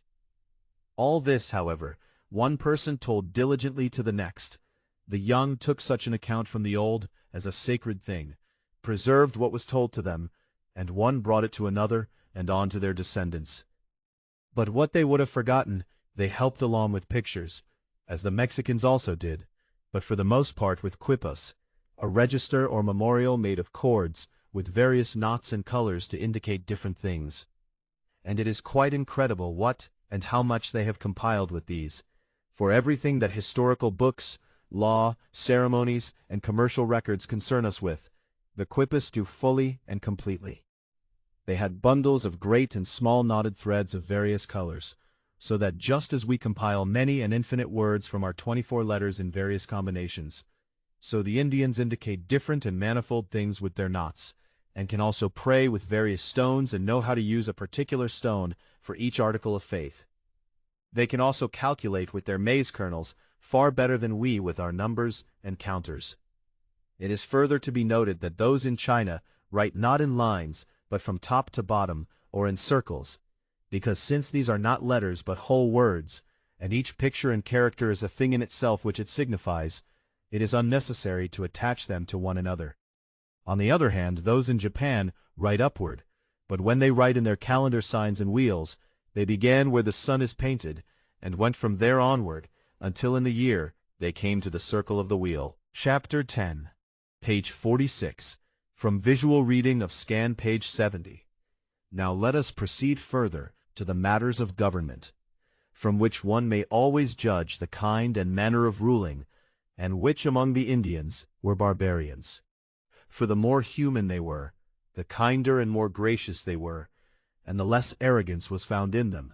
Hence it came about that such kings and lords held themselves simply, served the community, and recognized that by common nature they were not only equal to their subjects, but even in some ways lower, and that the care of the common welfare lay on their shoulders. The barbarians, however, did the opposite. They governed tyrannically, dealt with their subjects like unreasoning cattle, and desired and commanded that they be held as gods. Many Indian peoples wanted no kings or lords at all, but lived as a free community, only during wartime obeying their commanders and captains for as long as the war lasted, after which they returned to their former freedom. In this manner most of the New World is governed, so that there are no fixed kingdoms, nor settled republics or communities, nor any permanent kings. True, among some peoples one finds certain lords and prominent people, who are held by the common man, and others for royal and knightly persons. As in the land of Chile, the Araucanians, those of Tucapel, and others, gave the Spaniards many years of hard resistance. So it was also in the kingdom and land of Granada, Guatemala, in the islands, Florida, Brazil, Luzon, the Philippines, and other great and powerful regions. Yet there is still great barbarism among them, since they scarcely recognize a supreme head to govern them all together. And so things go there, as happens among them. They exercise violence, deal dishonestly. Whoever is strongest keeps the place and the best. In East India there are extensive and powerful kingdoms, as Siam, Vijayanagara, and others.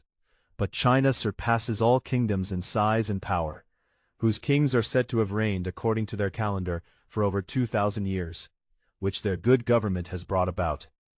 In West India, only two permanent kingdoms have been found, that of Mexico, or New Spain, and that of the Incas in Peru. One cannot well know which of the two is the mightier.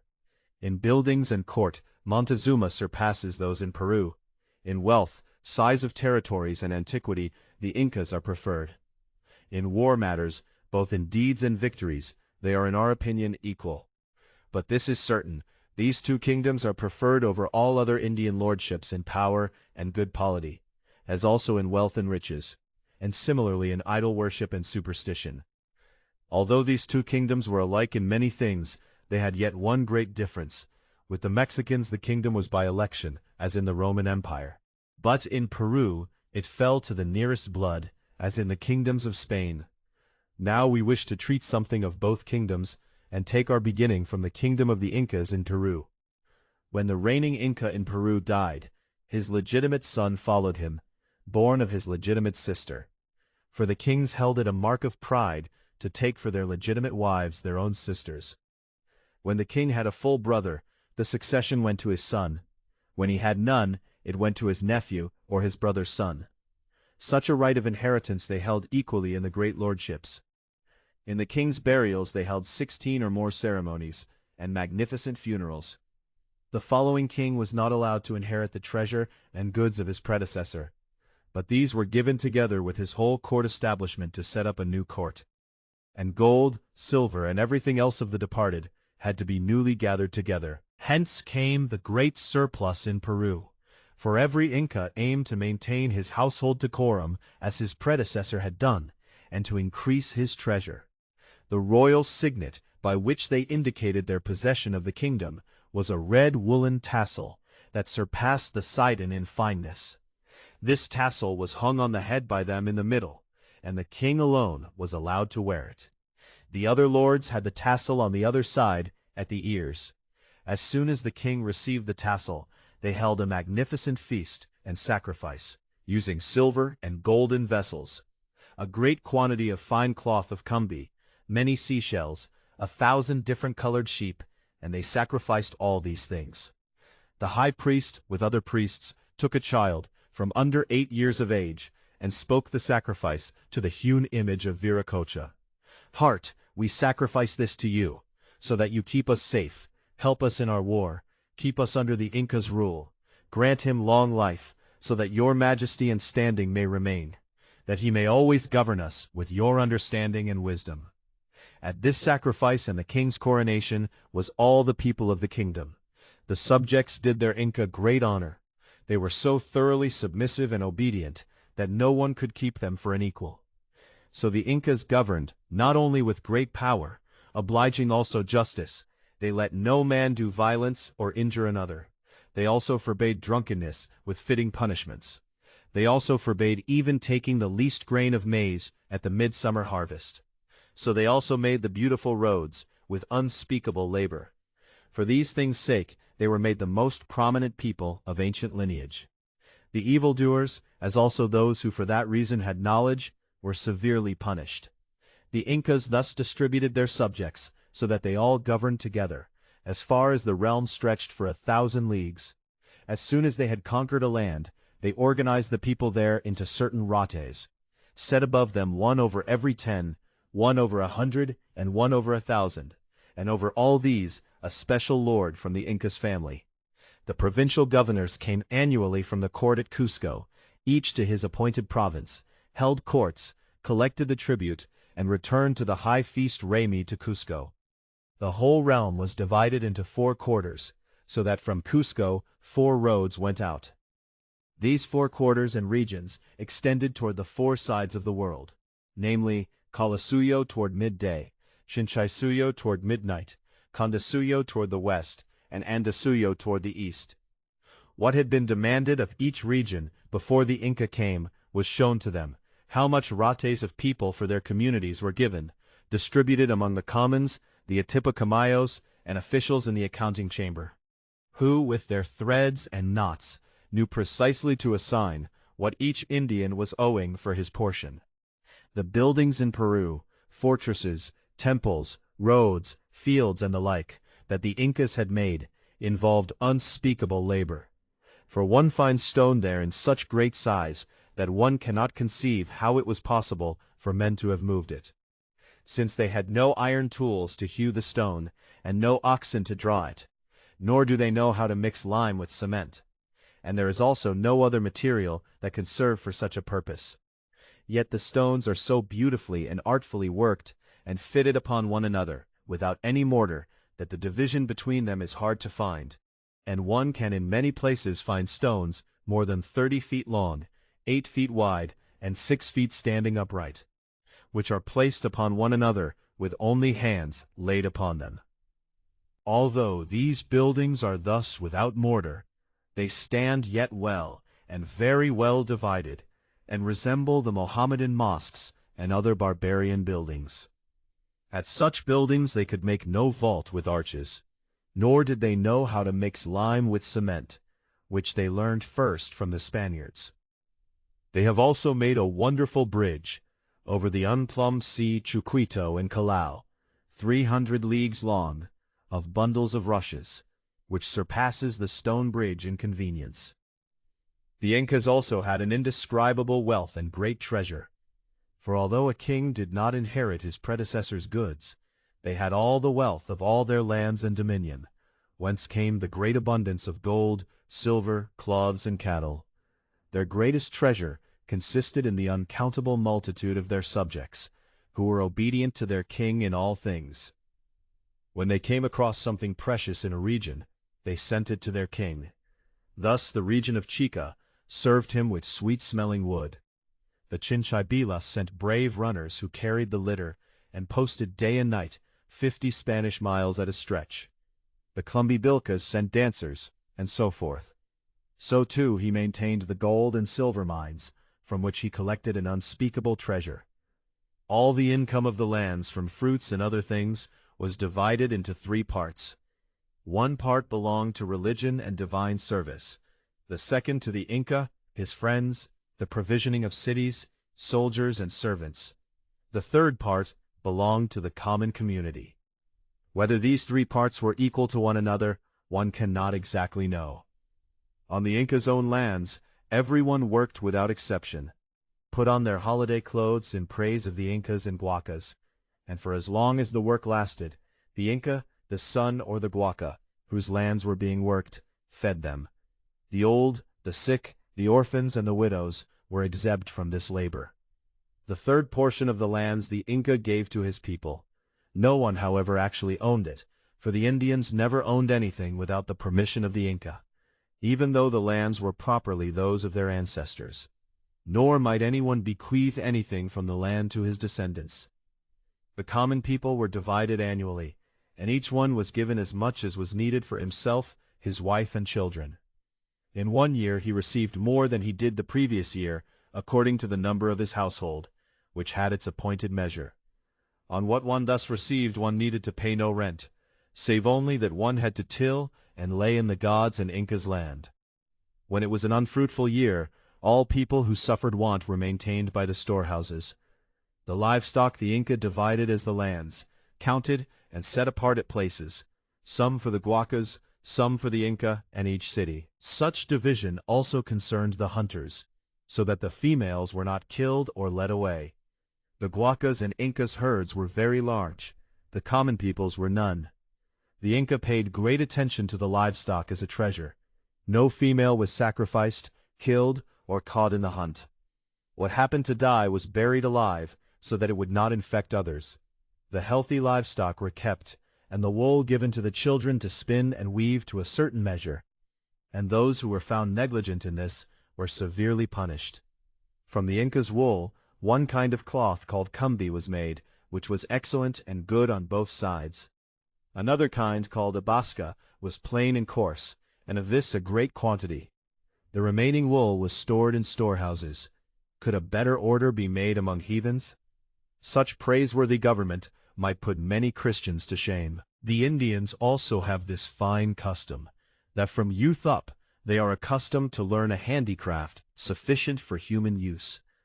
Though they know no special trade as tailors, cobblers, weavers, and the like, they can make their own cloth for personal use, till the land, for which they need no workmen, they built their own houses, and women helped them, since they were not raised to be delicate.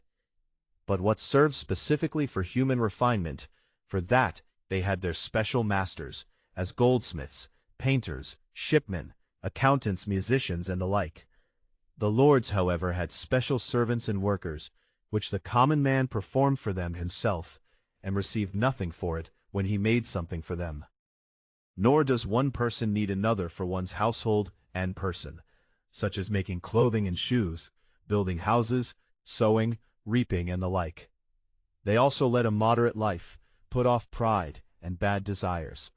And though they wore plain clothing, there was yet in that dress a great difference, particularly in what they set on their heads. Some wore braided and woven pigtails twisted and wound through. Some had small hats. Some had tall round caps. Some were at the ear, and in many other ways. A strict command was laid down that no one was allowed to change the costume of his region, even if one went into another, so that one might distinguish each people. As regards the Incas' justice in legal matters and the marital estate, they behaved as follows. Just as those who served eminently in other administrations had a preference and precedence, and their coats of arms, and women from the lineage of the Incas given to them, so they punished the disobedient and evildoers very severely. Murder, theft, adultery, and blood incest were punished with death, though this was not held to be adultery and blood incest when a man who already had many wives found another woman by a stranger. Rather, the adultery among them was when one was found with another man's proper wedded wife, which no one was allowed to take except as a first wife, which happened with particular ceremonies in almost this manner. The bridegroom went to her house to fetch her and put on her an otosa, that is, a wooden shoe.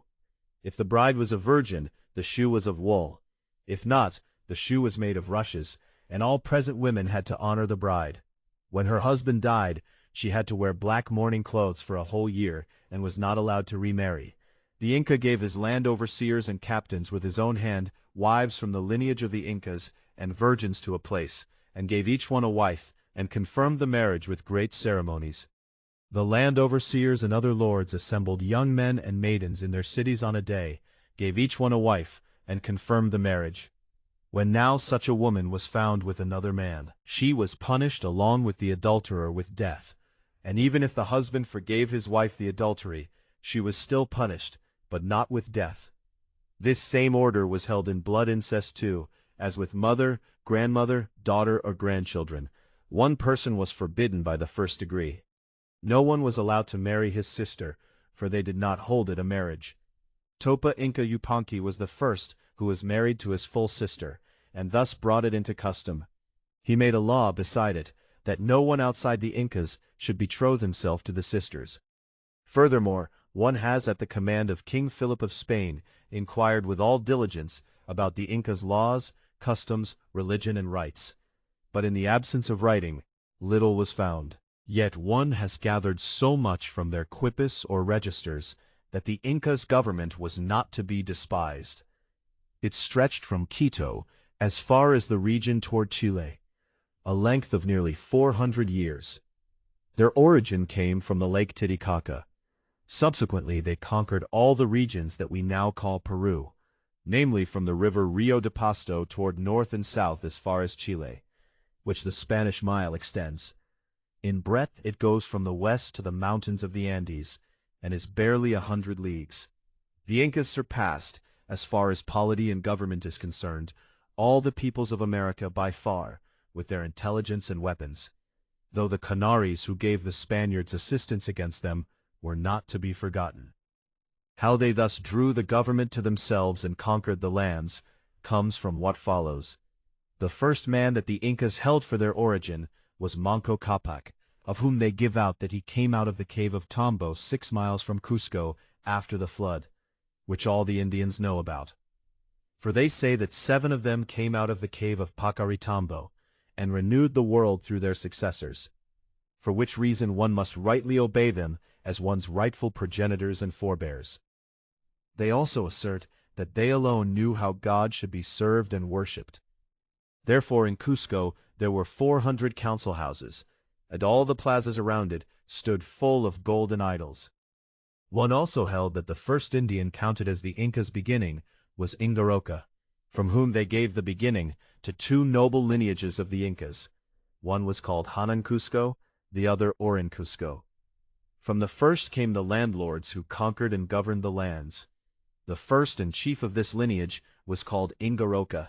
Though he had been a great lord, he still used and ordered gold and silver vessels so that everyone should offer their treasure to the divine service of his corpse and the upkeep of his court. Hence arose the law that no Inca should inherit his predecessor's goods, but each must freshly establish a new court. In Ingaroka's time they used Huascar followed after him, and this lineage is called Aucai Panaca. The second Inca Yaguarguac, that is, Blood Weeper, became very old.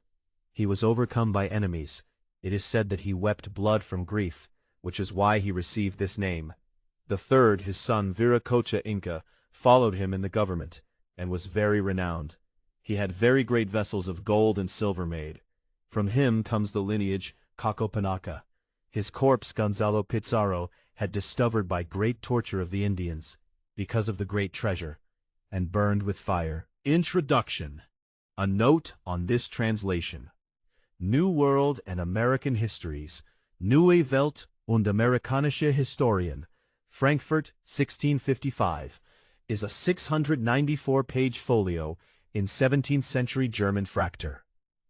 This file contains a complete English translation of its front matter and Book 1, printed pages 1 through 48, covering the title page, publisher's preface, and the entire first part of the work, the natural and human geography of the Americas. The preface, Johann Ludwig Gottfried and Matthäus Merian, outlines the 3-part structure of the book and its sources, chiefly Acosta, Oviedo, Peter Martyr, Herrera, and Johannes de Laet. Book 1, of the Nature and Properties of the New World, covers cosmology and the torrid zone, the long argument that the equatorial regions are not uninhabitable. Winds, tides, rivers, and seas, the Amazon, the Plata, the Paraguay, the Strait of Magellan. Volcanoes and earthquakes, Arequipa, Guatemala, the lethal wind of Chile. Metals and mines, gold extraction in 3 forms, the silver mountain of Potosi with its 150-fathom ladder climbs in total darkness, mercury at Huancavelica. Plants of the New World, maize, yucca, the potato, papas, chocolate, coca, axi, chili, the maguey tree, cochineal. Animals: vicuñas, llamas, the armadillo, the bezoar stone deer, monkeys trained to fetch wine, the whale hunt of Florida. Religion: the temples of Huitzilopochtli and Tezcatlipoca in full detail, the skull rack, the human sacrifice, the Inca cloister system, Mexican and Peruvian baptism, confession, penance, communion, and Trinity counterfeits. Government: the Mexican 52-year calendar, the quipos of Peru, the Inca land distribution system, the beginning of the Inca dynastic history. The book continues with Book 2, 33 voyage accounts from Columbus through the Dutch West India Company, including the 2 German eyewitness narratives, Ulrich Schmiedel in the Rio de la Plata, Hans Staden among the Tupinamba, Francis Drake, Walter Raleigh, Thomas Cavendish, and Willem Schouten's discovery of Cape Horn. Then Book 3, the Northern Americas, New Mexico, Cibola, Quivira, the Dutch raids on the Spanish silver fleet at Matanzas, and the capture of Pernambuco. Due to the size of the original, approximately 500,000 words across 694 folio pages, the translation is being produced in sequential parts. This file is Part 1. Subsequent parts will cover Books 2 and 3 and will be released as separate volumes. Chapter 11. A Note on the Source Text. The 1655 edition is set in heavy fraktur, with pre-standardized orthography, heavy abbreviation, and a broken OCR layer in the Internet Archive scan.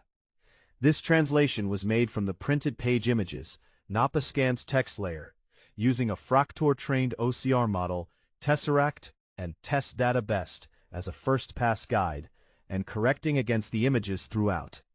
Pages obscured by full-page engravings were read directly from rasterized images. The text is translated in full, nothing condensed or paraphrased.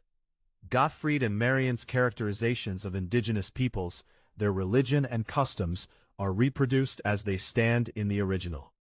They reflect the polemical, confessional, and ethnographic conventions of a 17th-century Protestant Frankfurt publishing house drawing primarily on Spanish colonial sources, and should be read in that context. Translation produced session by session, 2026.